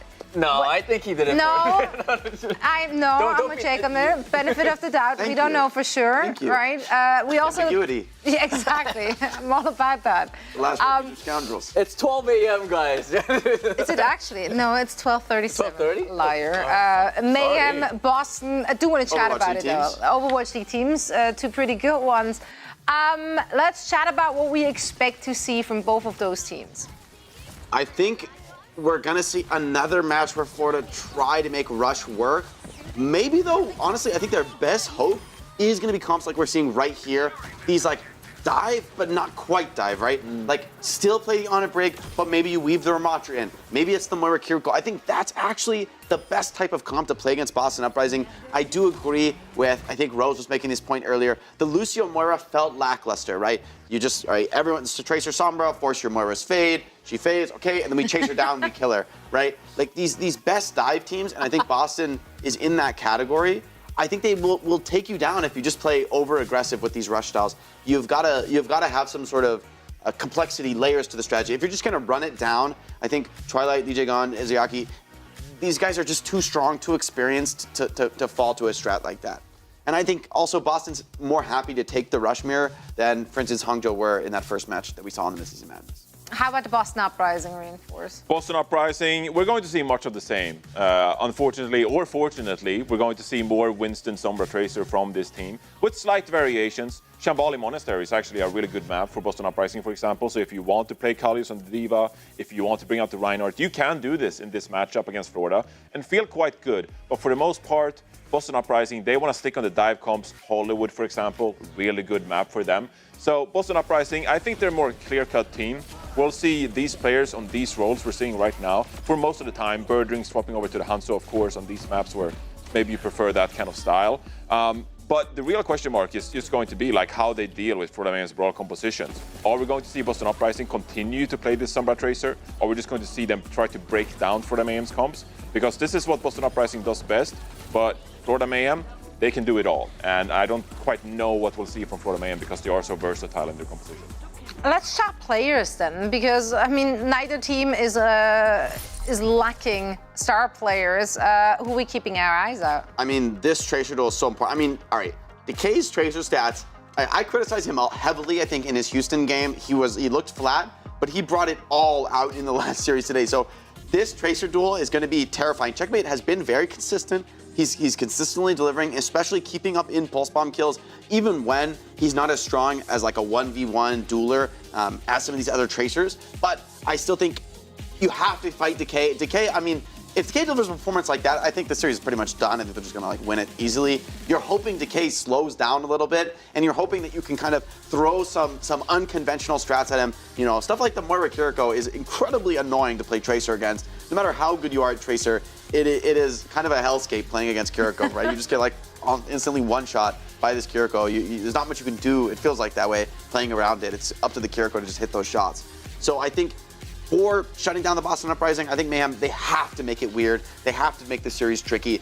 I mean, as much as I think Mayhem's a decent Sombra Tracer dive team, I think there is a class difference here. I think Boston will win when we take it to those straightforward mirrors. We saw it on the push maps, right? Spark full capped on Mayhem with that mirror match, and then Boston just beat Spark pretty handily in the same map. So, I mean, I think there's a real difference here, and it starts pretty much in the backline right here. As you're seeing, Twilight, he was lights out on Esperanza. I mean, it just was night and day compared to what we saw from the Florida Mayhem, where Spark just ate them alive on this map, and Twilight was a huge part of that. It is interesting to see Twilight versus Izayaki. I'm not sure why they're really doing those swaps. I mean, they're both insane players in their own right, but it does feel like maybe, especially playing some of these stronger teams, you might want to commit to one or the other. We'll have to see if that ends up being the case, though. I would expect, since they're still alive in the tournament, they're probably going to keep, as they practice, you know, switching back and forth between Izayaki and Twilight, but it's definitely an area of concern for them long term. Oh, sleep. You're just like, yep, everything he said. He said it. He said it. Like, I don't have any more talking points My to big say. takeaway was Mayhem needs to make it weird, which is when you started like smiling from ear to ear, because that's you, wheelhouse. That's like Jake said. Like world you're living in. Right, everyone's they gotta do that. They gotta do that if they want to beat Boston Uprising. Get silly, get crazy, tilt the enemy team. It's a classic playbook. Yep, yeah, just That's draw Overwatch. them into the chaos. It's actually the West playbook. Hey, if it works, it works, right? You can't scoff at that. I wanna see the Preds for this one, because I feel like we might not all be on the same page. Really? I think so. I don't think Who you got? I got Boston Uprising. Okay. Yeah. Boston Uprising? Handedly as well. I got Boston Uprising. I think we're all on the same page. Listen, Are we actually? as much as I want Florida to win, I think right now Boston, like whether it's Decay or Twilight, they're on it. Like I think You they guys have just the ball can't rolling. make up your mind about Boston Uprising. I swear to God, every time we're heading into the first Boston match of the day, all of you are like, oh, they can't do it. And then they win one match and you're like, yeah, we always believed in them. No, we believed in them. What are you talking about? I will say, I think they played poorly against Houston, and I think maybe they needed to get that out of their system, because it was a very different Boston that showed up today against the Hangzhou Spark. So I think Boston, if they can sort of maintain that momentum, it is getting scary, I guess, if we go into a long series, if we go to a map 5, Florida, I think the chaos could start to favor them as the day grows long, players get tired. Being a little bit crazier can kind of benefit you in that scenario, but I think if Decay can perform as he has, Birdring as he has, Twilight as well, I mean, there's just too many threats on the Boston side, and they're too strong in the dominant comp that we've seen this Midseason Madness tournament. You guys put 3-1. I put 3-0 Boston Uprising. I think they're gonna come out the gates. They're gonna win control. Then Florida Mayhem, they're gonna be like, well, we want to go to Hollywood, and then Boston's like, nah. And then Florida Mayhem will be like, we're gonna go to Shambhala Monastery, and Boston will be like, no, we not allowing that. I love the map previews here. I don't keep on going. Nah, we're gonna veto your map. I didn't even thought you got to pick the map, but 3-0. Nah. What maps would you think would be the best for Mayhem? The best maps for Mayhem. It's good. I got my sheet here. So far, they've picked Oasis 3 times, and they're 4-2 on Oasis. They're 4-1 on Blizzard World, so that's a pretty good map. Okay. And they're 2-0 on Kings Row. So yeah. I can show you all these stats later, Zoe. There's some pretty good maps I don't think here. we've seen the Kings come out yet. They're 1-0. They're 1-0 on Colosseo, Florida Mayhem. So, you know, if you want to take it there, they're undefeated on Colosseo this year. So, 1-0. Yeah, I mean, we're just going to assume that they get the map pick for most of those. So let's see where they're going to take us with this one. All right, we are aligned here on the desk with the Boston victory. Some of them don't even give the Mayhem a single map. No faith for Florida. But what do our lovely casters have to say? Lemon, Kiwi, and Leg, they are going to be brought in for this one. Who you got winning this? This is a tough one. I don't know if it's going to be as decisive as Boston 3-0 because Florida have won their map once. Yeah, they got a lot of endurance to go to Game 5, but I think this is going to be another long series. We're going to be up for a while. Yeah, no one's leaving my studio until at least 2 a.m. You got to start getting on my level. It's almost 9 a.m. here in the UK. I've been up all night. It's very much a European day for me here. You're not human. And I'm hoping that in Korea more energy is being felt than I currently have. But down a bit of caffeine and we'll be good. It's there's no APAC teams remaining, unfortunately for us. I know the desk were putting on some hate for Avril and Achilles. We're also sad, but hey, we're sad too. It's APAC hours, so there's APAC in spirit here. Here's our map number 1, Antarctic. Excited for this. Boston have pulled out the Doomfist for this. Smurf loves the Doomfist on this map. I'm worried. I'm a bit of a Doomfist hater. You're a Doomfist detractor. Yes, it is the Doomfist map. It's also Izyaki's map. He often comes in to play specifically this map and plays quite a bit of Ana here. And the crowd are excited for Izzyaki.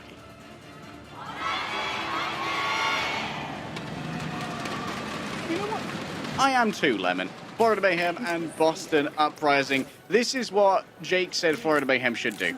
Keep bringing out a little bit of the wackiness, a little bit of the weirdness, bring out some quirks.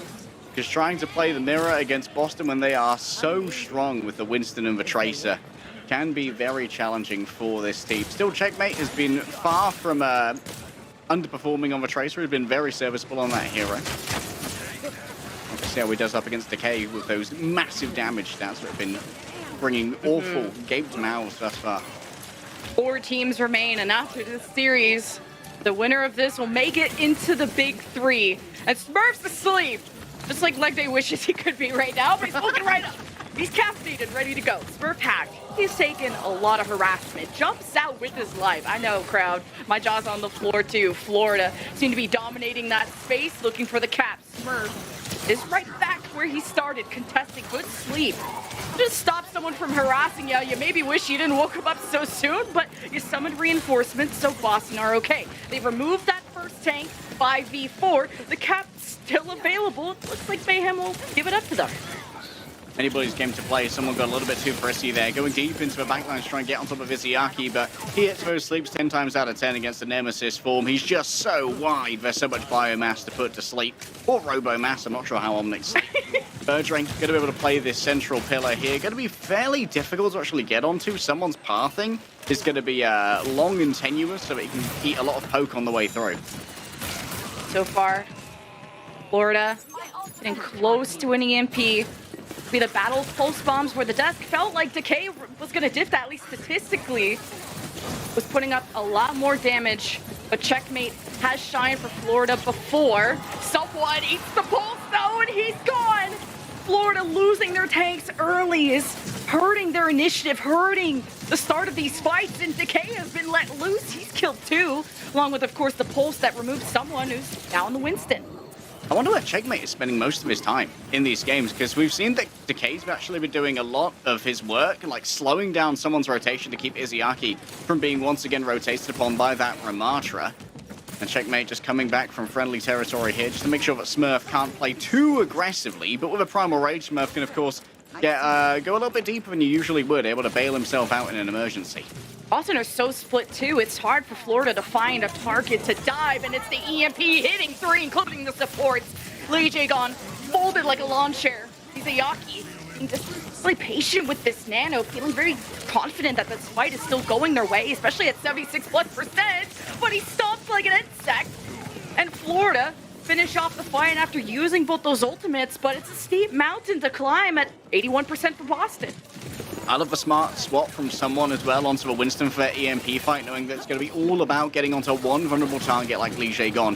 And so making sure that he can make that jump with explosive prowess was so important to Florida Mayhem being able to win that fight. Now they're playing this mirror again. This is what the desk warned against, but with the defensive positioning that they have here on Control, they can certainly have a big handle on how these fights actually go down and try and force Boston Uprising to play to the beat of their own drum. The cap being contested.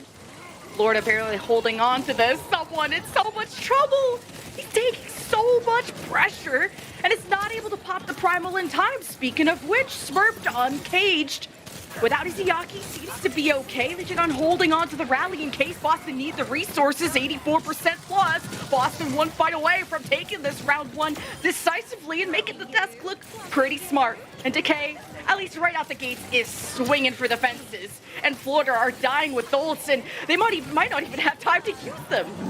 A little bit disjointed. Someone, yes, should be able to trigger overtime here with 1,000 HP provided by the Primal Rage. The only thing he's got to be angry about is how long it's going to take him to respawn. He's checkmate. He's able to use his ultimate. It's a one-to-one trade. EMP from Merit hits 2. But no one's really alive from Florida to make the most of this. Bird Ring will put the nail in the coffin. You got leftover ultimates from Boston to finish up sub-level 100 to 41. Well, we were gawking at the stats of Decay thus far in Midseason Madness before this particular matchup, Lemon. And he's currently outpacing the 9.2k damage that was so extraordinary, currently on 10k damage per 10 as Tracer. And certainly we saw that he's been putting so much damage into someone, just making sure that when someone wants to execute on these dynamics, he's never reaching his intended targets with the full health bar. And that's exactly what we're looking at here. Because, you know what, I don't need to pulse one of these supports if I can simply make someone disappear. It's a magic trick. Someone has been forced to, change heroes, starting out the Ramatra, eating sleeps for breakfast by Izayaki, going back to his comfort. But you know that it's great to target someone. He's a very vocal player on this team, a leader. He brings the good vibes too. You saw him doing the Gangnam style on stage. Wish you got to see that more. But Florida, they bring back out the rush. It's going to work out a lot better on sub-level on Icebreaker. Smurf, known to bring out this Doom Fist, but he's been in trouble by usually Sombra's hacking him, but that's not going to be the case. There is no Sombra's here. The CC he has to worry about is checkmate slow and the burst of Merit, which he's already a victim of, and Florida will cap first. Doomfistators do be feasting today. It's a beautiful ante, but the fight isn't really going on, so it's easy to disengage from and recover from the Florida Mayhem. Remember that Decay and Birdring here, their overall win condition is to force out RuPaul's Fade and then manage to get Smurf on top of that Moira when she's a little bit more vulnerable and can't disengage from the hard commits that Doomfist often has to go for. Oh, Florida have their supports forced to fade out.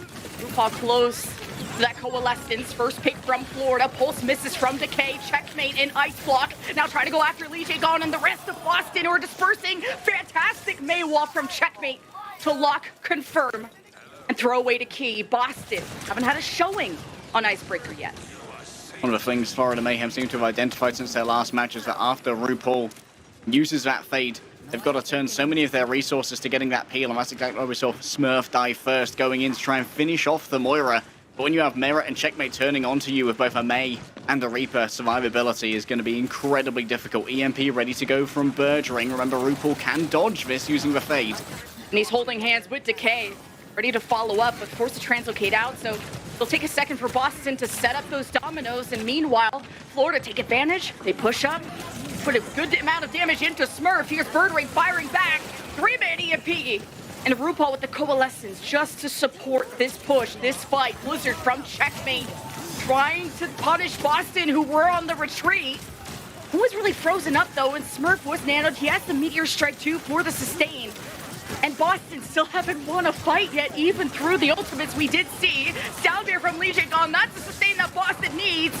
Left and right hook into Florida. We're trying to annihilate the competition with someone's ultimate. And Merit needs to follow along, doesn't have the range, he's in trouble. Smurf capitalizes. And this will be Boston with the first fight win.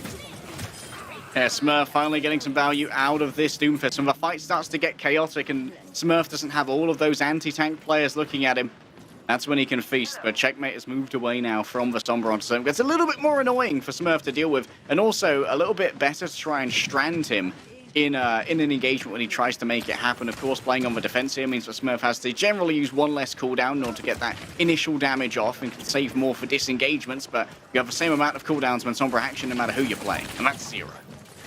Decay pulse bomb had a good attach rate thus far, but when everyone's so clumped from Florida, it's difficult to get your way in without taking some poke. You saw Birdring aiming a lot of those hacks for RuPaul too, who you take that fade away just for a second, could be enough. Now you spot out that fade. RuPaul gonna be a target of focus. Decay with a lot of pressure on himself to perform, and he's delivering for Boston, just like he tried to do in the last series. Boston, it hasn't been a clean fight, especially when you engage, you lose both supports, and Florida are at 99%. They're not pressuring the point as much as they possibly should have here, though only Merit's actually going to be corporeally present, and that allows for a 2 versus 1 if they do want to take it. Bergering simply doesn't have the means to stay in and keep fighting this until Smurf has arrived. And that's going to force Florida off the point and make them win yet another fight, but this time Bergering has an EMP. EMP and Florida walked right into it, but the Cho-Rong barrier was ready. And I don't think Boston's supports were. Legion got Izayaki first to be carved out of this equation. Coming down to the last fight too, and Boston have stretched this to the end. But it's Florida in the driver's seat, ready to force the round 3. And Boston only have Birdring and Decay ready to touch. Decay will be able to blink in to extend that OT. Boston just don't have tools and a good win condition. Smurf summons himself in. He's been hacked, he's been EMP'd, and Boston are sick of this. Florida will be taking round 2. I don't care what it costs, I want him dead. Checkmate. A personal vendetta against Smurf. You know what? These are the kind of plays that are very interesting early on in a series if you want to try and tilt an enemy tank. For them to feel particularly singled out and bullied by a Sombra can be quite a tilting experience. Of course, Smurf, being a world champion, unlikely to have such a fragile mental. But I want to talk about Cho-Rong here, who absolutely rolled the dice, and it could have been a nat 20 or a nat 1. On this engagement, going for the sound barrier was so risky, because you've got to have tracked that the EMP was available.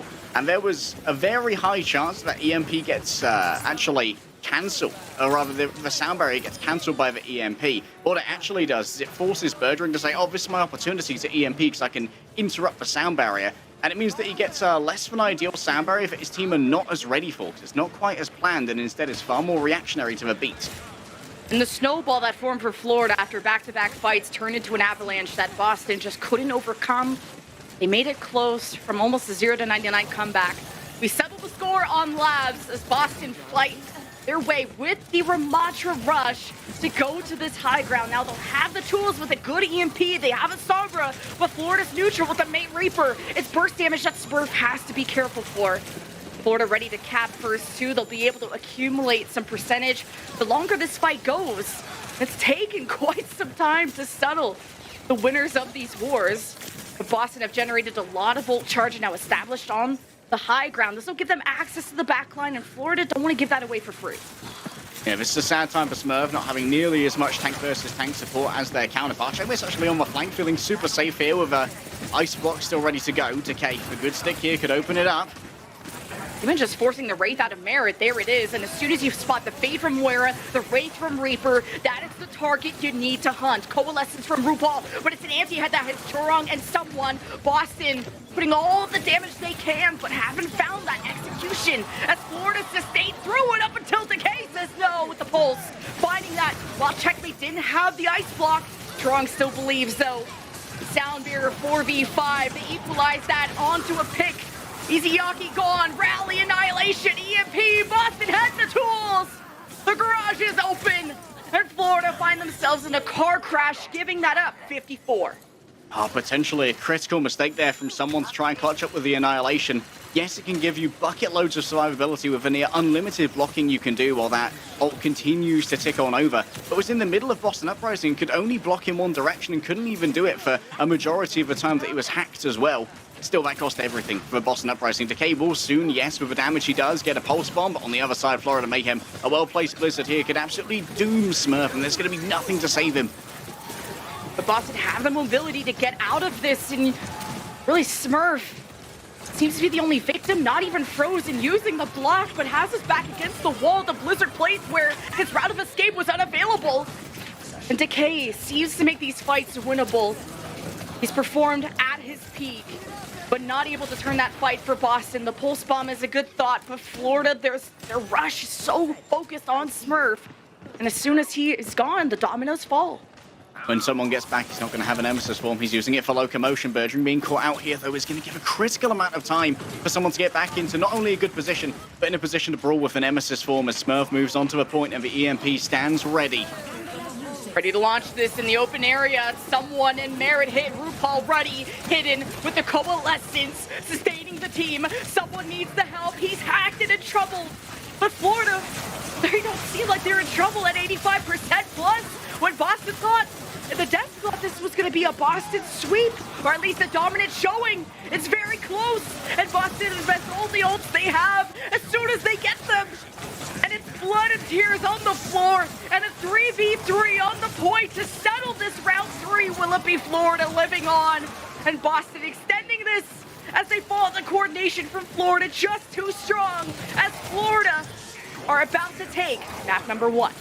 Chorong's been playing so well against these DPS, realizes how important Decay and Bergeron are. The second I say that, of course, he dies to a pulse one, but it matters not.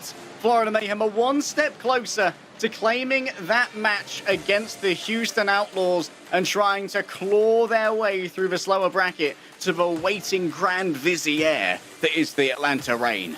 And back-to-back rounds from Florida, too. Not even needing that Sombra to deal with Smurf, or to deal on the other side. Smurf in trouble there with the Doomfist on Icebreaker. It was a close call by Boston, but this chaos, Florida, they communicate so well. And I think they had issues when someone was missing in those fights on the very first round. And once someone can live long enough to help coordinate this team, Florida, they flourish. I want to call out a really cool play that I saw on Icebreaker as well from RuPaul that we didn't really get time to talk about, and that's RuPaul actually answering the EMP with the Coalescence, and that's after he's been hit by the EMP as well. But he answers it with the Coalescence not just because it gives out a huge amount of healing, but also while he's hacked by the EMP. That means that Bergeron can't manually hack him afterwards to cancel that ultimate, because he can't hack the target until it becomes unhacked. And that's very crucial for RuPaul to not have to worry about the incoming Sombra hack to distract him from getting maximum value out of a Cole. So very smart play from RuPaul, who we know loves to lean into this Moira, and it feels like even though it can be exploited, it has had some workshopping on it to make sure that it's not as vulnerable to this Sombra Tracer anymore. But Jake highlighted something important on the desk, how the mirror he thought would heavily go in favor of Boston, but on these kind of creative, wacky, just out of the meta comps that Florida prepare so hard for with their former players as coaches, or not their former players, but former players as coaches. You heard from RuPaul in the interviews how prepared, how confident Florida go into matches. And you have Boston downloaded when everyone thought Boston were going to be the dominant top dogs in the series. Florida proved us all wrong. We see these matchups where Florida seem to be front-loading pressure into the tank duel, the May and the Reaper to try and deal with Smurf. That's where we have to see Decay and Bergeron really set the pace and start to pressure out RuPaul. Unfortunately, for the Boston Uprising was unable to happen right there, and Checkmate just managed to run over in tandem with Merit, the almost solo frontline of Smurf. Boston, it's their map pick next. Kings Row, which I'm sure, like, you know, you can run the dive, but if we're going back to the rush, it feels like Florida. I mean, it's been shown in front of your eyes, everyone, that Florida seemed like the stronger rush team, but will they thrive in map number 2 on Boston's pick? We're about to find out.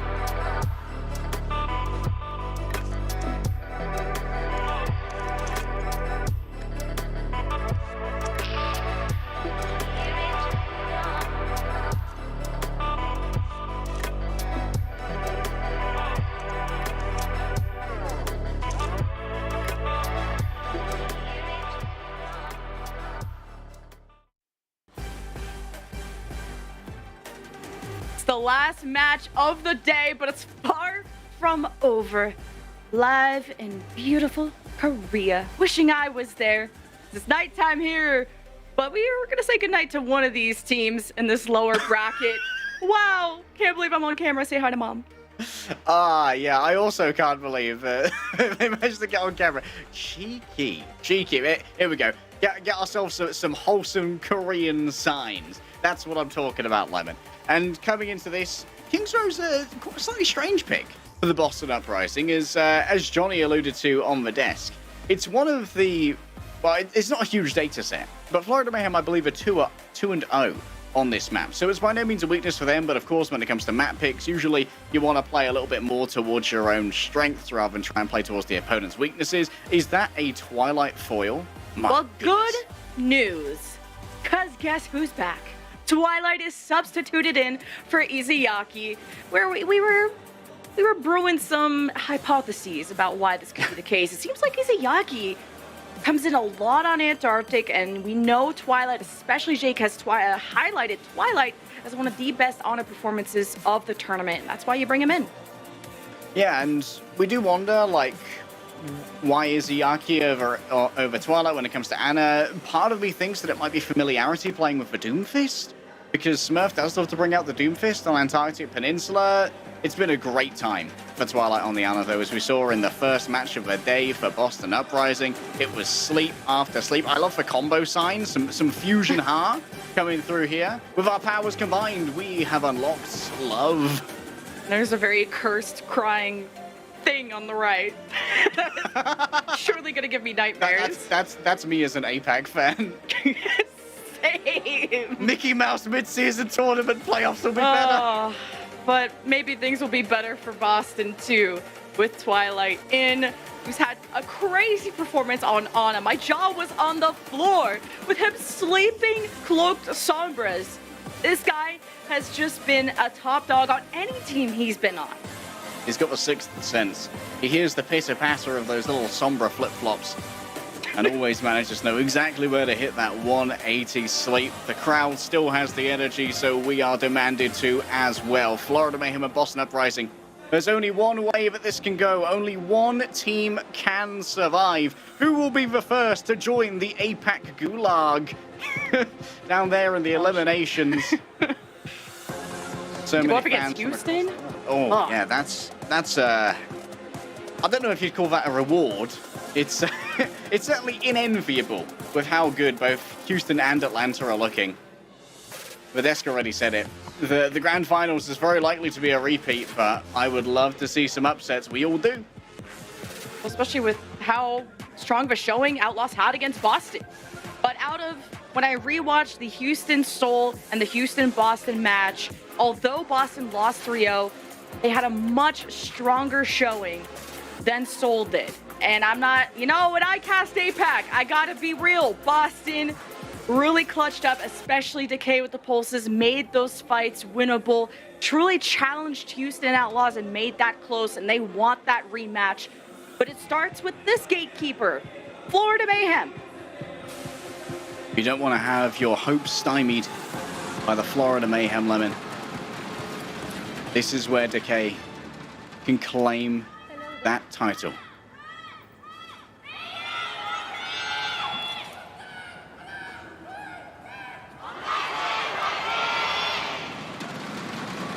This is where he can claim the title that has eluded him for so long. Decay, the statistical Decay, the Dark Prince of Overwatch, who's been vying after a title for so long and come so close. A mercenary on the Washington Justice, making them an absolute playoff terror back in the old years of the Overwatch League, but never quite finding that jewel in the crown he needed. The team that he's now leading has all the ingredients Decay needs to claim the title that has finally come into his grasp.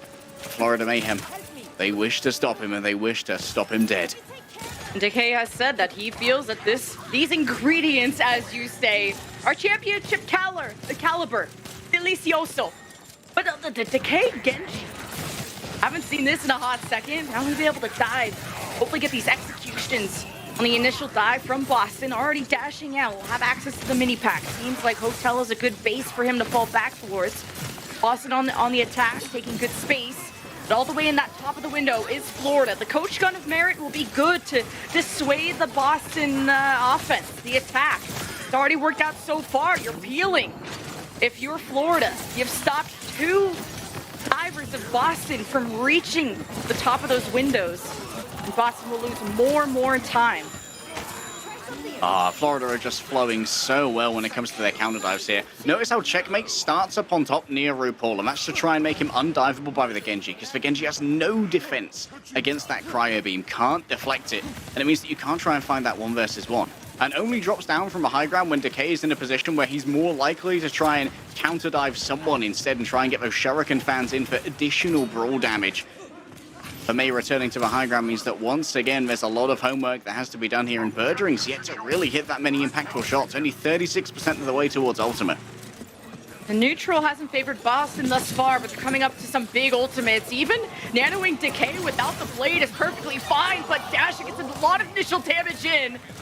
But another stop from Florida, as Boston took many angles. They had Decay in the left window, Smurf through the front. Boston got creative and didn't want to pull the trigger on ultimates. Now you have to, but half your time bank's gone. Nanoblade available. I think Gon got a bit too excited there and pre-poked when it would have been better if Florida Mayhem had no idea that someone was actually hanging out by that back window.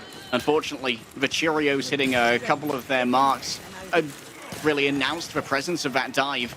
Twilight now ready to go with a nano boost, but of course it can be counted out by the Bob here to really control any area. Oh, good awareness from Boston. You got the ante onto someone, jumped immediately in, but it's the poke from Florida that you just simply can't ignore. Boston tried to. They thought they could get the quick pick onto someone. Nanoblade from Decay pushed away through not only an Annihilation, but a Blizzard, a Bob, and more. And Nanoblade is traded by a huge investment from Florida, who brought this down to a minute 10. Boston have quick respawns. They have a quick attack. Smurf barely gets away. Someone nanoed, wants to finish off this fight quickly. And Decay disconnects from Smurf and will reconnect back to spawn. And Boston hasn't found a solution. Oh, I'm so shocked that Boston decided to come to this map. They thought that their double Shimada pocket pick would be all that they needed, but I'm afraid, mate, the Genji meta, it's long dead. It's been and gone. Twilight caught out as Checkmate, and someone simply raid through the backline. And Boston Uprising are given no chance at survival. I'm afraid the time of the Great Bamboozle is long past us here, as someone's going to be the first to peek. Yes, he takes a lot of damage, but at the moment you can see that he's just eating that damage and allowing RuPaul to build up towards the next nano. Chorong is like, this way, ladies and gentlemen, and people, He's a lollipop lady. Cross-guard. Across the street. Birdring still buys that shot. While Chorong's shield was down. The guard down in Boston. This is an opening. 7 seconds. It's do or die. Down there from Lee gone. Birdring dueling against the Icicle Queen. Checkmate! Who gets the last lap at the end? Last fight for Boston. Close respawn. No Birdring and barely a Decay left alive as someone annihilates the competition. And seconds away from full holding, the Boston Uprising, the favorites of the series on Kings Row. Florida, this rush is just too much.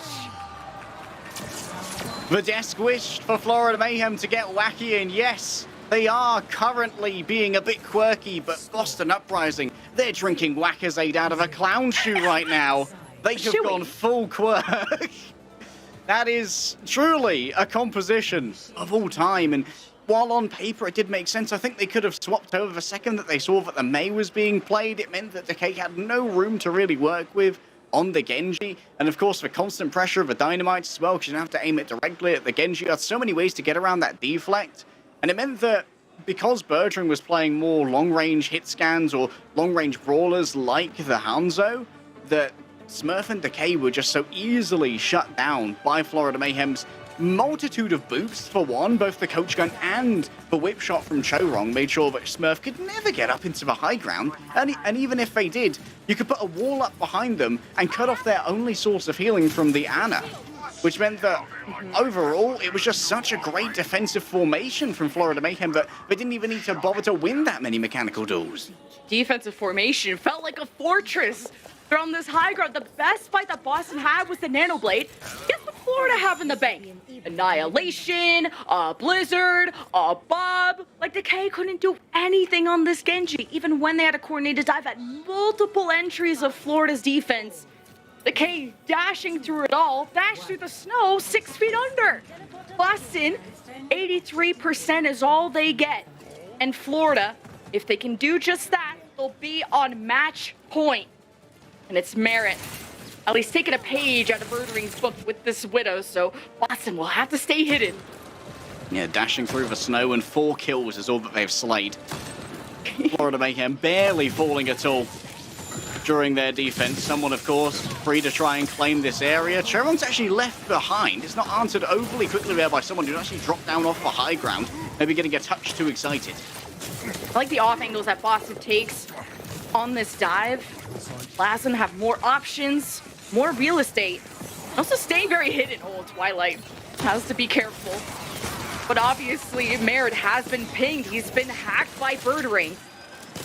Twilight has to be careful. Florida just looking for any opening off of this Widow. Checkmate with enough space. He's already looming above as Boston have had to give up some real estate. Florida close to accumulating that first tick. What's stopping them is Smurf's presence. Decay 2. Birdring has access to the hotel, is on the flank, ready to go after Merit, but Merit's been left untouched for too long.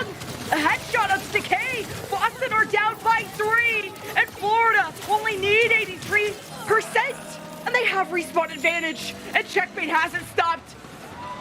What a map from Florida off the first or maybe second fight. They go to match point like they. Boston could only afford one mistake in that map, and unfortunately, it was their choice to attack with that composition. You give enough time over to a sniper like Merit, he's going to hit the shots, and hit the shots he did. Boston Uprising, they had to get creative to try and fight back from there. A Nano Brigitte dive, it certainly is something that's been pulled out of the hat, but I'm afraid you're a day late and $1 short when it comes to turning this one around. Match point for Florida Mayhem.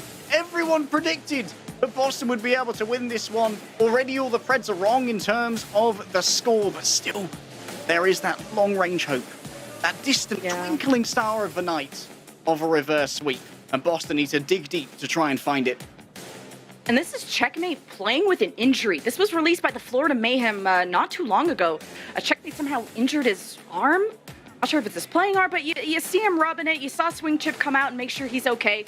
He's playing with pain, but playing out of his mind. All of Florida are on match point with an injury. And really, the thing that's injured for Boston is the mental. Yeah, I might be playing with an injury, but I'm going to dole out some injuries as well as the Checkmate means of playing Boston Uprising. One good match, is that all we get out of them? The team with this many crowns, with this many caps under their belt, is this all that they can muster against the titanic upsets, the dark horse of the Florida Mayhem? They've certainly come to play, all of these players, every single one in front of their crowds, in front of their adoring fans, is so hungry, they are so thirsty, they are parched, gasping for success. And the Mayhem, according to this sign, is ready to be all contenders cap. Excuse me, going for snacks. That's me, live.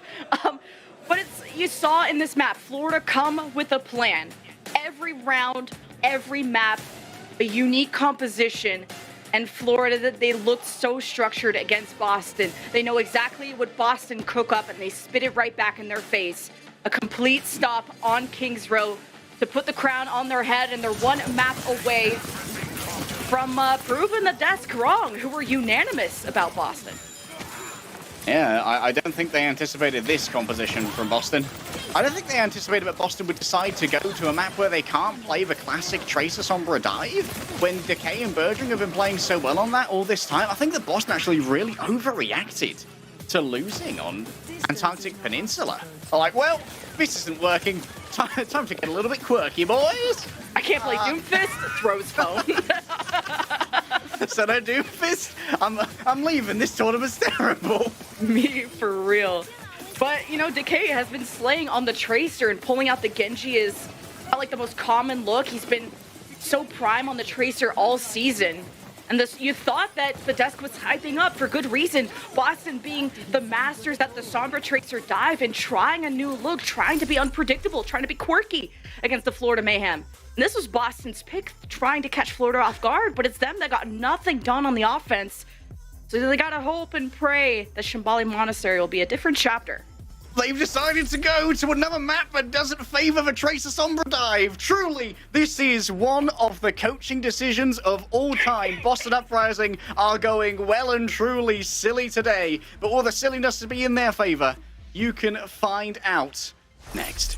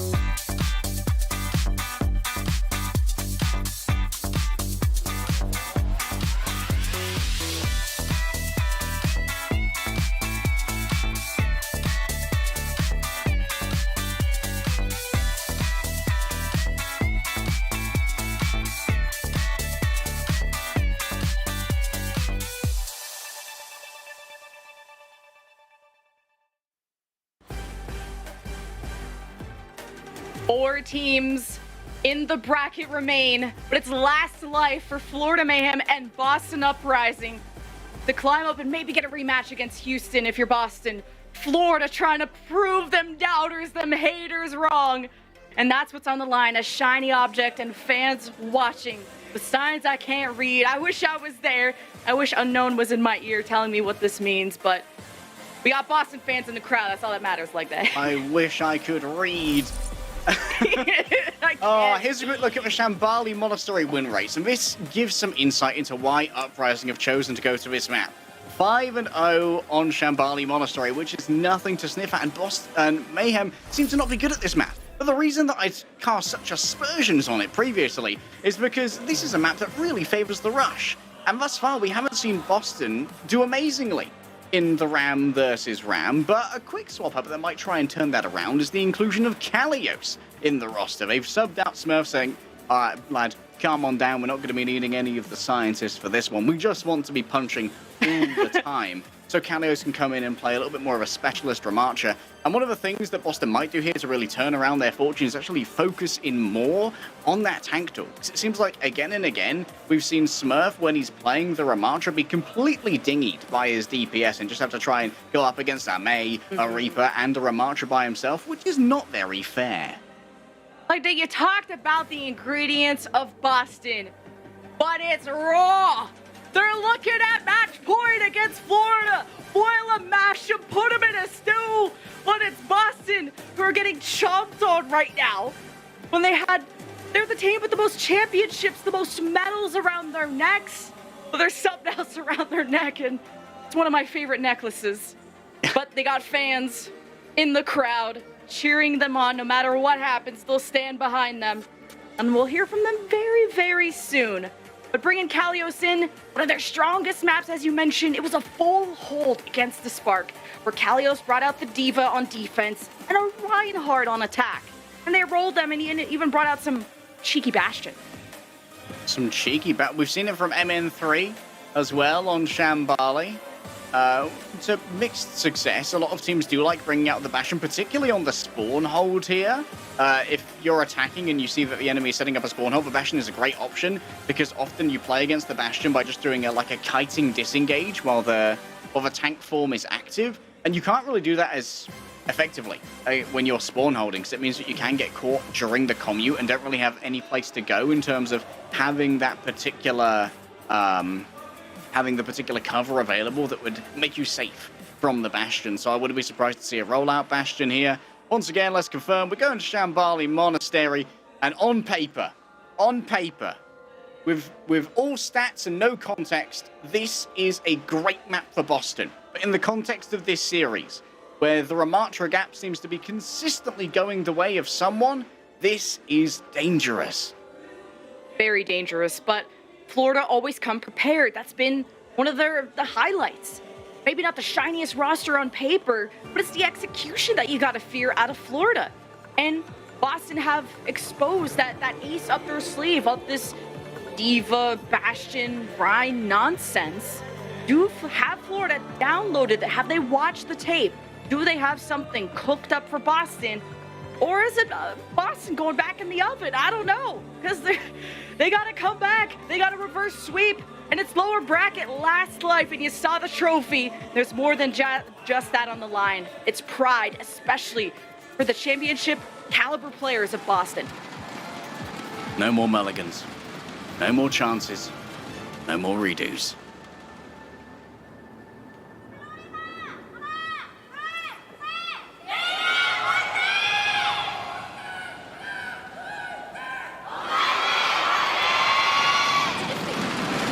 The energy being transferred, a spirit bomb being formed, and what a spirit bomb it would be to turn into a reverse sweep for Boston Uprising. Lemon, we're going to get to cast one game for Midseason Madness. I wish it not be a 3-0. Boston Uprising on the defense, playing a little bit more uniquely. Kalios on the Diva, we've seen this in the VODs. Florida Mayhem, they have one of the hardest working coaching staffs in the league, who download all the VODs, download all the information, and laboriously deliver counter strats. But for now, Florida Mayhem playing it kind of cookie cutter rush, forcing Boston Uprising to come to them. Boston comfortable on this high ground, leaving Kalios to anchor if he wishes, or Decay. It's up to them to really cycle around this cart. You can't really rely on Birdering. He's gonna have to translocate out. Ice block forced by Checkmate, Boston taking angles around it. But with this Moira that returns again from Florida, it's the consistent heals that Boston had issues dealing with. Trades back and forth, 4v4, someone taking pressure from Kalios. He's able to flex between boosting back and forth between his backline and being involved in the fight. Maybe that's the flexibility, the eagerness that Boston summoned. Oh, this is terrible for Boston there. They may win the fight, but with both Twilight and Ligier gone down, all of this ground is going to have to be seeded away and give extra room over to Florida Mayhem so they don't have to try and play around these areas where the cart can be so easily contested. That's why Birdering's playing so close, just getting more and more time on cart, give Kalios room to build up towards that self-destruct, which is likely going to be used for remeching rather than any truly offensive properties, unless you can try and force out an early fade from RuPaul, which has been the strat du jour for these double flankers. Well, here's what's on the menu. Like the EMP for Birdring coming from the front. Decay ready at an off angle. In arm's reach of Lee Jae-gon with the pack. And there's EMP hitting 3. RuPaul folded. And Turong next 2, not able to maybe make this winnable with a barrier he just didn't have yet. Good, great execution from Boston. Oh no, this could be a long stagger as well. I mean, when you're 2-0 down, you play every single inch that you can. Decay trying to catch him on the disengage, but the healing should be there. What a shield coming through from someone. A beautiful save, and now Boston Uprising may be regretting their spirited attempt at a cruel stagger. The hostage has escaped, and the hostage has 2 shotguns. Yeah, this is definitely close range. Florida have the burst, they have the brawl. Boston have nanoed Kalios just to try and live through that frontline clash. As RuPaul is coalescing and fading into the backline. And he's left Turong out to dry. Twilight at a distance makes his impact known. Kalios self-destruct, able to not get back in the back. Checkmate out of Ice Block with the headshot. And the Blizzard on top to prevent Lee Jae-gong's rally from getting much value. And Florida finds some distance. Unfortunately, Kalios playing in an area where healing could not be delivered during that remake. EMP ready to go as the translocate has been deleted. Oh, Florida have someone slept. Turong hacked. Merritt in trouble too. Boston just not able to make much happen, and that Death Blossom is a wave goodbye to Boston on point A. That'll be a Florida Mayhem cap. So important for Checkmate to not die to that remake earlier, a couple of fights ago. And the EMP. Follow the orb. Make your Moira happy. Not supposed to look into the sun. I know, you get extra healing that way. Oh, okay.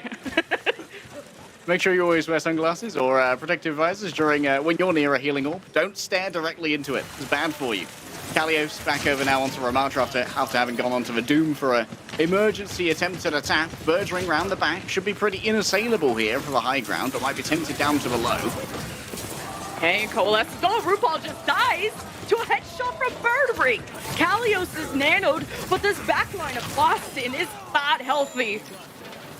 And Florida just falling and not able to carry that momentum straight out, going halfway to point B. It's suffering. It is going to be suffering. It's going to be suffering and pain because now Florida Mayhem may have to decide how they want to try and commute to this point while being consistently harried by the potential one-shots of Birdring. Good use of cover here to wrap around the outside, making sure that Birdring's options to take them out are incredibly limited. There's the Cole. Coalescence. Anti from Twilight. Makes contact with no one. Maywall from Checkmate 2. Isolated Boston in this fight. Someone thrives, though, with the annihilation as all the prey were in his sight. And Florida can now carry this momentum towards point B. Almost able to get that finish on the Birdring. Boston have a recontest available if they can get there quick enough. Not sure if that's possible. Yeah, Decay's there. Pulse Bomb in hand, trying to force out an ice block early. Unfortunately, not going to be happening. Now it's down to the Brigitte. And what a boot! Chorong, absolutely huge. What a gamer. Yeah, and Florida capping off of that. It was a good stall from Decay. I didn't even know he was there. There's just not enough time. Great boop, as you said. Florida, back-to-back fight wins. They got Barrier, Blizzard, but it's Boston and have so many tools up their sleeve. Twilight as well, hopping over onto the Kiriko. Tired of Kalios getting walled off, wanting to be able to climb over those, teleport to a beleaguered tank and give him a Suzu. A headshot connects, but not onto someone who's easily taken down. Merritt's got plenty of cushion for all that. Oh, Boston being pushed into. When are they going to pull the trigger on these ultimates? What a Maywall from Checkmate. The Blizzard on top too. Twilight TP's in to help Kalios, maybe with a Suzu, and he's frozen too. Lee Jae-gong, Rowley, trying to help Birdring Decay do anything at all, but Boston just didn't take the initiative when they had the ult advantage. Right now, it feels like someone is just consistently able to bowl over Kalios. Where is the May? Somebody help out in this tank duel. Kalios is going to get absolutely bullied by the full anti-tank prowess of Florida Mayhem. And while Decay's been able to carry on for Tracer before, he is not able to deliver in this mirror. No May, but Birdring says, I got a Glock. Let's see if that's enough to run this block. Boston, Kitsune rush. Annihilation held as RuPaul, Coalescence not able to keep Merit or the rest up, and this is a good fire back. Good stabilization from Boston. Already, though, the car has gone so far, worryingly so for the Boston Uprising defense. Florida Mayhem. Now they have to try and deal with a fairly unrushable comp, I suppose. Both Twilight and Lijigon have excellent evasive tools, but this does mean, once again, that they can simply try and go all in on Kalios and bait in Twilight and Lijigon, then have a second phase to their rush, likely with a speed boost afterwards. They don't need to speed onto Kalios. Annihilation ready from both sides.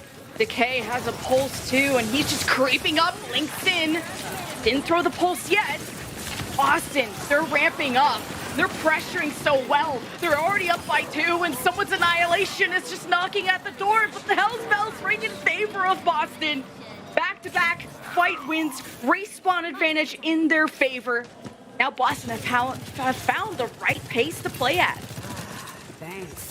Birdring, tempting an Icicle headshot here, but simply looking to force out the Ice Block as early as possible. Knowing that if you can get the Ice Block from Checkmate, a more aggressive play to put down the Blizzard is going to be even more difficult to find, and that Blizzard to try and kill Kalios is going to be so important. Lijigon can answer the Blizzard, of course, with the Coalescence, but it can be walled off as well. Big rotate from Florida, just trying to avoid as much poke as possible, closing the gap, getting close to Birdring, who's firing on all cylinders with the overclock. The May wall from Checkmate only stops some of the damage, but they're close enough to throw the Blizzard in their face. And there it is, right on the card. Boston having to fade out, but Kalios left, and no one from Boston touched due to the Blizzard, and it's a full cap in overtime for Florida. I love the order of operations there for Florida, moving C9. Thanks, RuPaul. Thanks, buddy. I love the order of operations, coming in with the Cole first, forcing Boston to take that disengage, because they don't want to use their own Cole to try and fight that. They'd rather use it to try and keep their tank alive, but in the end, it's not going to be enough, so you have to force out the Coalescence, and that also forces Boston to back off and allows you to use the Blizzard in a position where not only does it isolate and destroy Kalios, but also it limits the options of contesting the point. Here's where it all fell apart. This could have been such a big engagement, but Birdring actually had his translocator destroyed, I think by someone who we saw just fall out of a top window there. A truly strange position. I can continue your hate brigade about the lack of May for Boston, where if you had a May, you would have been able to ice block through the Checkmate Blizzard and still contest and at least give yourself a chance, even if it was 4v5. But Boston just forgot about the cart, and Kalios got caught in the Blizzard. That's no key cap, and it's match point for Florida. I'm stressed. They forgot that May exists. It's a real good hero when you're trying to deal with a tank that has no vertical mobility.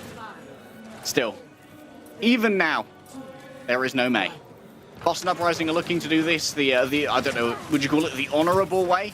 The way that Birdring wants to, certainly. The Sojourn is going to be picked up by both teams. RuPaul's going to be pushing out so much healing here on the Baptiste for this tightly packed composition. And there's going to be great synergy between the Sojourn and the Baptiste with that amplification matrix.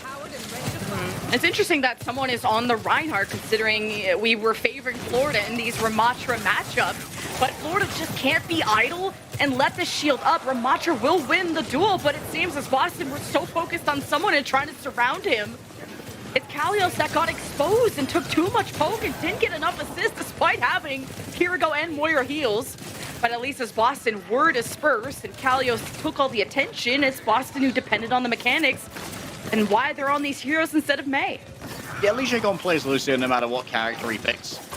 He's only got one speed, and it's speed boost, I can tell you that much. Lijigon's like, okay, have fun with a tank battle. I'm going into the backline for a frag. Admittedly, RuPaul might be a slightly easier frag now for Decay, without the means to like get off a sleep to try and defend themselves, and he can force out that immortality field. That gives you a big advantage in the tank duel. Florida only shaved off about a minute in that spawn hold. Boston one fight, 4.8, you got the Kitsune rush, Coalescence.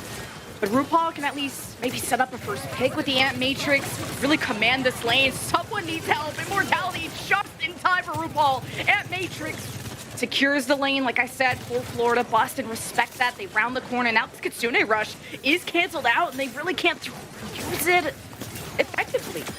It's a great answer to the Kitsune rush. Checkmate's got answers of his own, and both of them are absolutely not for Birdwing. It's headshot after headshot. Brennan's Spirit still here. But Checkmate has become one of the most valuable flex DPS in the league. The fact that he is a top-tier Tracer, and wow, that's a top-tier pin right there. You have a solid May, solid Echo, Genji, and more. Someone kicking Kalios in the dirt. And Florida have Boston dialed in. The Mayhem has certainly been unleashed here. Boston Uprising, now they swap over onto the Hanzo. Enough of the silliness of the Sojourn. What? Kalios is gonna Orisa! There is no way on God's green earth, on this verdant sphere on which I stand in the year of 2023, that Kalios has gone Orisa. Let him cook. It's match points. Kalios leaves, so do I. Coalescence from Legion God will hose him with nothing. He's dead. How are you in swing range of Reinhardt? Boston boomed. We said the injury was onto the mental, and it seems it has. There is no band-aid on that boo-boo. 1 minute left before Boston gets swept. The Boomston Uprising even have their Orisa staggered out here. Twilight's got over onto the Zen. This is truly a quick play moment from the Boston Uprising. But let's celebrate Florida Mayhem. They are dotting their I's. They are crossing their T's. They are looking bloody good today. There's going to be nothing to really stop that Blizzard unless Kalios can somehow eat it in a javelin spin. That immortality field needs to be kept as Checkmate just hiding behind the desk. Gonna check Boston Uprising onto their plane back home. And I thought it was Kalios that was gonna bring the ride, but on the flank is Checkmate. Deals with Twilight, yeets the Blizzard. Boston dispersed, and Kalios so overwhelmed. Legion God's not even alive to heal him. He got frozen up. What a flank from Florida! It's all gone wrong. There are no seconds remaining. There might be someone to touch the car, but is it even worth it? Decade cannot reach their goal, and Boston Uprising can't even reach a map completion for Florida Mayhem. They prove the doubters wrong. They spit on the power rankings, and they have earned themselves a trip to the losers final against the Houston Outlaws. No Decay today. When this team was so confident they could make it far, they put a lot of pressure on themselves to perform. But what really stood out was the preparation that Florida put on. The confidence that they play with, the good vibes, the composure they keep. They stopped Boston. It's not that Boston didn't have good ideas. They were creative. They tried everything. They threw everything but the kitchen sink. And Florida with the sweep is not something I think anyone could have expected. You expected the series to at least be close. But it's Florida who move on to your top three. I'm going to need to hear from Sean Miller if there's any perfect bracket left, because I sincerely doubt it. Florida Mayhem outstrip every single expectation. They go deeper into the run than anyone could have imagined. RuPaul had so much confidence coming in, talking mad smack about APAC. But you know what? We deserve to talk about some of North America as well. Boston are the first team to join the APAC region in the pits of Oblivion. Saunders come out for the celebration. Swing chip is there, making sure that Checkmate's hand is still good. The boy's injured, but he's handing out injuries of his own.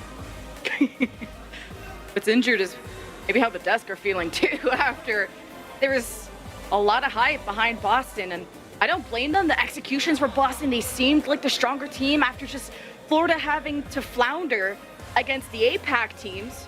But obviously, you can't predict what they're gonna pull out. You don't scrim against them, but what I can plan is one guy who stood above the rest, someone, your player of the match. Someone just managing to win the tank duel every time. He was sublime. It's also worth pointing out that Smurf and Kalios didn't get much help in those tank duels. It turns out that Ramacha's really good when you pair it with a maze, so you can make everyone go slow so someone can run them down and punch them to death. But even King's Road, if someone was solo holding the point by himself, would get antied. And he's what let Florida be able to full hold. That's what let someone's backline shoot away at Boston and hold their own. There's so much trust within everyone. And I would give this guy MVP too. He Gangnam Style on the stage. This guy is hilarious. One of my favorite players in the league. And the stats are incredible. 9.8K per 10. This is like Tracer stats. And having all of that spirit to hit the dance moves on stage means that when you're in the thick of it, when you're in the lower bracket, you're feeling the pressure, you're feeling the heat. Having someone at your back, in your ear, is an unbelievable boon. Because the amount of spiritual power that he brings to the roster simply cannot be quantified. It is just a quality of a strong leader that makes him even more than just the excellent tank play be worthy of that MVP. I know a lot of just contenders folk were keeping their eyes on someone as the player to watch, a future MVP, and at least an MVP in this match, which how vocal he is. He's a leader, and he brings the good vibes. He makes you feel good as a player, and you see that confidence radiate in even the RuPaul interview, the way that they are just prepared for every opponent. There isn't an opponent that Florida don't think they can beat. And the maps that Florida do drop, they blame it on execution. Our bad, says RuPaul. And APAC was the only one to be catching Florida lacking. And how decisive this Florida series win means, Houston should watch their backs. They look good, but so did Florida today. Yeah, Florida, admittedly, Houston did give out 3-0 against Boston, but now so are Florida. So the transfer probably means that they've been about equally powerful. I think that Boston actually put up a better fight against Houston than they did against the Mayhem. It seems like the second that Mayhem came out swinging and managed to win the tank duel over and over again by just utilizing the May, Boston found themselves in a real tough situation, Lemon. It's the end of the day, but what a banger of a tournament we've had so far. Gotta hear it from the desk. How are those predictions feeling, gang? Yeah, well. Let's not talk about that. How dare you? How dare you? How dare you bring up our mistakes? How dare you? Unbelievable. No, I always trusted the Florida Mayhem. Let's go. Woohoo! Someone, my MVP. You know what? I think this we never doubted them. We never doubted them. Yeah. No, but we did though. Yeah, we did. predictions didn't pan out quite as we thought. And honestly, I was surprised. I genuinely thought that there's going to be some more Mayhem faith, but they have been. Hey, I said they made me, yeah, but they made me a little mad at how. They make me a little mad at how streaky it is. Yeah. Like, how can they look so good and then so bad and then so good? You like, what is going on with the Mayhem? Well, I think it goes so. You know, I fell victim to this transitive property thinking that okay, well, you know, Spark beat Florida, Boston beat Spark, therefore.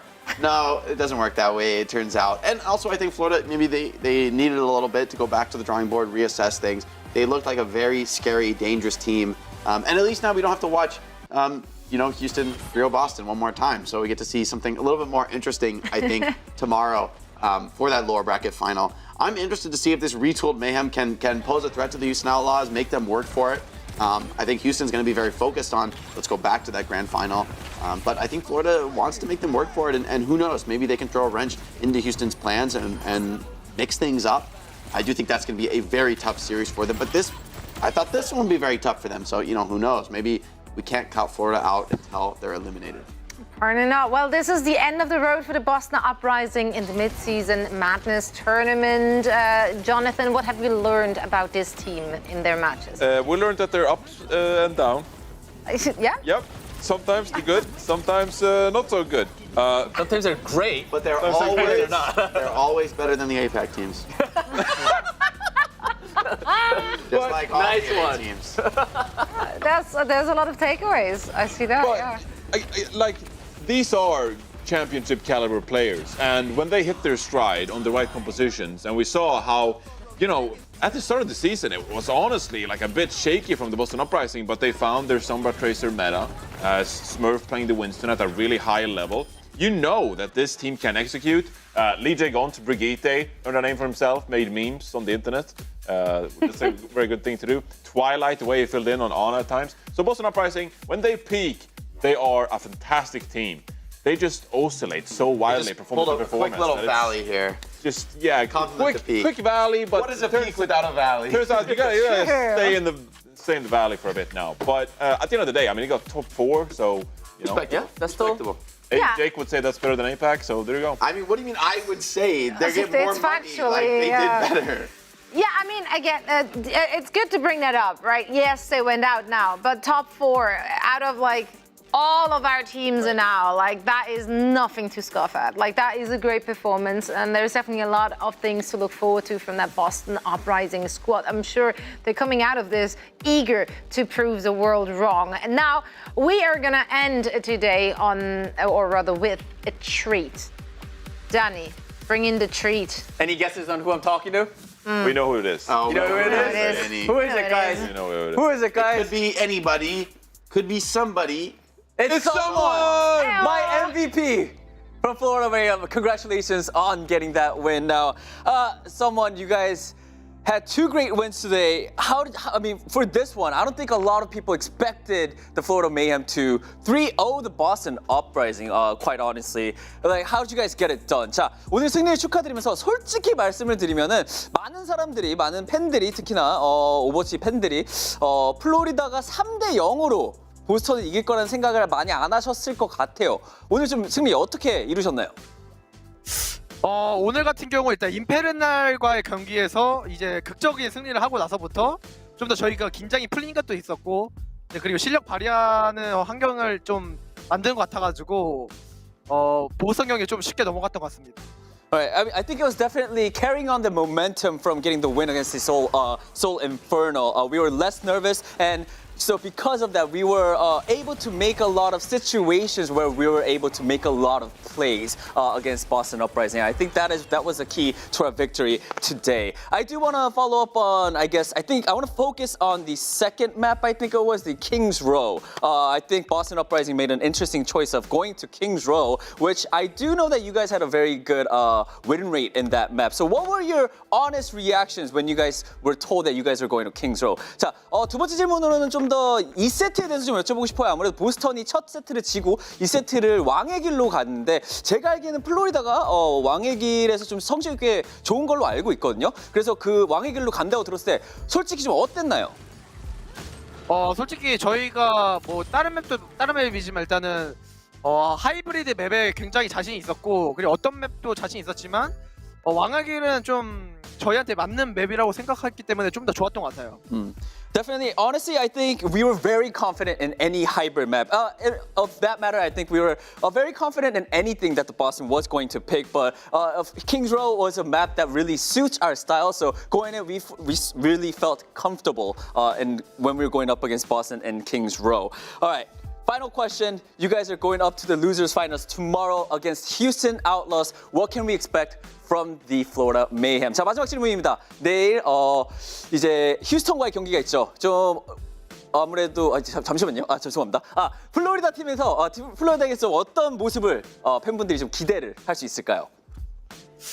일단은 저희 팀은 오늘 임페르날 경기와 보스턴 경기도 마찬가지로 한 조합이 아닌 좀 유연성을 가지는 조합을 가지고 게임을 플레이할 수 있다는 장점과, 그리고 승리를 하거나 좀 이렇게 이겼을 때 좀 저희가 기뻐하는 모습이 다른 팀보다 더 크기 때문에 그걸 보면서 좀 행복을 느끼실 수 있지 않나 싶습니다.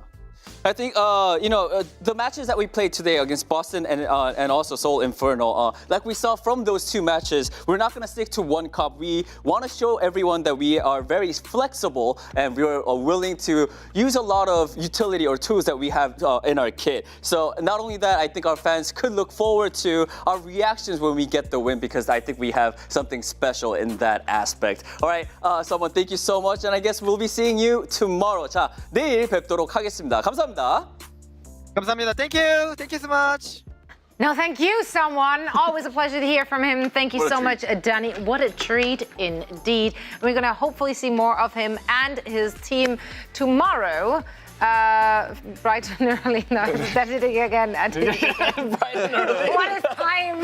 What a strange construct. Well, we're tired here, but there's a lot of more action on the horizon. For example, I want to talk about Calling All Heroes, because the Major 2 is open for registration right now. So if you're yearning for more action, you want to get in yourself, head on over to callingalheroes.